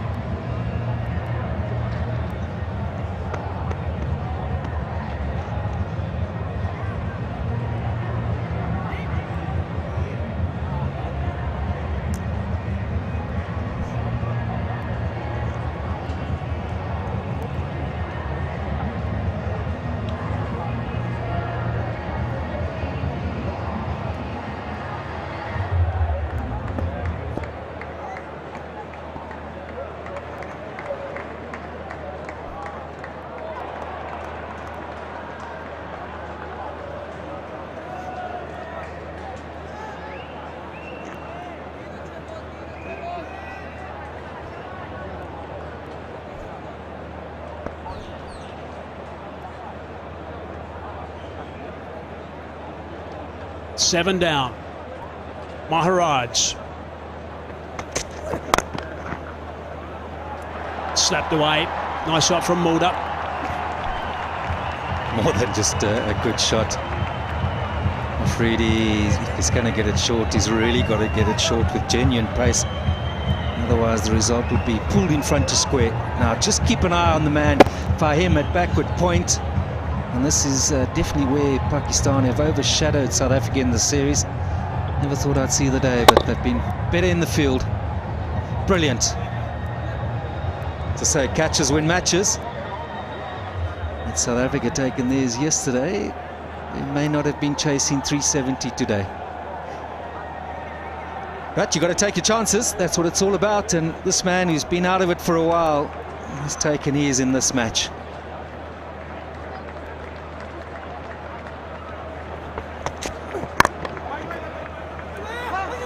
Oh, he's going to scamper back. Wow.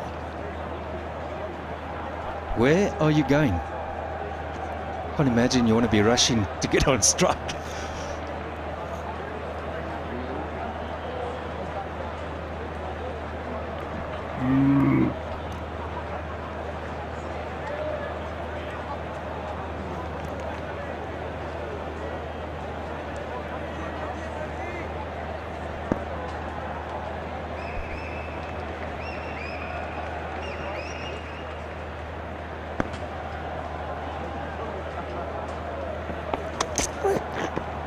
Well, I think a lot of us know that the collapses for South Africa have been an issue. Clusters of collapses.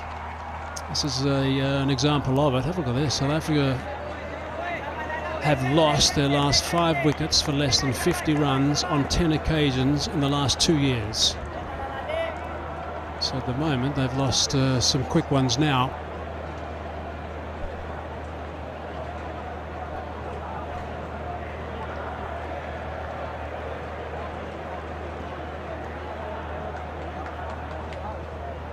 Linda the last to go. 4 for 21 is what they have lost now with this little wicket cluster. They had a batting coach for a while and he's sitting elsewhere. Jacques Callis. Watching Joe Root bat. Prefer him batting, well, watching the batting, yeah, and spending some good time and see if he can deal with this issue, because it is a batting crisis. Can't continue to play like that. Never mind the lower order, but up the order. Can't compete when you get in scores of 200, 250 in Test cricket in your first innings, so he'll have to bowl that last delivery again.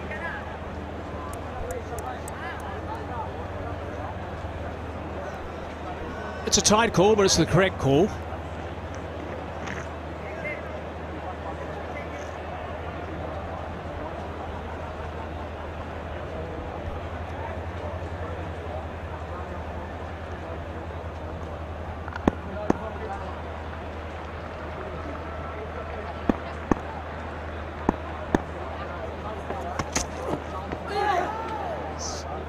Can't say it again and say it enough about Shaheen Afridi. He has quality at 20 years of age and playing all formats. Pakistan will want to, I think, make sure that they keep his best for Test cricket. Won't think there'll be too many right-handers throughout his career who will enjoy facing him. To finish that collapse story, South Africa lost 5 for 37 in the first innings here and 5 for 41 in the first innings, correction, in the first test, in the first innings in Karachi.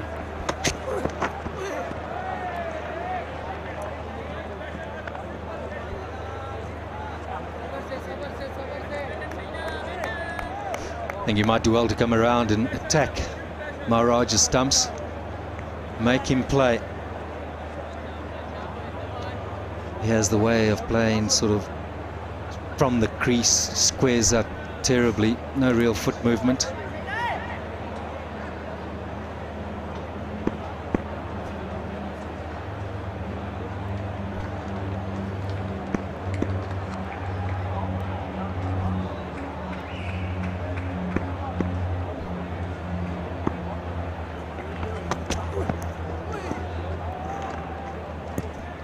89 gone, 264 for 7.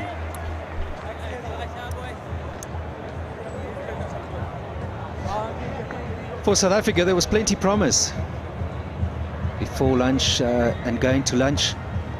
Many would have thought that they had a great chance here of winning this test match. They might still, but once the new ball had worked, it's been tough going. Rabada, he'll play his shots. Nortje.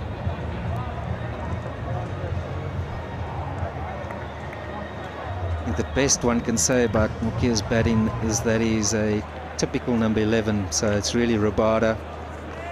Mulder, what can he do with Maharaj and Rabada? Lovely work again from Hassan Ali, honing in on those stumps, moving the ball back in towards the right-handed Mulder. He's done a job as night watchman, Nortje, very well in the past. He's going to have his work cut out today. He's going to have to provide some support for someone like a Mulder. Actually, he's the guy that's going to have to do it. But what they need is a partnership, and Maharaj has got 370s in his test career. Mulder's just started his test career, so Maharaj is the more experienced batsman of the two, even though he's a little bit lower. Mulder's the better technique.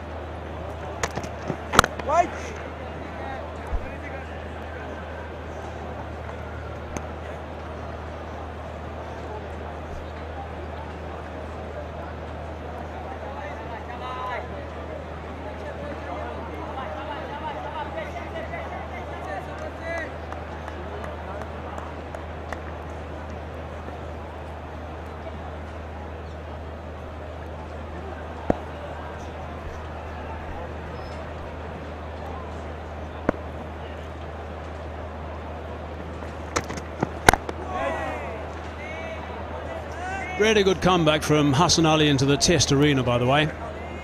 Was on the sidelines because of injury for a while, came back in the domestic season, played really well there. Of course, we know about his feats with the bat in the final, but really good work in the domestic season with the ball, and really relishing this opportunity to run in hard for Pakistan in the test arena.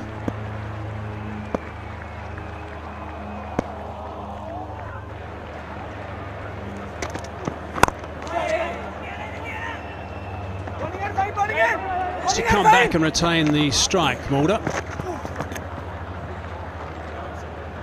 He does.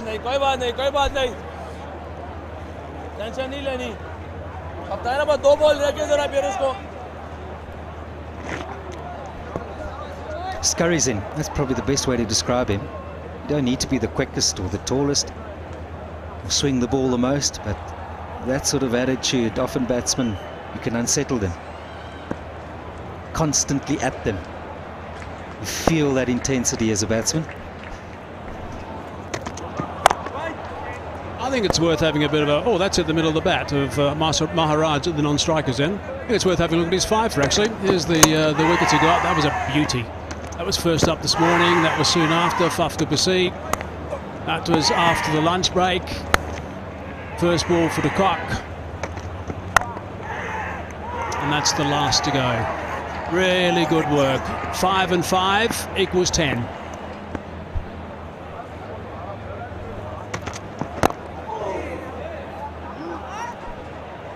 $268 for 7. He looks the sort of guy that Babar Azam's going to struggle to get the ball out of his hand. He's just showing the value there of just hitting those lines and lengths constantly, particularly the lengths. Always in there.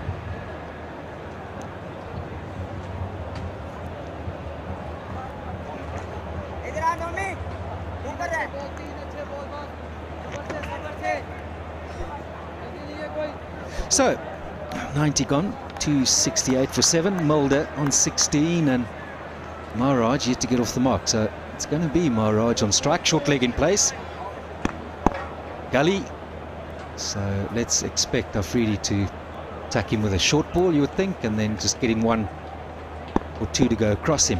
Bring that slip cordon and Gully into play. Comfortably taken. Afridi strikes. Comfortably taken in the slips cordon. They got some nice grabbers, the Pakistan boys, right now. But it was. Gee, he's got good hands at number 2 in that slips cordon. But Afridi has picked up another stick. He's got 3 now. This is how you make the new ball count, and Maharaj playing away from his body, and that's comfortably taken. That is such a good feeling when you take the new ball and you make it work as well, and the boys behind you are supporting you. So the end is nigh. Keshav Maharaj out for a duck. South Africa 268 for 8.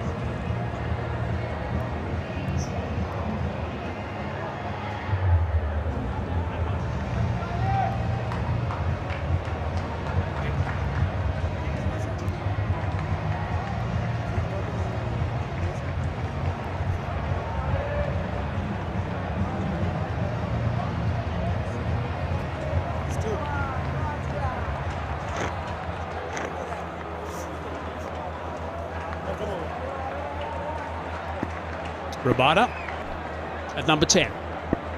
Things have suddenly fallen apart for South Africa. Pakistan on the verge of some history here. And win this series by the looks of it 2-0. That's going to be a remarkable performance from them. First big series back.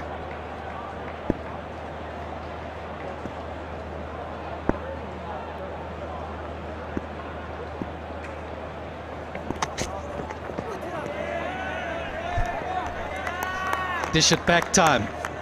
You dished it out, and at 268 for 8, you'll have a word or two to go with it. A couple of batsmen now, they know they won't bat again in this test match series. Circling Rabada. Sharp catch, moving well to his left.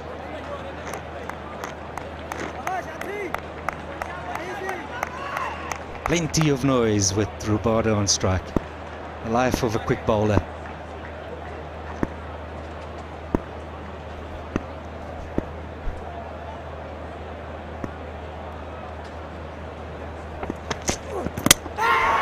Straight through him. 4 now for Afridi. Making quick work of this, Pakistan. They are leaping all over the place. These 2 quick bowlers who have got their second new ball in their hand have suddenly turned this game on its head. Right through him. Beaten for pace. One short one softened him up. Plenty of chat to go with it. No feet. That's the result. Rather tame end for Rabada. And how good is this guy with a new ball? He is a serious bowling talent. 9 down for South Africa. A duck for Rabada. It's 268 for 9.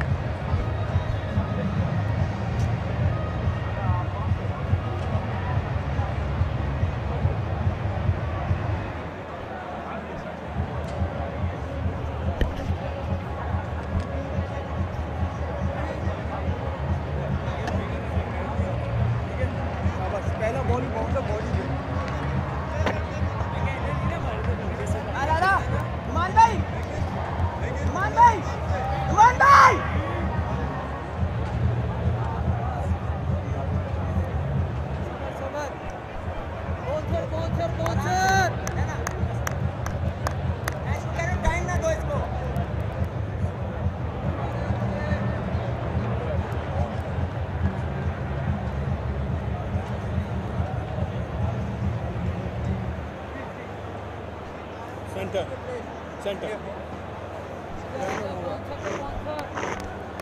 So 9 down for South Africa. Shaheen Afridi, he's got 4. His tail's up, and it's Anrich Nokia to the crease. Now I wonder if he'll get a few short. He's dished a few out. We saw Afridi tackle Rabada with the short one, clean him up the very next ball, and Bazid Khan has slipped in alongside me. You called it, Bazid, yesterday already. New ball, fast bowlers. All the focus was on spin, final day, but it's spin.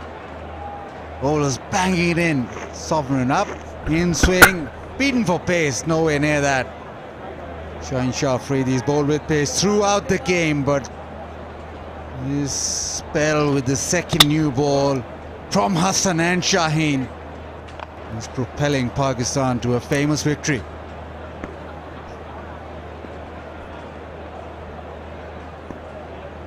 Six wickets in the session. Yes, South Africa 241 for 3. They were 127 for 1, 241 for 3. I don't think I need to say it. We'll say it again, but it's been said too often in this series. But Baz, you said yesterday you thought that 370 would be too much. And it's proved to be 9 down, one never knows. But in this Ital Mobiles question of the day, who is the youngest player to debut in test matches for Pakistan? That answer is on Ital Pakistan's Instagram page, where you can win daily phones and merchandise. Is it the man on screen?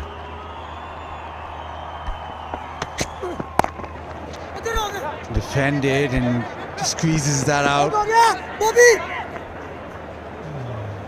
Come back for 2. Well, we could chat about South African batting, but let's prefer not to, because you've got to give credit to Pakistan, Baz. You know, they were off it last night. They weren't there, I felt, in terms of intensity. They came, got early wickets. They then got through a period where South Africa played well, and that break, they just came out, a different team, fired up. Perhaps they knew that that new ball was what they believed in to really run through the South African batting lineup, and that's been the case. And well read by Hassan Ali, and then Shaheen Afridi. I think he's just shown his class, his talent here. And this would be a difficult spell to deal with, no matter who you are. Some of the best players in the world would have been made to work very hard. Because he is a proper talent.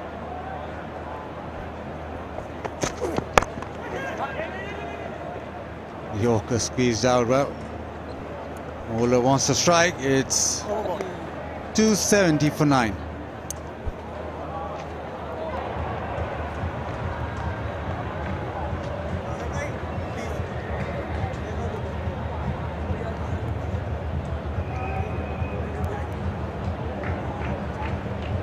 Being congratulated by his teammates.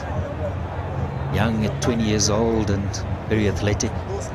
He's able to bring the new ball back in, he's able to take it away, and he certainly dishes out a serious bouncer.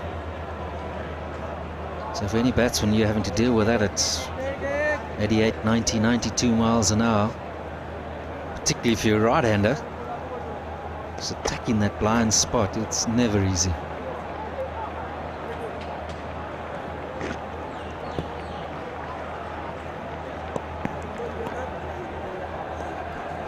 Bowling change, it's going to be Yasir Shah and to the likes of Nokia. Mulder might just take him on, thinking that that's the best way to play right now at 9 down. But you've got to think that this is a good move by the captain. Have Nokia deal with him. But for now, it's Mulder on strike.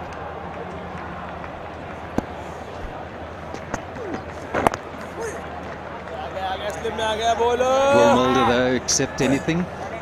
Will he look to farm the strike? With 100 to win, will we see a miracle?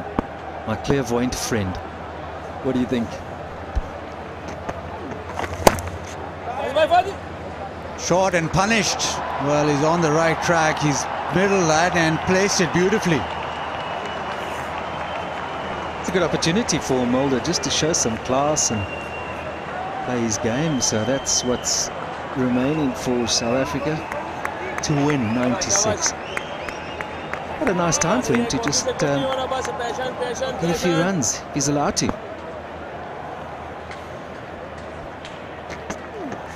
Catch it!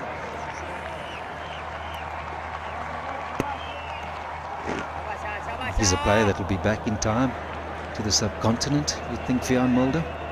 Hasn't had a bad test match. He's bowled nicely. He's got time to get a few runs.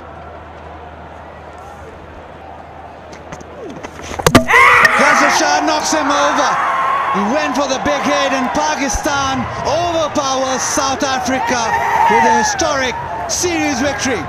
They win the series 2-0, and it's 17 years that Pakistan have beaten South Africa. They deserve to have won this series. They played the better cricket all round. They topped South Africa with the ball, the bat, in the field as well. They haven't had captaincy issues or discussions. And Babar Azam, he's first at home. What a way to start, what a way to set off your career as a captain with a series win against South Africa. So in the end, you've got to say that they were convincingly the better team. A well-deserved Pakistan. They fought hard, but the dramatic collapse in the end, triggered by this man. The new ball, 7 for 33. Hassan Ali, 10 in the match. It's been the fast bowlers who've led the attack and made sure that South Africa don't get anything from the series. The two helping themselves to stump, and Hassan Ali, I'm sure everyone's favourite for player of the match. He led them not only in terms of wickets, but just the enthusiasm, the passion, the desire to win that he showed once he took that new ball, particularly this morning. It was infectious, and it wasn't too long before it spread amongst the team, and delight for Pakistan. There was a moment where everyone thought South Africa may be in with a big shot, but 370 was always going to be tough to chase. But it was that second new ball, aided by, again, some poor batting by South Africa, that's just saying it nicely. But Shaheen Afridi, the rest of the staff, the bowling coach, he'll be pleased. These boys have performed. And yes, it's quite remarkable to think that first time in 17 years, Pakistan have won a series against South Africa, and they've done it in style. Hassan Ali, a comeback for him to savour. A test match for him to savour. South Africa always behind the 8 ball, and Pakistan have made sure that dominance at home is continued. And that's a good thing, Baz. They're playing at home, and playing at home is certainly different to working away from home, which they've done so for so many years, and long may it continue. It's a wonderful place to tour there. Pakistan, hospitality, generosity, I can tell you, is second to none in world cricket. So the South African coach, Mark Boucher, Quinton de Kock, there'll be discussion around his future in terms of leadership. But for the likes of Linda, there's been some good positives. Markram, Linda, bowling of Maharaj. So what do South Africa take out of it? Some good and sadly some bad. But relief for Misbah ul Haq. What are the positives for Pakistan, does it? Well, plenty of positives. The fast bowling, the spinners, Fawad Alam continuing, and then Rizwan, and now become a real potent force. This man was always the making of Markram. It was fantastic inning. He was so disappointed when he got out. I think that was the changing point. And for Nokia, failed to mention him, coming here and picking up a 5. So while South Africa will look back on it with different views on the performance, there's enough for them to take away. There's a good few of these guys will be back in future, and let's hope it's for a lot of test cricket, one-day cricket in Pakistan. And what a delighted man. He's a bit of a fairy tale story, Baz. He was neglected, injured, and he's come back, and he's just made it work for him. A fairy tale with a lot of hard work. And the last wicket, Yasir Shah finally getting into the act. Well, a big heave, off stump out of the ground.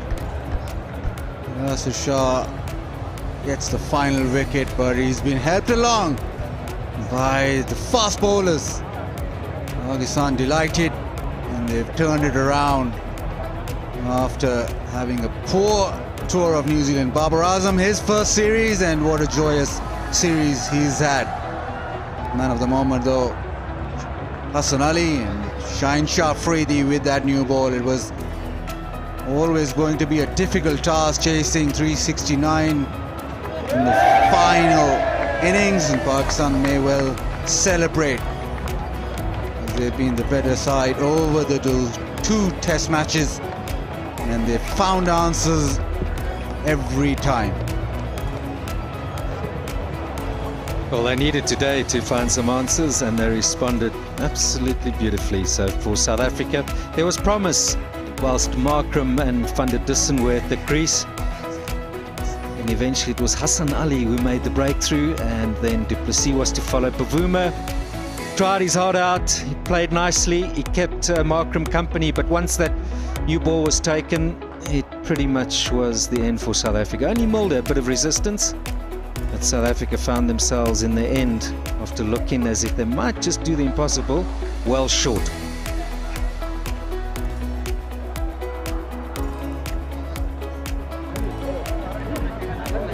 Hassan Ali, he's been a star, and this session when Pakistan came out and Markram already had 100 to his name, and it looked as if it'll be a big long fight. Pavuma with the reverse sweep got to his 50. These were looking good. South Africa were looking promising, but this moment, new ball, outside edge found Imran Bhatt first slip. It was start of a massive collapse. Quinton de Kock walking drive into second slip. Hassan Ali 2 of 2. The bouncer reviewed. Imran Bhatt thought he had another, but that was just off the helmet. But it was such an intense spell of fast bowling with the new ball that South Africa were blown away. Shaheen Shah Afridi got rid of Pavuma, the ball just nipping away. Every ball seemed like a wicket, a big appeal. This one, thought they had another one, another review. And Ehsan Raza proved that he'd got that decision right as well. There was a noise, and we all thought for a moment that might be out, but ultra edge, it was a flat line, and it's worth mentioning what a good series he has had. Ehsan Raza, the umpire, and then it was a piece of brilliance by Pakistan again in the field. First Linda, and this is sharp catch by Imran Bhatt. One short one, the very next one to Rabada was followed up and beaten all ends up. And Mulder deciding, well, with Nokia at the other end, he'll have a heave, and unfortunately just found himself bowled. And it was that moment for Pakistan to savour, to enjoy, and just won a test series 2-zip, and deservedly so. Pakistan, well, led by Hassan Ali yet again, 5 for 60. Shaheen Shah Afridi, 4 for 51. The fast bowlers, and that new ball caused a collapse, which meant that South Africa lost 7 for 33 and ended up losing the game pretty comfortably. 274 all out. Pakistan, well, they won by 95.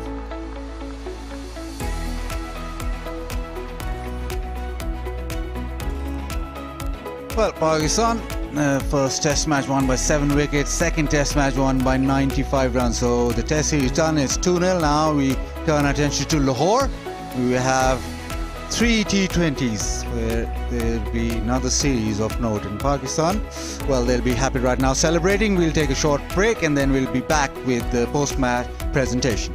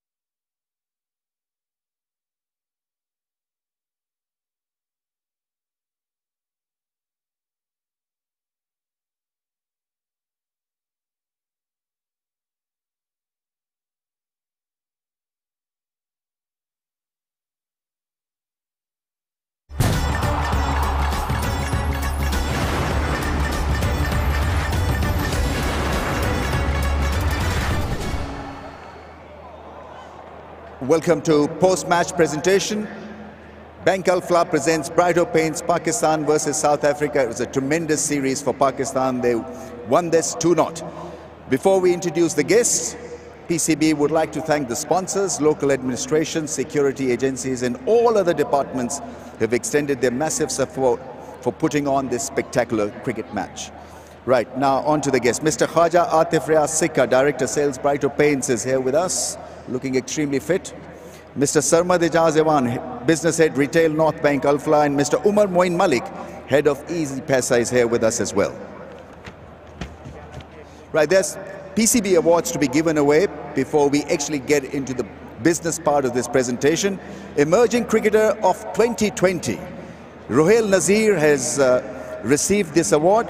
Emerging Cricketer of 2020, he scored 1260 runs and effected 48 dismissals as a wicketkeeper in the period from 1st September 2019 to 31st December 2020. Wonderful athlete and a very good future asset for Pakistan. Ruhail Nazir. Domestic Cricketer of the Year, we have a name for you. Kamran Ghulam, may I invite him to please come forward, receive the PCB Domestic Cricketer of the Year 2020 trophy. Kamran scored 1,065 runs for Khyber Pakhtunkhwa in 19 innings, and in his 10 appearances in the Quaid-e-Azam Trophy season, he was consistent. 4 centuries and 4 half centuries at an average of just under 60. Test Cricketer of the Year, it goes to Mohammad Rizwan. Fabulous year, he's had 4 half centuries and 12 dismissals.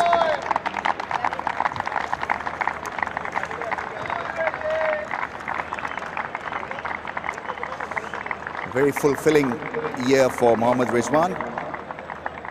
Match awards now. Outstanding performance of the match will be of cash award 50,000 rupees. Adrian Markram, may I invite Adrian Markram to please come forward and receive the award. Wonderful 100 from a very elegant player.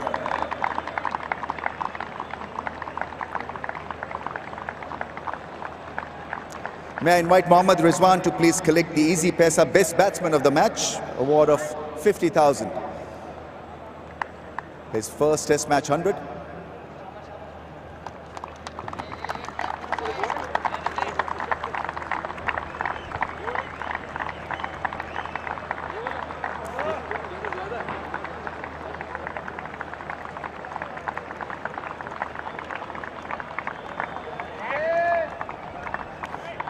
Right, we come to the player of the match. He'll earn Vision 1 Pro Mobile. Hassan Ali for his outstanding bowling effort. 10 wickets in the game. He'll collect the Brighter Paints Player of the Match trophy and cash award of PKR 1 lakhs. He's signing the ball as well for the Brighter Fan of the Match.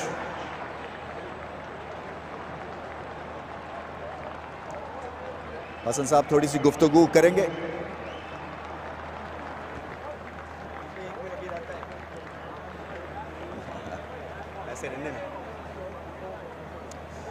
A wonderful bowling effort, 10 wickets on a pitch that was devoid of any grass, and got to see reverse swing from him and bowl beautifully with the second new ball as well. बहुत-बहुत मुबारक हो आपको, इसलिए कि आपके लिए important test match था, क्योंकि वापसी हो रही थी आपकी इस टीम में और इतनी बड़ी परफॉर्मेंस जबकि पाकिस्तान को इसकी सख्त ज़रूरत थी. कैसा महसूस कर रहे हैं? थैंक यू रमीज़ भाई. बिल्कुल ऑब्वियसली मेरे लिए सीरीज़ बहुत इंपॉर्टेंट थी क्योंकि मैं कमबैक कर रहा था और फिर ऐसी सीरीज़ में जहाँ पे आपको ज़रूरत हो परफॉर्मेंस की, I think as a player आपका ड्रीम होता है कि आप स्ट्रॉन्गली कमबैक करो. तो आई थिंक मैंने उसी तरह अपना ड्रीम कमबैक किया और बेस्ट थिंग इज़ कि मेरी परफॉर्मेंस जो है वो हमारी टीम जो है वो सीरीज़ जीती है. क्या चीज़ काम किया? लेंथ बॉलिंग थी, कंसिस्टेंसी थी, आपकी फिटनेस थी, कॉन्फिडेंस था कि मैं इस पिच पे इतने आउट कर लूँगा? क्या चीज़ ने क्लिक किया इतनी बड़ी परफॉर्मेंस? आई थिंक जितनी भी चीज़ों का आपने नाम लिया है वो सारी चीज़ें मिक्स करके बॉलिंग की जिस तरह आपने बात की, ऑब्वियसली कॉन्फिडेंस होता है तो तभी आप आउट करते हो. फिर लाइन लेंथ बहुत इंपॉर्टेंट थी. ऐसी स्लो पिचेस पे जितना आप राइट एरिया पे बॉलिंग करेंगे आपको उतनी ज़्यादा विकेट्स मिलेंगी. और फिटनेस का इशू था, लेकिन ये कि यस मैंने फिनिश जो है अपनी फिटनेस जो है वो उसको बहुत बेटर किया और आप लोगों के सामने है जिस तरह की फिटनेस है. ये जो फर्स्ट क्लास क्रिकेट खेली आपने, इसका भी यकीनी तौर पे फ़ायदा हुआ होगा? ऑब्वियसली जगह 9 मैच बैक टू बैक मैंने फर्स्ट क्लास में खेले हैं और जब आप डोमेस्टिक क्रिकेट खेलते हो तो आपको बहुत सीखने को भी मिलता है और मेरा रिदम जो है वो वही डोमेस्टिक क्रिकेट से आया था और उसी रिदम को लेकर मैं जो है वो इस सीरीज़ में आया था। बहुत बहुत मुबारक हो, बहुत आला बॉलिंग की आपने। Thank you. Man of the match award winner. May I now invite Mohammad Rizwan to please come forward once again. He is the Player of the Series award winner. Brighter Paints Player of the Series, Trophy and Cash Award of PKR 3 lakhs.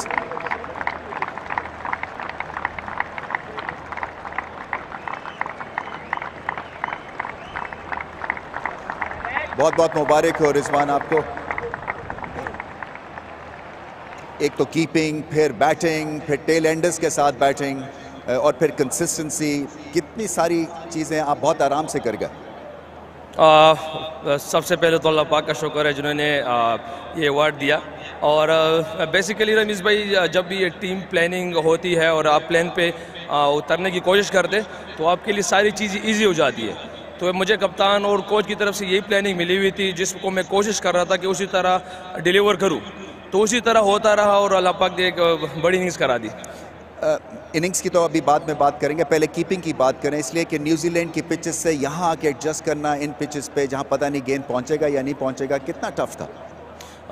Really Ramiz भाई बहुत difficult है मेरे लिए क्योंकि England में difficult होता है, New Zealand में डिफ़िकल्ट होता है, यहाँ पाकिस्तान में डिफ़िकल्ट होता है। तो मैं यहाँ पे ज़रूर इस चीज़ का क्रेडिट मैं मजीद भाई को दूंगा क्योंकि उसका डिफरेंट ड्रिल्स कराए जिसकी वजह से मुझे काफ़ी हेल्प मिली क्योंकि मेरी जो डिफरेंट सिर्फ यह होता है कि न्यूजीलैंड में आपको थोड़ा सा लोअर बैक हाई करना पड़ता है, यहाँ पे लो करना पड़ता है, तो उससे कुछ 2-3 डिफरेंट ड्रिल्स हुए जिसकी वजह से मुझे काफ़ी हेल्प मिली अल्हम्दुलिल्लाह और अच्छा बेहतर हो गया। बैटिंग की बात अब करते हैं, इसलिए कि क्रंच मोमेंट के ऊपर जिसको हम कहते हैं आप टफ रन्स करके देते हैं पाकिस्तान को, सो ये टेल एंडर के साथ खेलना, अपनी फॉर्म को बरकरार रखना और अच्छी बात यह है कि अपनी फॉर्म को आप आगे लेके गए हर इनिंग्स में। रमीज़ भाई ऑनेस्टली बताऊं तो अक्सर प्रेशर टाइम में जाता हूं, मगर प्रेशर में सिर्फ एक चीज़ पे यकीन रखता हूं कि पीछे जो मेहनत और हिम्मत की होती है यहाँ बिलीव में अल्लाह पे छोड़ता हूं कि अल्लाह से होता, अल्लाह के घर से नहीं होता। सिर्फ इस चीज़ पे बिलीव रख के अंदर जाता हूँ, बाकी ये नहीं सोचता कि स्विंग हो रहा है या स्पिन हो रहा है। अगर स्विंग हो रहा है तो मिडल करना है, स्पिन हो रहा है तो मिडल करना है। इस हिसाब से मेरे ख्याल से वो प्रेशर मेरे से हट जाता है और जो मैं अचीव करना चाहता हूँ वो मेरे लिए ईजी हो जाता है। एक और जो आपकी ऑलराउंड स्ट्रेंथ है वो आपको पंजाबी भी आती है, पश्तो भी आती है, उर्दू भी आती है, ये भी आप कमाल करते हैं। बहुत मुश्किल है ये माइक जो लगा हुआ है बहुत सारी चीज़ों से रोका हुआ है हमें। तो जब पश्तो बोलते हैं अपने साथियों से तो आई होप मुझे यकीन है आप तमीज़ के दायरे में बोलते होंगे। नहीं ऐसे ही रमेश भाई पश्तो से काफ़ी इजी हो जाता है क्योंकि कीपर और फास्ट बॉलर काफ़ी दूर होता है, तो यहीं से शायद हमें समझ नहीं आती है रिजवान अनफॉर्चुनेटली, मगर सीखेंगे हम भी आहिस्ता आहिस्ता। नहीं इंशाल्लाह ऐसा कुछ नहीं है, सीधा ही बोलते हैं, कुछ ज़्यादा कुछ उसमें नहीं बोलते। बहुत मुबारक हो, आप टीम प्लेयर हैं, आप फाइटर हैं, आप लाजवाब परफॉर्मेंस दे रहे हैं, आपको बहुत बहुत मुबारक हो। थैंक यू जी, thank you. May I invite the South African captain, please, Quinton, if you could come over.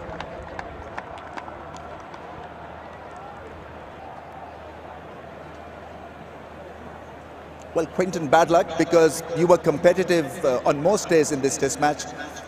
That first innings lead that you conceded, I think that was the critical part, wasn't it? Yeah, obviously with that deficit we gave them, didn't give us a good way going forward. I think that did play a big part. I think obviously we lost big moments in the game and that costed us. Yeah, I mean South Africans are renowned for fast bowling performances, but on this tour we saw emergence of spin bowlers. Linda, for example, was outstanding. You'd be pretty happy with how he performed with a dislocated finger. Yeah, obviously it was quite special to see George come through, especially after dislocating his finger. It shows the heart that he has, and for him to come back to do what he did, it's great to see that. How hurt are you? Because, you know, there's reputation at stake. People wanted to see your performance, your team's performance in subcontinent conditions. How hurt are you? Yeah, it's painful at the moment, to be honest, disappointment.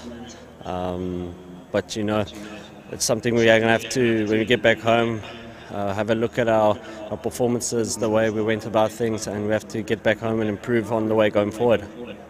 Aiden Markham, his 100 was flawless, really, a marked improvement because he needed those runs in spinning conditions, and he made a very strong statement right throughout this Test series.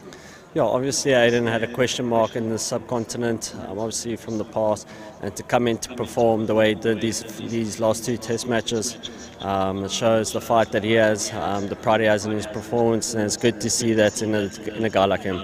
All right, Quinton, travel well, and thank you for being here and participating in this series. Thank you so much. Cool, thanks for having us. Quinton de Kock, the South African captain. May I invite Babar Azam to please come forward?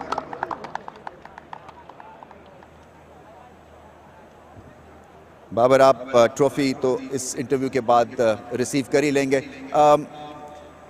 पहली दफ़ा कप्तानी की पाकिस्तान की आपने इस test series में 2-0 से आपने जीत हासिल की। रिलैक्स्ड है, हमें बताएं कि कप्तानी का प्रेशर, फिर आपकी बैटिंग का प्रेशर, इसको किस तरह से कंपार्टमेंटलाइज किया आपने? फ़र्स्ट ऑफ ऑल अल्लाह का काफ़ी शुक्र है और थैंक्स करना चाहता हूँ साउथ अफ्रीका टीम को जो वो आई और कमेंटेटिव क्रिकेट खेली है। बिल्कुल रमेश भाई, काफ़ी इंजॉय किया है टेस्ट क्रिकेट को एज अ कप्तान और काफ़ी कुछ सीखने को मिला है। प्रेशर की ऐसा कुछ नहीं था। टीम जब आपको सपोर्ट करती है और जब आपको जो प्लान्स टीम को दी जाएं और जब आपको हर चीज़ प्रॉपर मिले तो मेरे ख्याल से आपको इतना प्रेशर नहीं आता।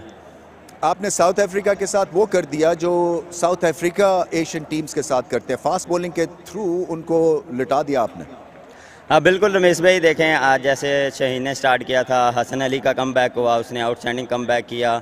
1 साल बाद जब वो आया और उसने जब बॉलिंग की है उसने शो करवाया, करैक्टर शो करवाया और उससे पहले वो फर्स्ट क्लास खेला था। उसकी जो फॉर्म लगी थी जो उसने अभी इस टेस्ट मैच में शो करवाई, आउटस्टैंडिंग उसने बॉलिंग की है क्योंकि मेरे ख्याल से उसको थोड़ी सी अवेयरनेस है दुबई में खेलने की और रिवर्स स्विंग करने की, तो मेरे ख्याल से उसने एज लिया और आपके सामने उसने outstanding performance the.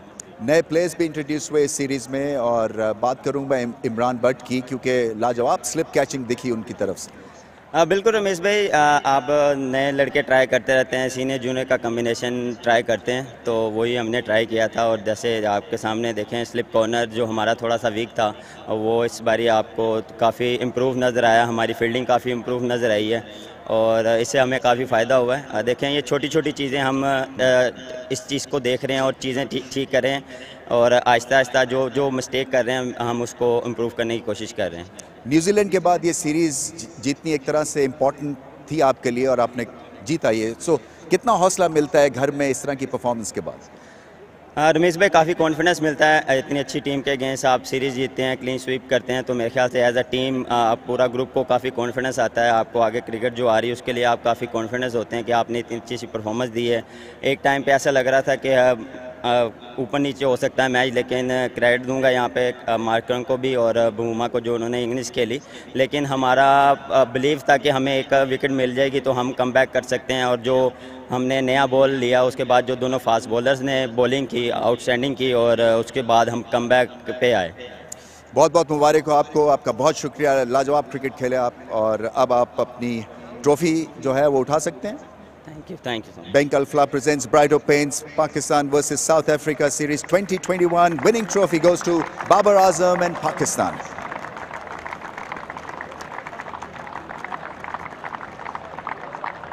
Wonderful achievements. They needed this win, playing at home after a gap of so many years and beating South Africa after a gap of almost 15 years. So this is terrific stuff by Pakistan.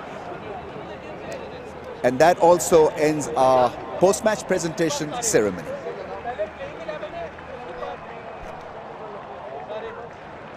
Celebrations for Pakistan. Has been a wonderful performance. The better side throughout those 2 test matches. They've been able to come up with the answers, overpower South Africa, be it pace, be it spin. And this test match, well, Pakistan won the toss, batted first, 272 for Himasha with important 78 runs. 201 for South Africa, Hassan Ali 5 for 54. Then Rizwan led Pakistan to 298. That meant that South Africa needed 370 to win, but that performance with the new ball for Pakistan, Hassan Ali 5 wickets, Shaheen Shah got 4 wickets, Markram with the 100 gave South Africa a lot of hope, but 7 for 33 that collapsed and Pakistan rightful winners by 95 runs. Well, it's that time now. Celebrate. It's been hard fought. They started in Karachi. Pakistan did almost everything right, and they were able to get back at South Africa every time. Happy Panch Babar Azam, his first test series as captain, and he wins the series 2-0. South Africa, well, they were subjected to some fantastic bowling, some tough runs, some great spin bowling. In this test match, well, it was fast men, everybody in their own right, contributing, and rightful winners of this 2 test match series. A tough time in New Zealand, and they've come back and they've again strengthened their hold in Pakistan.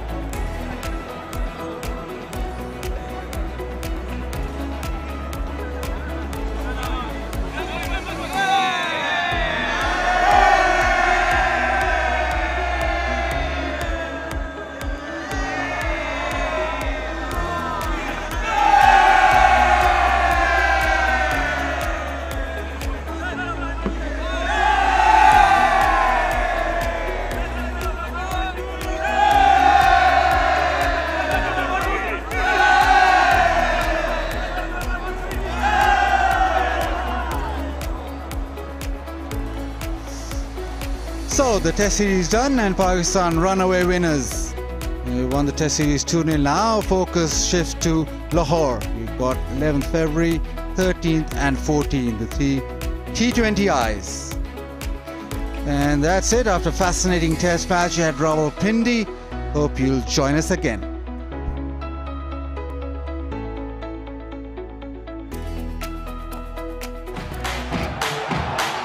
South Africa need 243 runs to win, and Pakistan need to pick up wickets. Oh, bowled him! It works again for Hassan Ali. Boomer on to that very quickly. That is superb. What a magnificent stroke that is.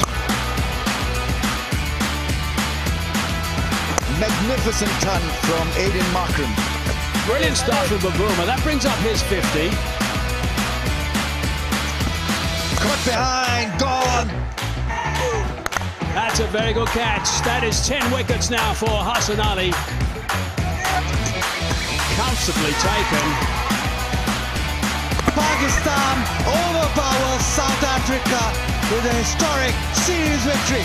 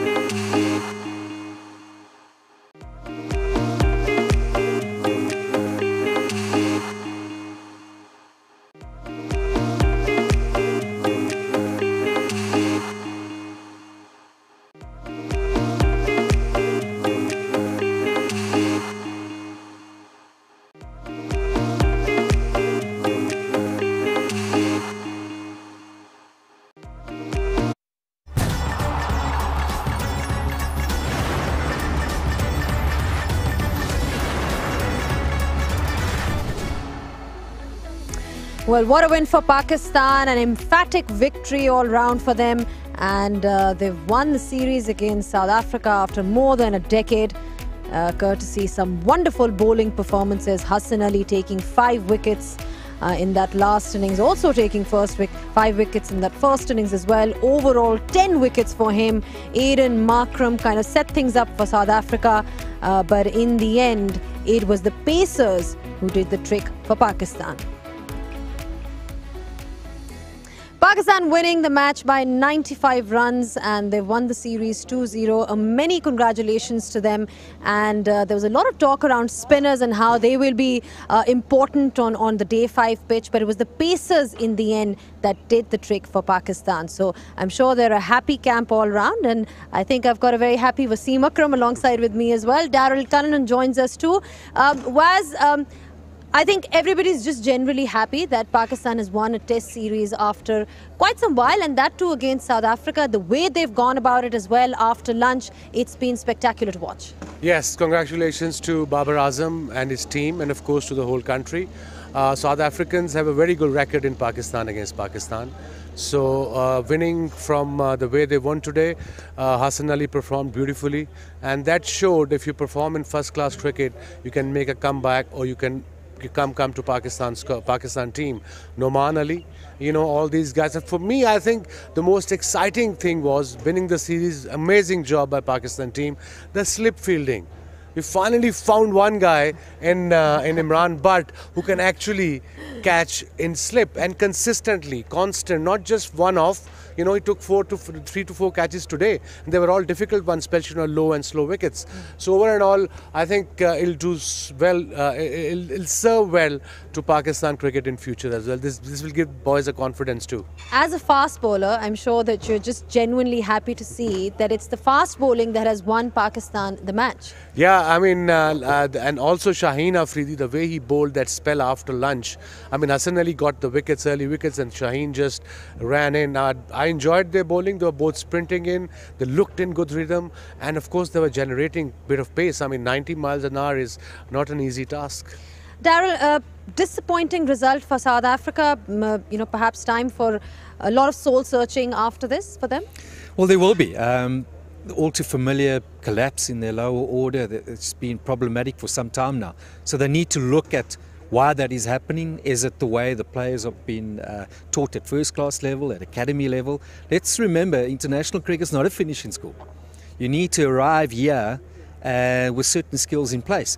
But there have been some good positives, some individual positives. Norkia, Markram getting 100 today. So, you know, they can go away from this because a good few of those guys will be back. They'll be back, and let's just hope in time that they've taken a lot out of this series and they can bring back here and hopefully be more competitive. I mean, Aiden Markram, you know, he did give a bit of scare to Pakistan for that, you know, that partnership that he had to be able to score that 100 in these conditions. There's also a lot of conjecture around him potentially being the next captain. Who knows? Well, I've said for a while now that they should have taken the move with him. He's shown leadership qualities, but what impressed me was the way that he had constructed this innings. He came out the moment Ali was on. Within a couple of balls, he got down the pitch. He looked to take him on. There was another great shot over the top. But the signs were there in Karachi. Spent time at the crease. I thought he defended well as well. So his time of late, it's been a big learning curve for him. He had a good start to his test match cricket. But you know, as you would know, as you go around the world, you face different bowlers, different conditions, and overcoming not only those technical challenges, but as you grow as a player mentally. And I can't just say enough. I think this has been a very big moment for him and South African cricket going forward, because I anticipate him the guy to take them forward for the next couple of years. I think it's also been a great moment for Hassan Ali, Waz. I mean, it's a great story if for somebody who's trying to make a return into the side. And somebody who was injured for a couple of years at least. Imagine what must have been going through this young boy. He's so talented. You know, his fielding, his energy on the field, he's passionate about the game. And I'm so happy for Hassan Ali, and of course his family too. They're probably, probably 100% probably praying for him. but he performed. He ran in, he sprinted around, and he was diving around on the field. This guy is a necessity for Pakistan team in all the formats. I mean, you need somebody like Hassan Ali in the squad every time. Well, I think, sorry Z, I think I must say, because Waz mentions that passion. And he showed that. There was only time yesterday afternoon perhaps Pakistan thought was going to happen. Yeah. But he led it today. You could just see the look in his eyes, his energy. And that too was also a difference I felt between the two sides. You're speaking about passion, Daryl. There's one guy who's sort of lacking in that intensity and passion, Quinton de Kock. I mean, he's had a rather forgetful series. It's been a spectacular flop. I said at the time when the announcement was made, I would never Great have... way to put it. Well, I would never have gone down that road and say, oh, it's smart. In hindsight, we're all smart. But just the way that he's gone about it, just his nature and his makeup is, let me play my game. At this sort of time in his career, was it necessary to... He's also the ODI captain. And then, Daryl, I read this article after the first test match, one of the websites, one of the reputed websites, Mark Boucher saying that we probably change the captain after this series. So imagine your coach is saying the captain will be taken in the mid-series. If you're going to give such statement, do it after the series. They could have done it in a month's time. South Africa want to play Test cricket till October. Yeah. I think not the best of shots there as well when you look at the way he got out. But it kind of tells you a story of where he's at mentally and perhaps, needs to get back and work on his game. But we'll be taking a short break. When we are back, we'll be looking at Shaheen Shah for these spells. So don't go anywhere.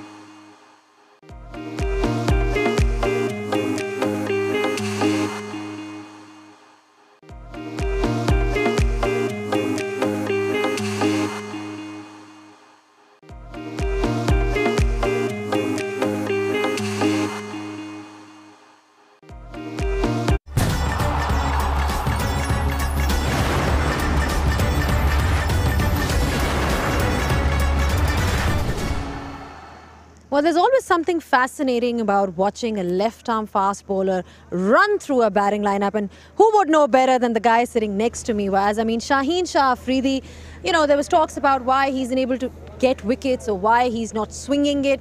But the fact that he was able to bowl with that new ball and take those much-needed wickets really shows what kind of skill he can bring to the game. I don't know who was saying why he's not getting wickets. He's got wickets today. He's got the talent, and imagine the pace he was sprinting in.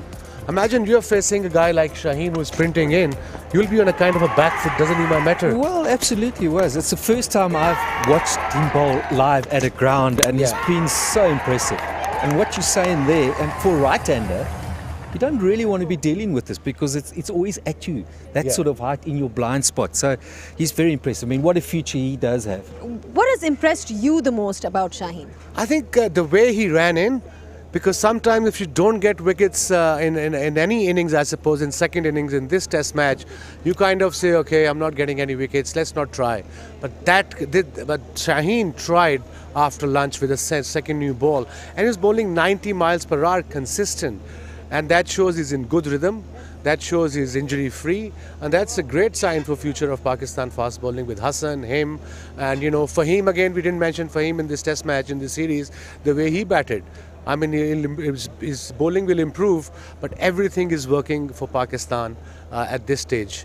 A huge win again. Congratulations to everyone involved. Another great, great positive for Pakistan. In fact, that was a point of difference between the two teams was the lower order contributions, Daryl. I mean, you look at how Hassan Ali, Yasir Shah performed with the bat, and then you compare it to some of the South African tailenders. That was a massive difference. I think there was a difference between the two teams. Let's see, Rizwan's knock yesterday. Ali got the player of the match, but I thought Rizwan's probably set it up for them to be in the situation they are in today. And often when you play on wickets where they give bowlers a lot of support, it highlights then the importance of batting deep. Yeah. And I'm completely taken aback. I mean, Fahim there, there's some superb players there. And Daryl, this was the 11th collapse by South Africans. Do we need reminding? Yeah, I do, actually. 11th collapse in I don't know how many couple of years. Their last 5 wickets fell for under 50. You know, mini collapses. The 11th time is very odd when you hear that about South African team. Well, we always batted deep. And you know, I've just got a simple view. We can say all sorts of things. You're simply not good enough. You've got to find ways to be better. I remember our days, there was this guy, Macmillan, used to come at number 8. And he was big, huge, in front of, in your face every time. And he got runs against us as well, every time batted. And Simcox even. Yeah, he chipped in. He got 100 against you guys, the Wanderers, remember? I know, he's got 100, yeah. And then Simo got 18 each inning in Faisalabad too. Yes. So he was number 8, number 9 batter. Yes, so yes, you always batted deep, but not this young side. It's sad for me, Wes. I think generally as well, now you see that tailenders are contributing in Test cricket. Sure. And they've learned pretty much how to score runs. But yeah, this was pretty much the Test series for you. We've had a great game at Karachi and then Pindi. Pakistan winning the Test series, and now we move on to Lahore for the T20s, the first T20, second and third. The third one being on the 14th of February on Sunday.